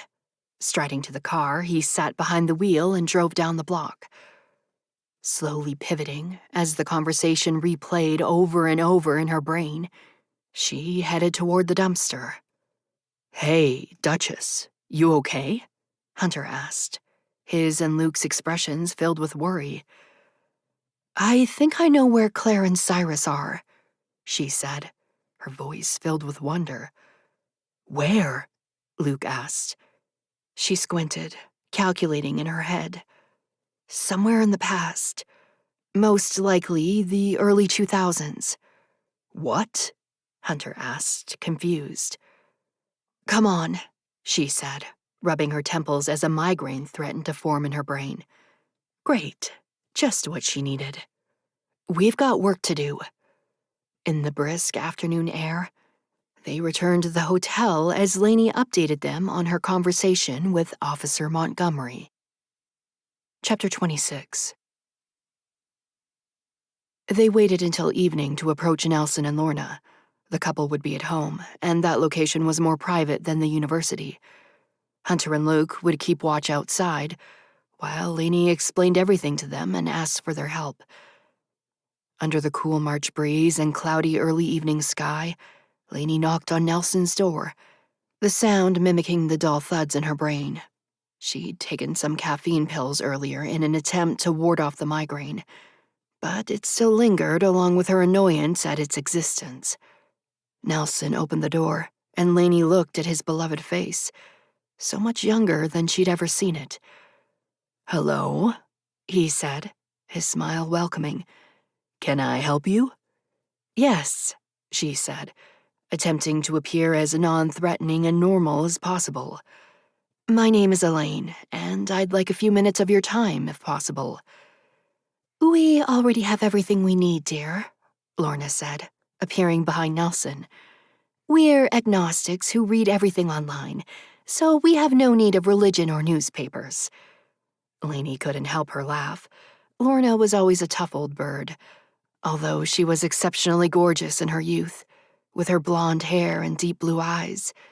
Lainey knew she was roughly 35 in this timeline, and Nelson only 2 years older. "I'm not trying to sell you anything, I swear, but it would be really helpful if you let me inside. I assure you, I have no wish to do anything but sit and talk. I believe you know one of my associates, Dr. Lewis Randolph. He's my partner at the university, Nelson said. I'm sure he would have mentioned you, Miss... The sentence trailed off as Nelson waited for her to supply her last name. I'd rather we speak inside. It's possible we're being surveilled. You're both very intuitive people. I know this is strange, but hope your curiosity will prevail. Nelson, you gave Lewis a lamp that was inscribed with the words, "May the light shine until all your answers are illuminated." It would be impossible for me to know that if I wasn't his associate. Please, she said, eyes searching theirs. Let me inside. I promise I wish you no harm. Nelson looked at Lorna, and she gave a hesitant nod. Opening the door wider, he invited her into the foyer. They led her to a sitting room lined with a comfortable couch and 2 chairs. Sliding into one, she addressed them when they were seated on the couch. Inhaling a deep breath, she rubbed her palms on her jean-clad thighs. I have no idea how to say this, but I'm a practical scientist, so I'm just going to put it out there. Say what, dear? Lorna asked, her expression perplexed. Straightening her spine, she said, My name is Dr. Elaine Randolph. I am the daughter of Dr. Lewis Randolph, and the granddaughter of President Edward James Randolph. On September 4th of this year, 2035, my grandfather will launch nuclear weapons upon the Earth, eventually thrusting us into a post-apocalyptic society. Scientists will band together to form scientific compounds on a few continents, my father running the one west of here in the foothills of Virginia. You two will leave on one of the last boats to Australia to help form the scientific hub on that continent. It's where you'll live the rest of your days. You and my father are currently working on solving time travel at the university here. Eventually, it will be elucidated. Not by Lewis, but by me, in the year 2075. Lewis dedicated his entire life to training me, so I could decipher time travel and return here, to this timeline in 2035, to prevent my grandfather from detonating the nukes. Unfortunately, there is an evil regime that has also learned to manipulate time travel, and we are stuck on an unending loop, attempting to prevent each other's actions. I need your help so I can rebuild the sphere and create a functional time machine in this timeline. Are you with me so far? They sat still upon the sofa, looking a bit stunned, but not as much as Lainey had expected. Her fingers writhed together in her lap as she waited. Finally, Lorna said, Why don't you go get the old cell phone, darling? Nelson nodded and stood, walking over to rustle in a bin atop the desk in the corner of the room. Striding back, he pushed a button on the side and the phone illuminated. We met a couple on a cruise several years ago, Nelson said, his fingers swiping over the screen of the phone. They were lovely, and we felt a bond with them since they were also an interracial couple. The man had the bartender take a photo of the 4 of us, and he texted it to me. Here, he said, handing the phone to Lainey. Lainey's eyes grew wide as she observed the photo. Nelson and Lorna sat with Cyrus and Claire, older than she knew them, but smiling and happy. Go ahead, Nelson said. Read the text he sent along with the picture. Minimizing the photo, Lainey read the text. Cyrus, so nice meeting you both. Claire and I had a lovely time. She misses talking about science, and I can't give that to her. So I thank you both for that gift. Seeing her smile is the one thing that warms my heart more than any other. In return, I will give you a gift. It might seem strange, but remember, most things are explained in time. If a woman approaches you asking you to help her with the sphere, please do not dismiss her. She is a friend and an avid science lover as well. You told me you like riddles, Nelson, so I'll leave it at that. Phones are disposable in this technological world, but please keep this one so this message is saved. I believe it will serve a purpose one day. Claire and I wish you all the best." Lainey lifted her eyes, her irises darting back and forth between Nelson and Lorna. "Wow, good looking out, Cyrus," she muttered. "I didn't have the heart to throw that phone out when I replaced it a few years ago," Nelson said. "When I texted the number back, it was disconnected, and we haven't seen or heard from them since. It was all so bizarre, but I love mystery, so I kept it, much to my wife's chagrin." With a sheepish grin, he continued, "I'm confused as hell, being that I just saw Louis a few hours ago, and he and Mara don't have any children I'm aware of. But you have his eyes, and I'm no fool. What do you need me to do?" There, in the den of the Washington, D.C. townhome, Lainey explained her plan in detail. They would work nights in the abandoned underground lab of the university, reconstructing the sphere until it was functional. Then she had many feats to accomplish. She would travel to the past to save Claire and Cyrus, and help them travel to 2035. She would transport to 2075 to find Sarah, Zach, Alora, Marie, and Elle, and ensure they safely conveyed to 2035. Then she would work with Cyrus and Hunter to thwart her grandfather's actions, all while maintaining a low profile and putting safeguards in place that assured the new establishment couldn't interfere. The scope of her efforts over the next few months was massive. "How did you figure out future time travel, Elaine?" Nelson asked. "Louis and I only theoretically proved one could travel to the past, not the future." Lainey shrugged. "I didn't. The sphere I created was only capable of traveling to the past. I saw no need to create a portal to the future. I was resigned to live the rest of my days in 2035, once I'd stopped President Randolph. Now I realize how short-sighted that was. We need to create a portal that will transport us both ways. Future time travel is rife with paradoxes, Elaine. It's fraught with many theoretical inconsistencies. I hesitate to encourage your belief in it. It's possible we'll fail." "Failure is something I'm intimately familiar with, Dr. Longwood. Believe me, it's been the cornerstone of my entire existence." Her gaze dropped to her hands in her lap, remembering all the times she'd let everyone down. Determination to succeed burned in her pores. She'd made a mess of things thus far, but she'd be damned if she let the new establishment win. "I don't want to sound like an overbearing mother hen here, but are you okay, Elaine? This is a daunting endeavor to undertake. Do you have someone to support you?" Lorna's kind eyes swam with concern.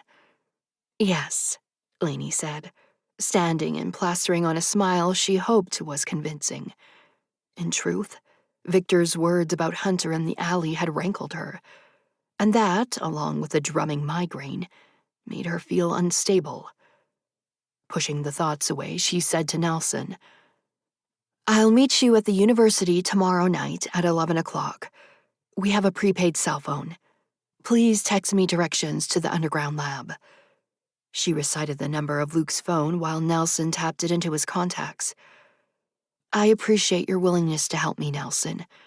You were a father figure to me in the future, and I hope I can recreate that same bond here, with both of you." She smiled at Lorna. "With that, I'll say goodnight." Pivoting, she strode toward the front door. "Wait, dear," Lorna called. Rushing toward her, the woman pulled Lainey into a warm embrace. "You're not alone," she whispered in her ear, causing tears to sting Lainey's eyes. "Please, call on me if you need me." "Thank you, Lorna," she said, sniffing. Willing the tears away, she gave the woman a nod and exited the townhome. Hunter and Luke appeared at the bottom of the stairs. "How did it go?" Hunter asked. Lainey lifted her chin. We're meeting at the university at 11 o'clock tomorrow night.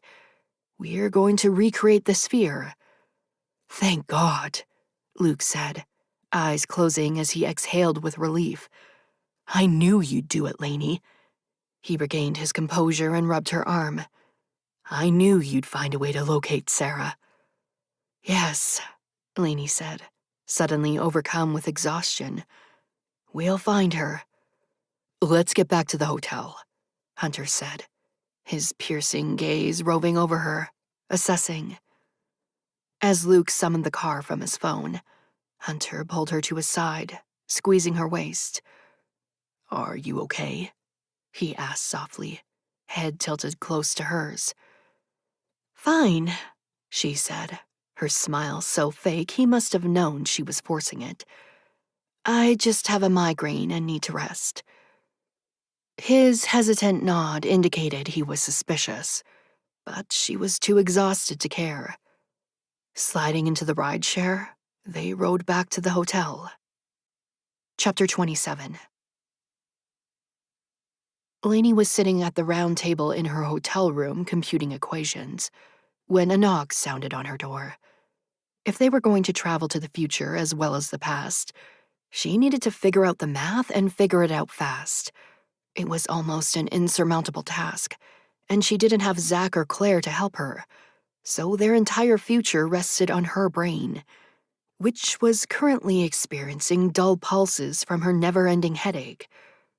She approached the door, already knowing she'd find Hunter on the other side. He breezed through as if he owned the place, stirring her ire.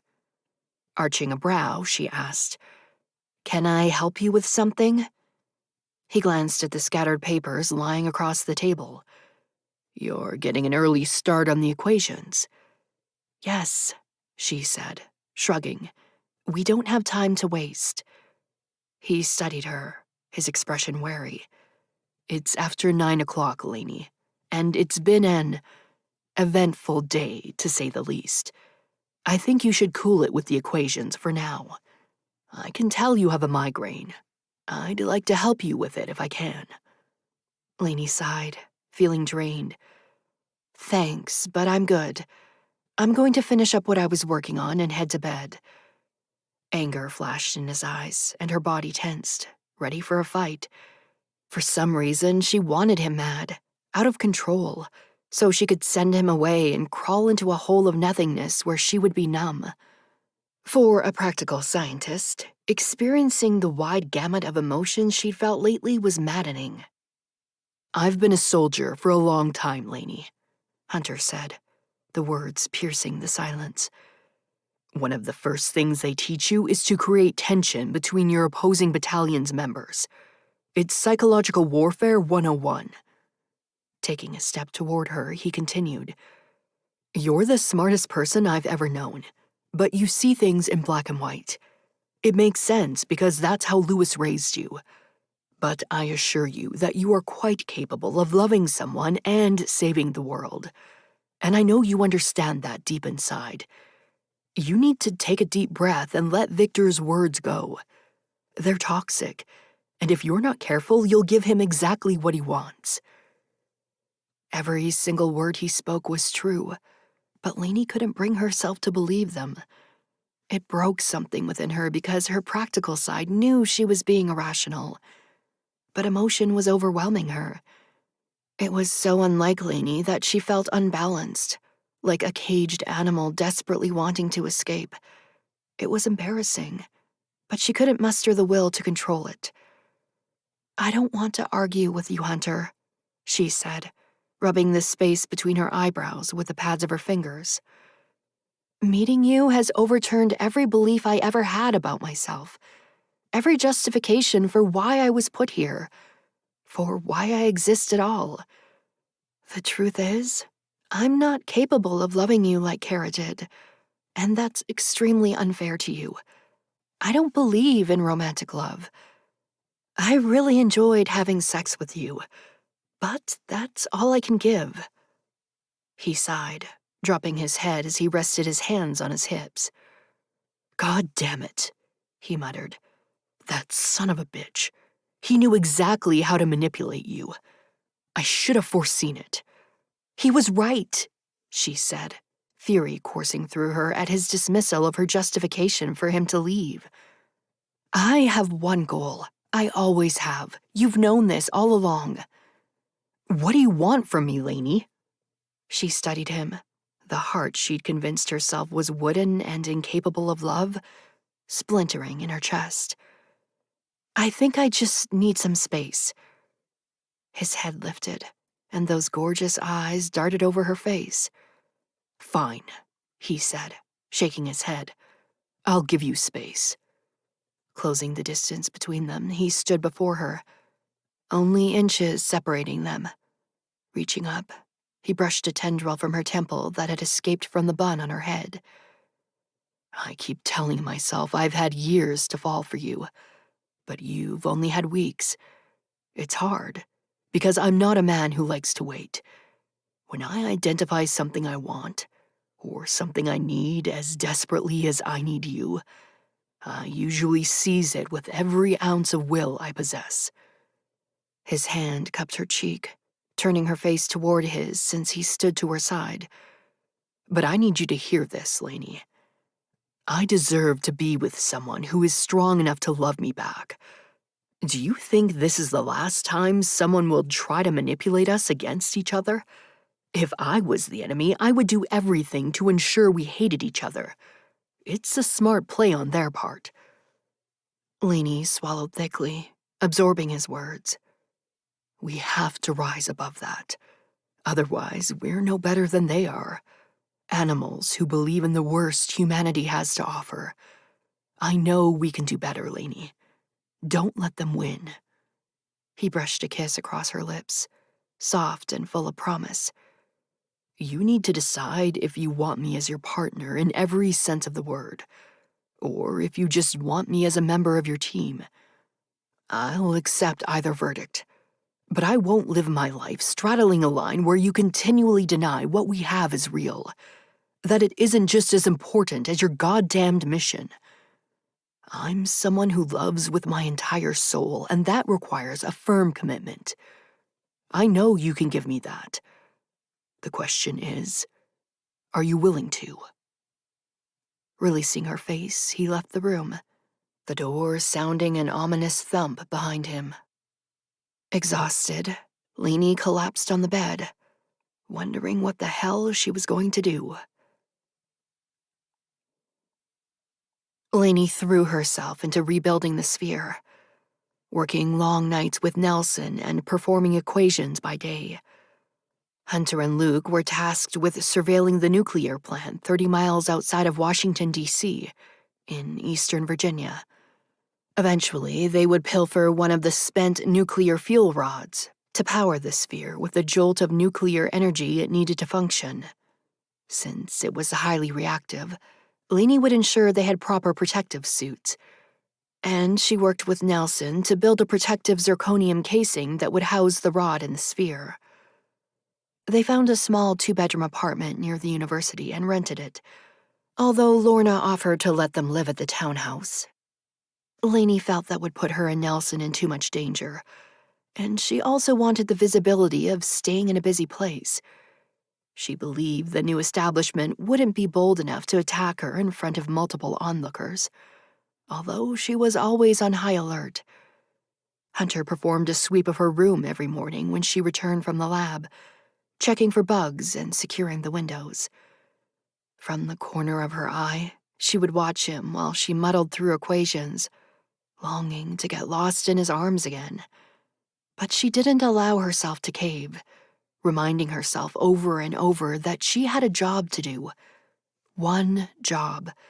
And it didn't include getting tangled up with a man who would distract her from her purpose, and who deserved so much better than she could offer.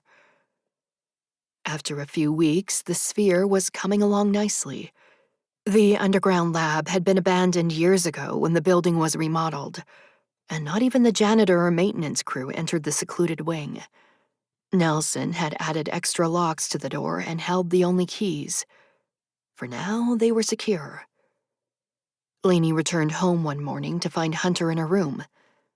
"Hey," he said, his hand tracing the window frame.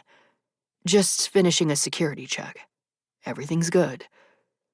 A wave of sadness overtook her, and longing swelled so deeply in her chest she couldn't resist.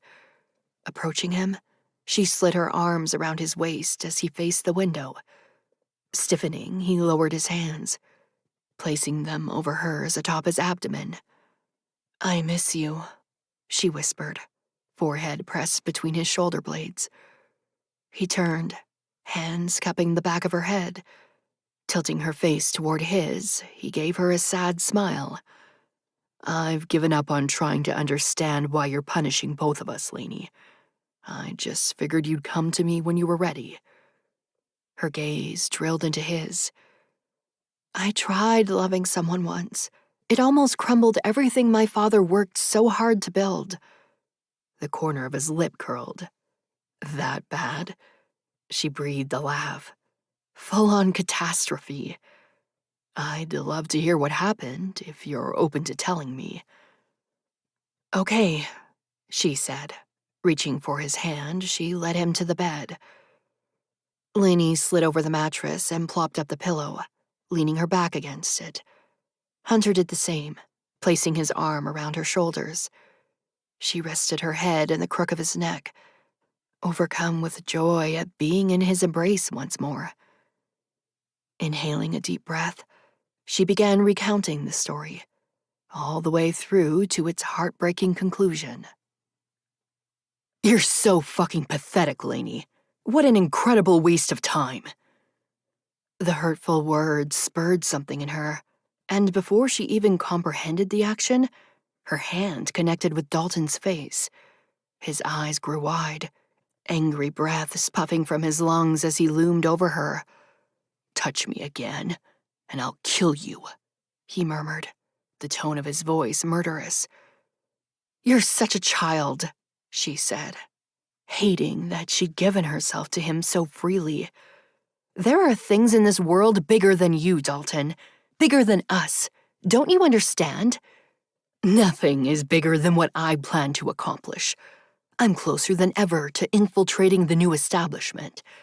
If that bastard Eli Hernandez can find his way to power, so can I. And I'll be a merciful leader, loved by all.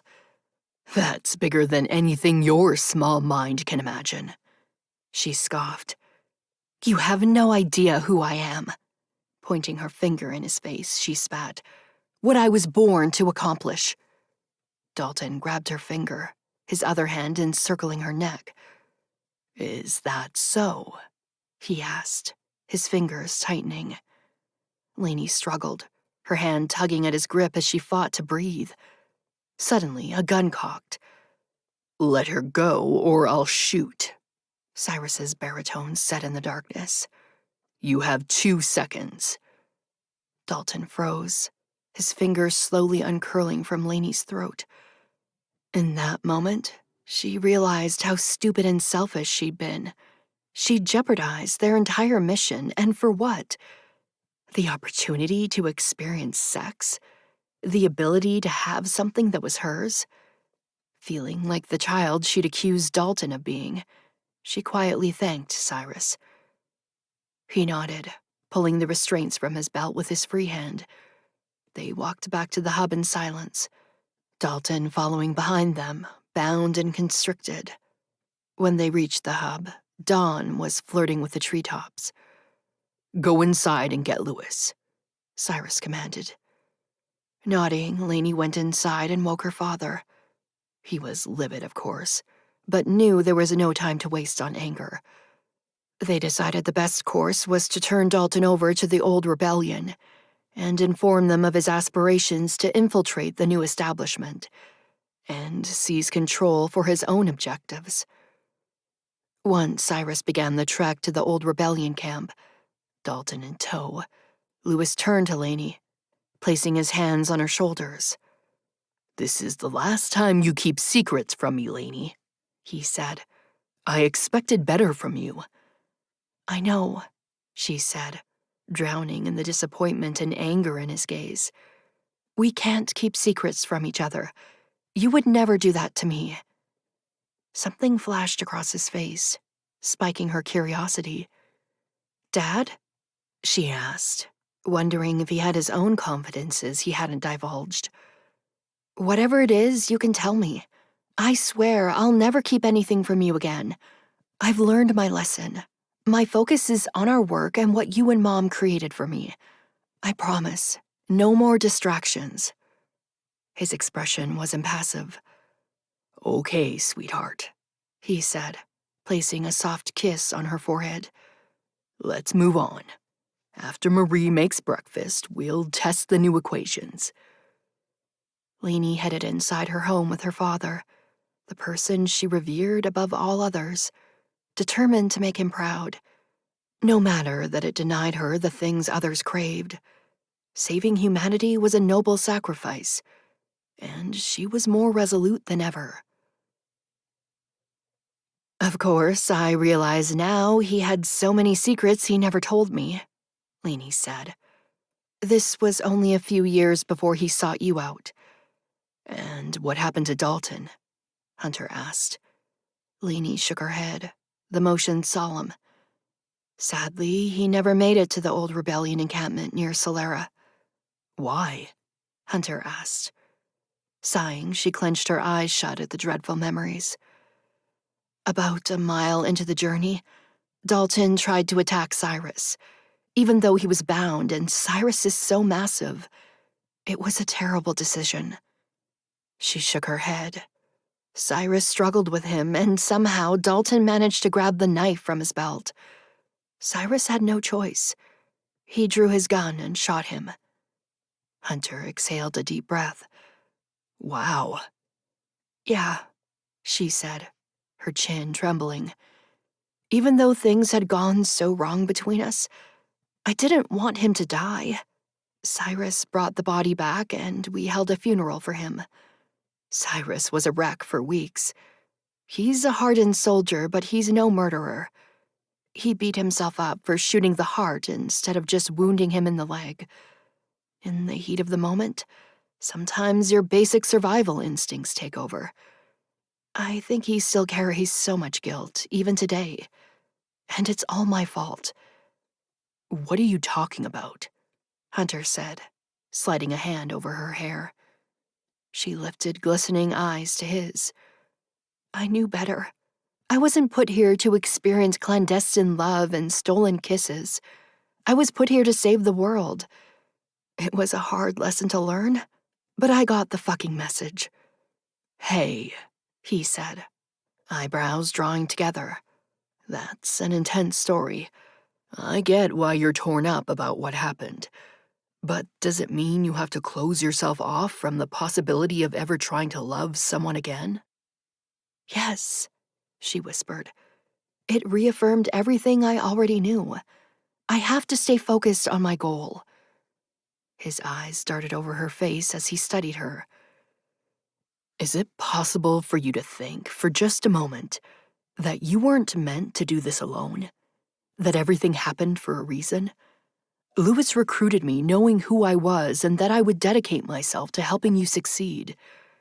I also believe he recruited me because he understood he'd instilled this belief in you, that your sole purpose was to save everyone else. Maybe he wanted me to relieve you of that obsession, Lainey. It's not serving you anymore. You need to let it go." Her shoulders lifted in a poignant shrug. "I don't know how." Compassion marred his expression as his gaze roamed her face. Breathing her name, he slid his hand to cup her head and lowered his lips to hers. She sought them like a thirsty desert traveler seeks water, and opened to let him in.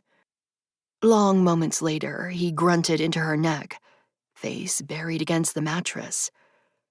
"I have to be crushing you." She laughed, running her nails through his hair and over his scalp, loving his resulting shiver. That feels good," he murmured. Smiling down at her, he traced her lips with his finger. "Thank you for telling me about your past," he said, his gaze reverent. I want you to tell me everything, Lainey. I want to be your partner, not only in your mission, but in your life. Tears stung her eyes as she studied him. I gave up on love after Dalton. I convinced myself it was a stupid chemical reaction, and resigned myself to the fact my happiness would be derived from preventing the apocalypse. His smile was sad but hopeful. I understand why. We both closed our hearts at different stages of our life. It took a long time, but I was able to open mine again. I hope you can too, Lainey. You deserve to be loved. You sound like Marie, she said softly. The old bat is onto something. I'd never doubt Marie. Lainey laughed. So true. His gaze flitted over her face. What are you thinking in that busy brain of yours? He asked softly. That I just don't know how to do this, she said, shaking her head against the mattress. I don't know if I can. He placed a sweet kiss on her lips. How about we hold off on trying to figure everything out right now? I know that's hard for your equation-solving mind, but why don't we just hold each other for a while? I've missed holding you so much, Lainey. She nodded, overcome with the emotion that swam in his eyes. They shifted, Lainey stretching out beside him and resting her cheek against his chest. Throwing her leg over his thighs, she reminded herself that lying entwined with another person was uncomfortable and not at all practical. But then again, lying entwined with Hunter against his magnificent body came so naturally to her. Too tired to process why, she closed her eyes and fell into slumber in a matter of minutes. Chapter 28. Lainey's lids opened to a shaft of sunlight streaming through the window. Groaning, she reached for Hunter, finding the bed cold. Assessing the room, she saw a note on the bedside table, the scrawl thick. Went to the coffee shop to see where Luke's at with the research. You looked so peaceful I couldn't wake you. Hope you're dreaming of me. H. She fingered the note, his words causing butterflies to stir in her belly. Needing to take some time to process, she dressed and headed to the park across from their apartment. She probably should have checked in with Hunter and Luke, but she needed space, though the park was full of people. 2 cops stood near the paved walkway covered by a black arch, and she felt safe. If Victor or one of his cronies was going to attack her, their chances of being discovered were vast, and she knew they preferred the shadows, hiding, lurking until they could destroy the world. The grass was soft under her sneakered soles, gaze lowered as she trailed over the greenery. A pair of large feet encased in black running shoes obstructed her line of vision. Slowly lifting her head, she whispered, "Cyrus?" He smiled, brown eyes set deep under brows spattered with gray. A white goatee lined his chin, but his head was still bald. "Hey, Lainey. I missed you." She launched herself into his arms, reveling at his deep chuckle in her ear. Tears flooded her eyes as she clutched him to her. "I was so worried." Standing back, she gripped his biceps, wide-eyed. "Are you okay? Where's Claire? You guys are married? Holy crap, Cyrus. I almost lost it when I met your son. I need to know everything." His laugh filtered over her. "Of course you do." Lifting his hand, he trailed his fingers over her cheek. "You look just like you did when you entered the sphere all those years ago." Lainey bit her lip. "You look like the old man Claire always accused you of being." White teeth beamed. "Yep, she never let that one go. That's what I get for marrying a younger woman. I turned 76 a few weeks ago." "It's unbelievable, Cyrus. I was floored when I figured it out, but thrilled for you both. You two are my favorite people on the planet, and I'm so happy you fell in love. Your son, you have a son. Holy shit." "Jamal," he said with a nod. "And we have a daughter, too. We named her Elaine." Tears in her eyes fell down her cheeks in a trail of humble wonder. "You did?" she warbled. He nodded, his smile so warm. "Oh, Cyrus, that's... well, I'm honored. I love you both so much." "I know. It's why I'm here. You have to let us go, Lainey. I know you're rebuilding the sphere, and you're dead set on coming back to 2002 to bring us here." He grasped her hands, squeezing them as he stared down at her. "But Claire and I made a life together, after I stopped being an idiot and let her wear me down." His lips quirked. "It's more than I could have ever imagined from my bleak beginning in the stark world we came from. You don't need to save us, Lainey, but you do need to rescue the others.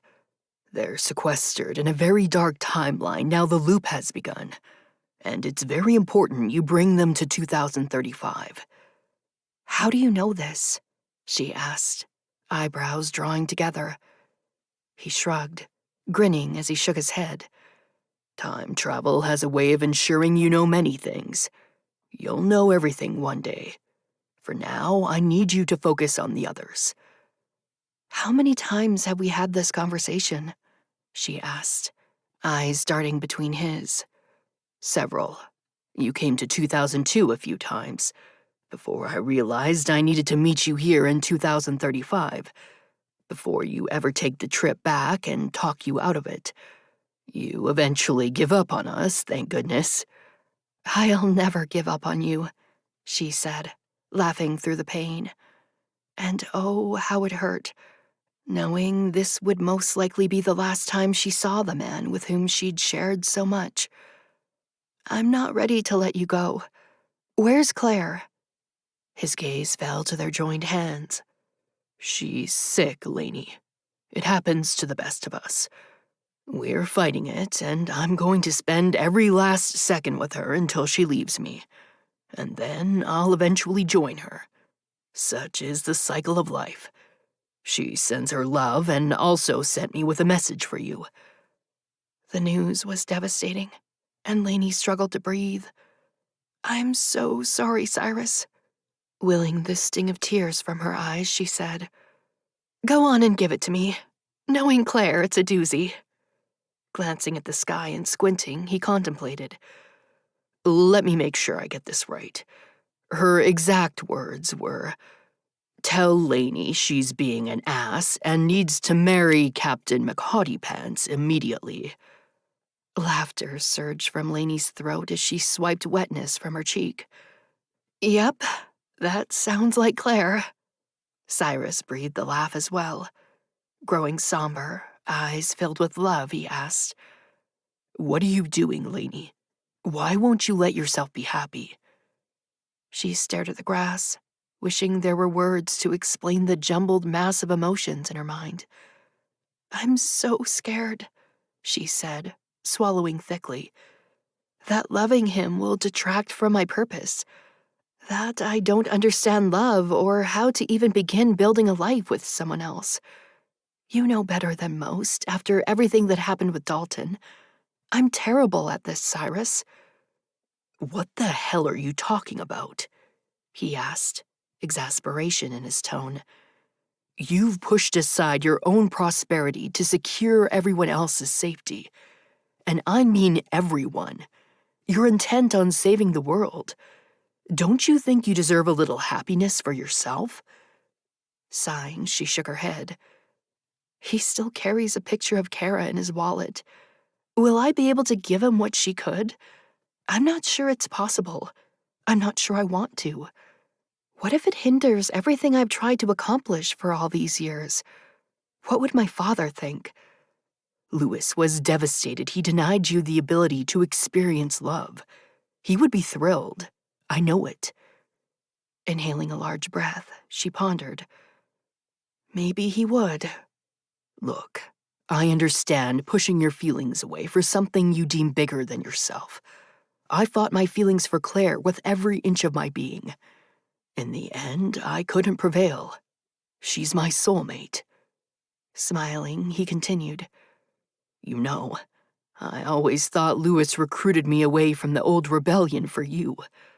Now I understand your father saw so many things clearly. Now I believe he recruited me for Claire, comprehending that we would someday figure out our souls were puzzle pieces, always meant to fit together. And I'm firmly convinced he recruited Hunter for you, wanting someone who was capable of great love to bestow it on you. Your father was racked with guilt that he didn't instill you with a desire to secure your own happiness. I think he felt Hunter would change that for you. I hope he does.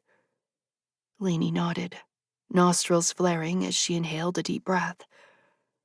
My feelings for him evolved so rapidly. I feel so connected to him, Cyrus. It throws me off balance.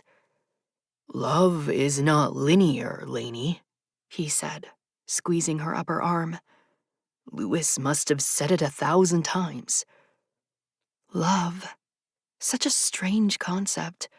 It motivated people to do such horrendous and wondrous things. Considering the gravity of the word, thoughts whirled in her head as she tried to make sense of her feelings for Hunter. You'll get there. I know you will. Sliding his arms around her, he pulled her into a warm embrace. Will I ever see you again? She asked. He stroked her hair as she breathed his scent, already knowing the answer. Drawing back, he swept away the lone tear on her cheek. I love you, Lainey. We have so much history between us. The future will be hard at times, but also so magnificent, if you allow it to happen. Be strong enough to be happy, okay? She nodded, sniffling as the reality of their farewell washed over her. Wetness glistened in his eyes, and he placed a kiss upon her forehead. Goodbye, Elaine. My life was better because I knew you. Releasing her, he stepped back a few paces, gave her a wave, and turned. Emotion choked Lainey as she watched him leave, the cold breeze ruffling her hair. When his large frame had faded into the distance, she straightened her spine, looking to the afternoon sky and attempting to process her thoughts. Something nudged her deep inside, urging her to accept Cyrus's words. Would she have the courage? Inhaling the spring air into her lungs, she headed back to the apartment.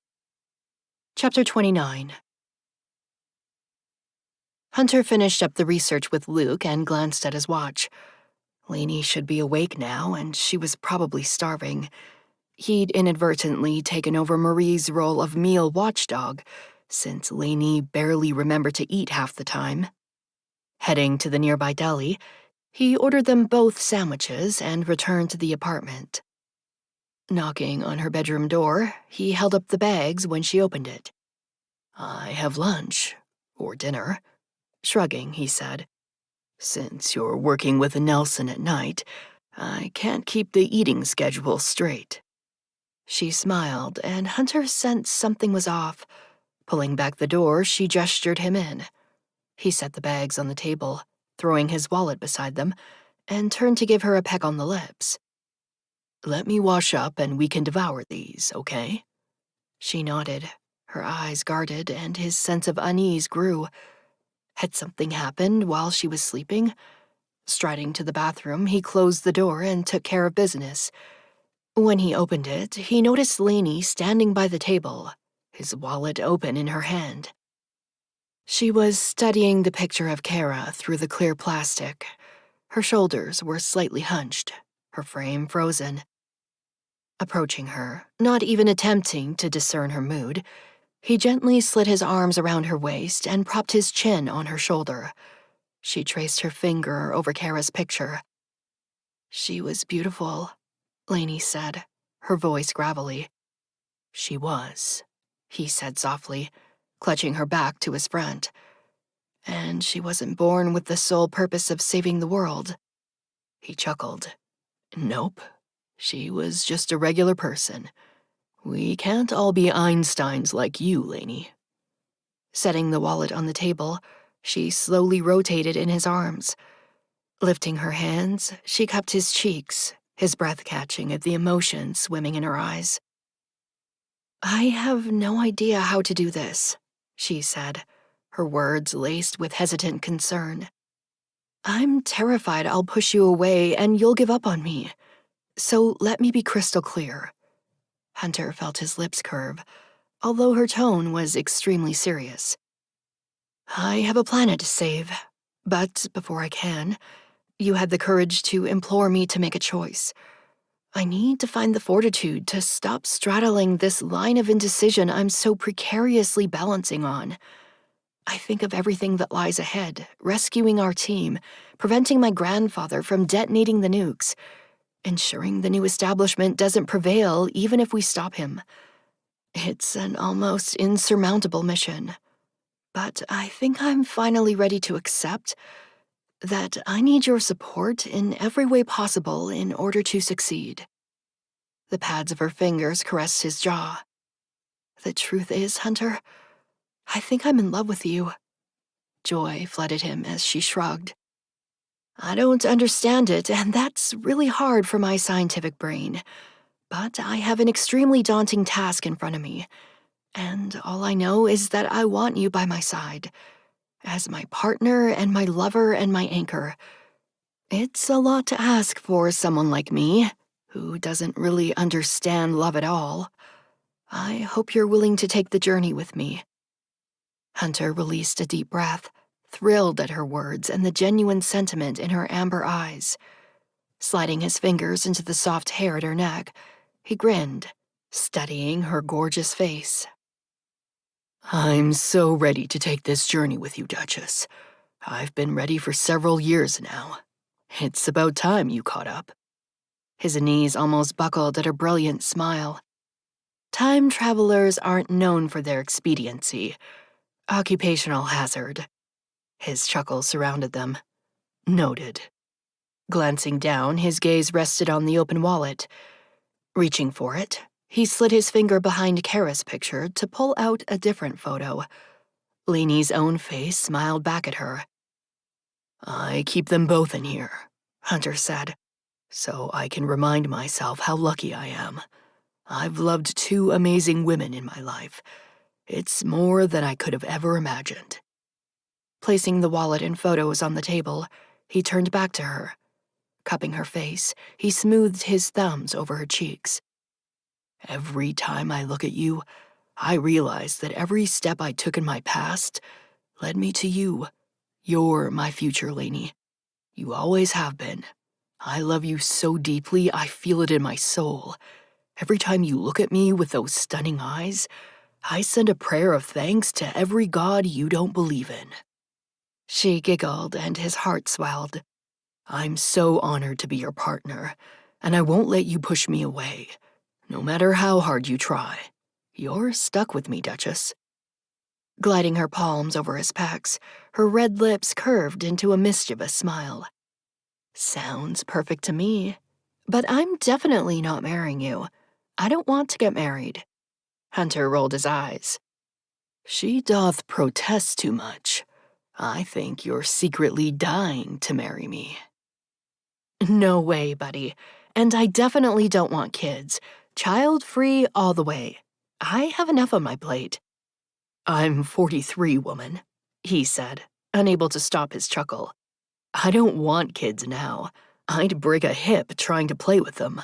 Are you crazy?" "At least we're on the same page with that. But still," she said, holding up a finger, "no marriage either. Mark my words." "We'll see, sweetheart," he murmured against her lips. "We'll see," she repeated, swiping her tongue across his bottom lip. It drove him wild. Eventually, his shudder subsided, his body sated and heavy over hers. Lifting a shaking hand to her cheek, he rubbed his thumb over her swollen lip. She smiled, her face free of the worry and concern it so often carried.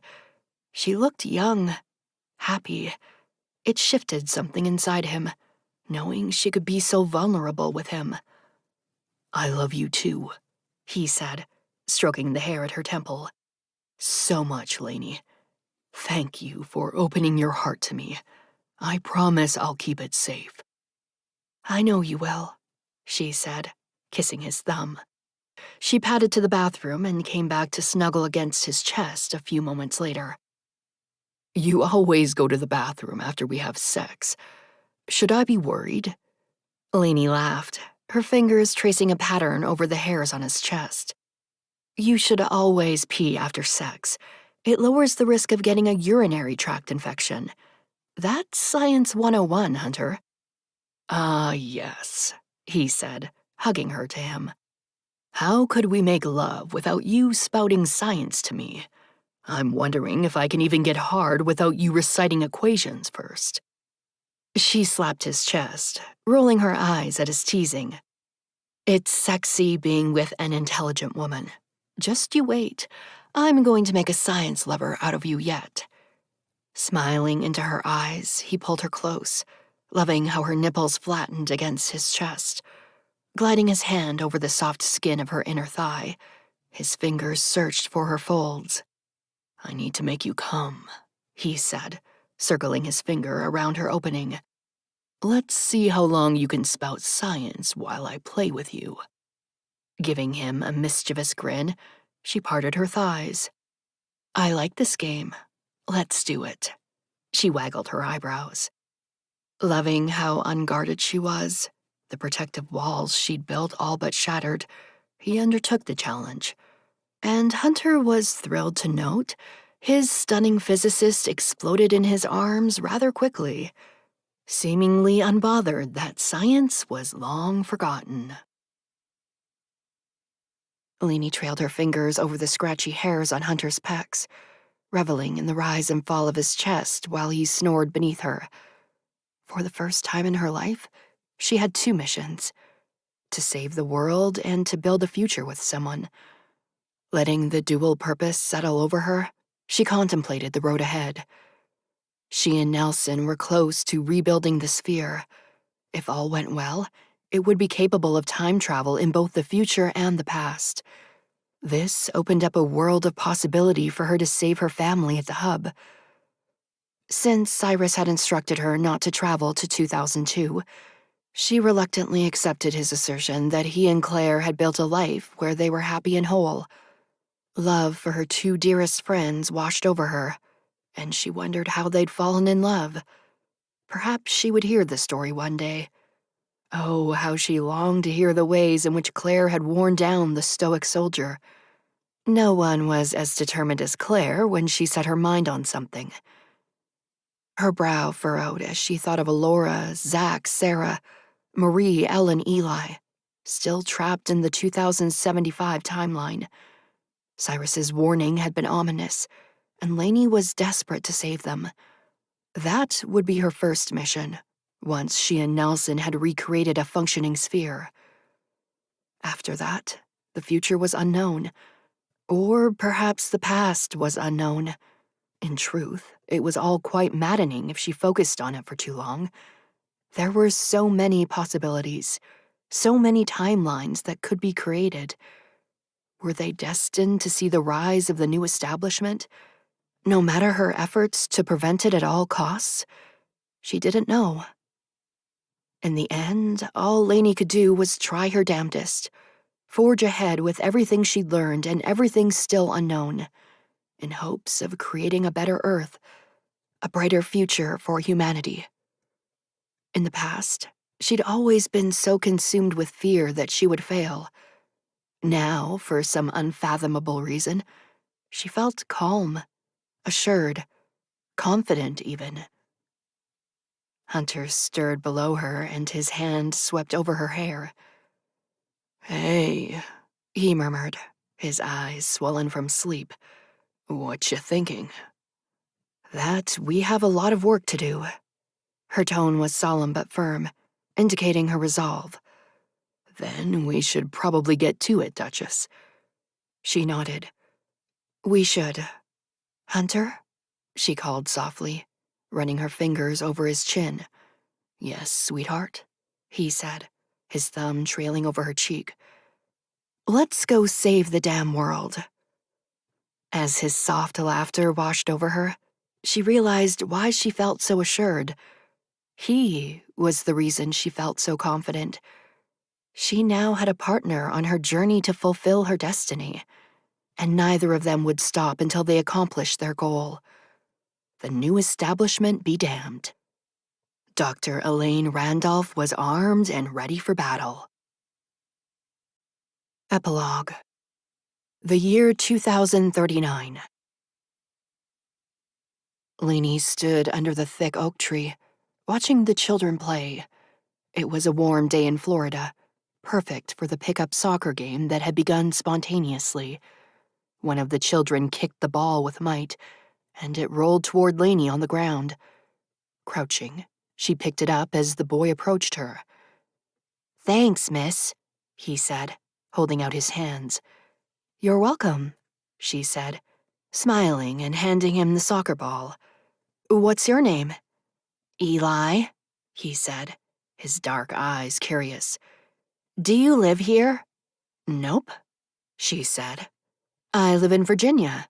Do you know where that is?" He nodded, black hair swishing. "My dad lives in Washington, D.C. That's next to Virginia." "Wow, you're smart. How old are you?"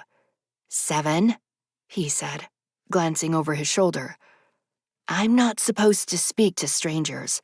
My mom will be mad." "That's true, but I'm not really a stranger. My name is Lainey, and we've actually met before." "When?" he asked. She felt her lips curve.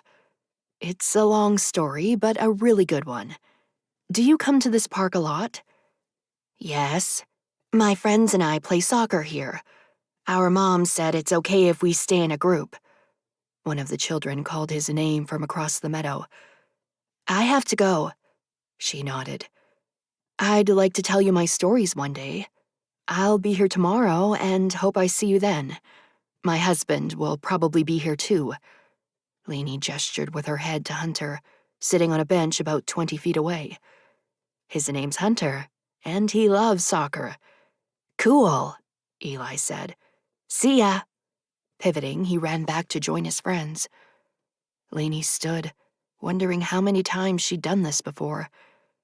How long would it take her to earn Eli's trust before she gave him the letter in her pocket, the one that explained who the new establishment was, and that even though her team had manipulated some aspects of past and future timelines, the regime was still a threat.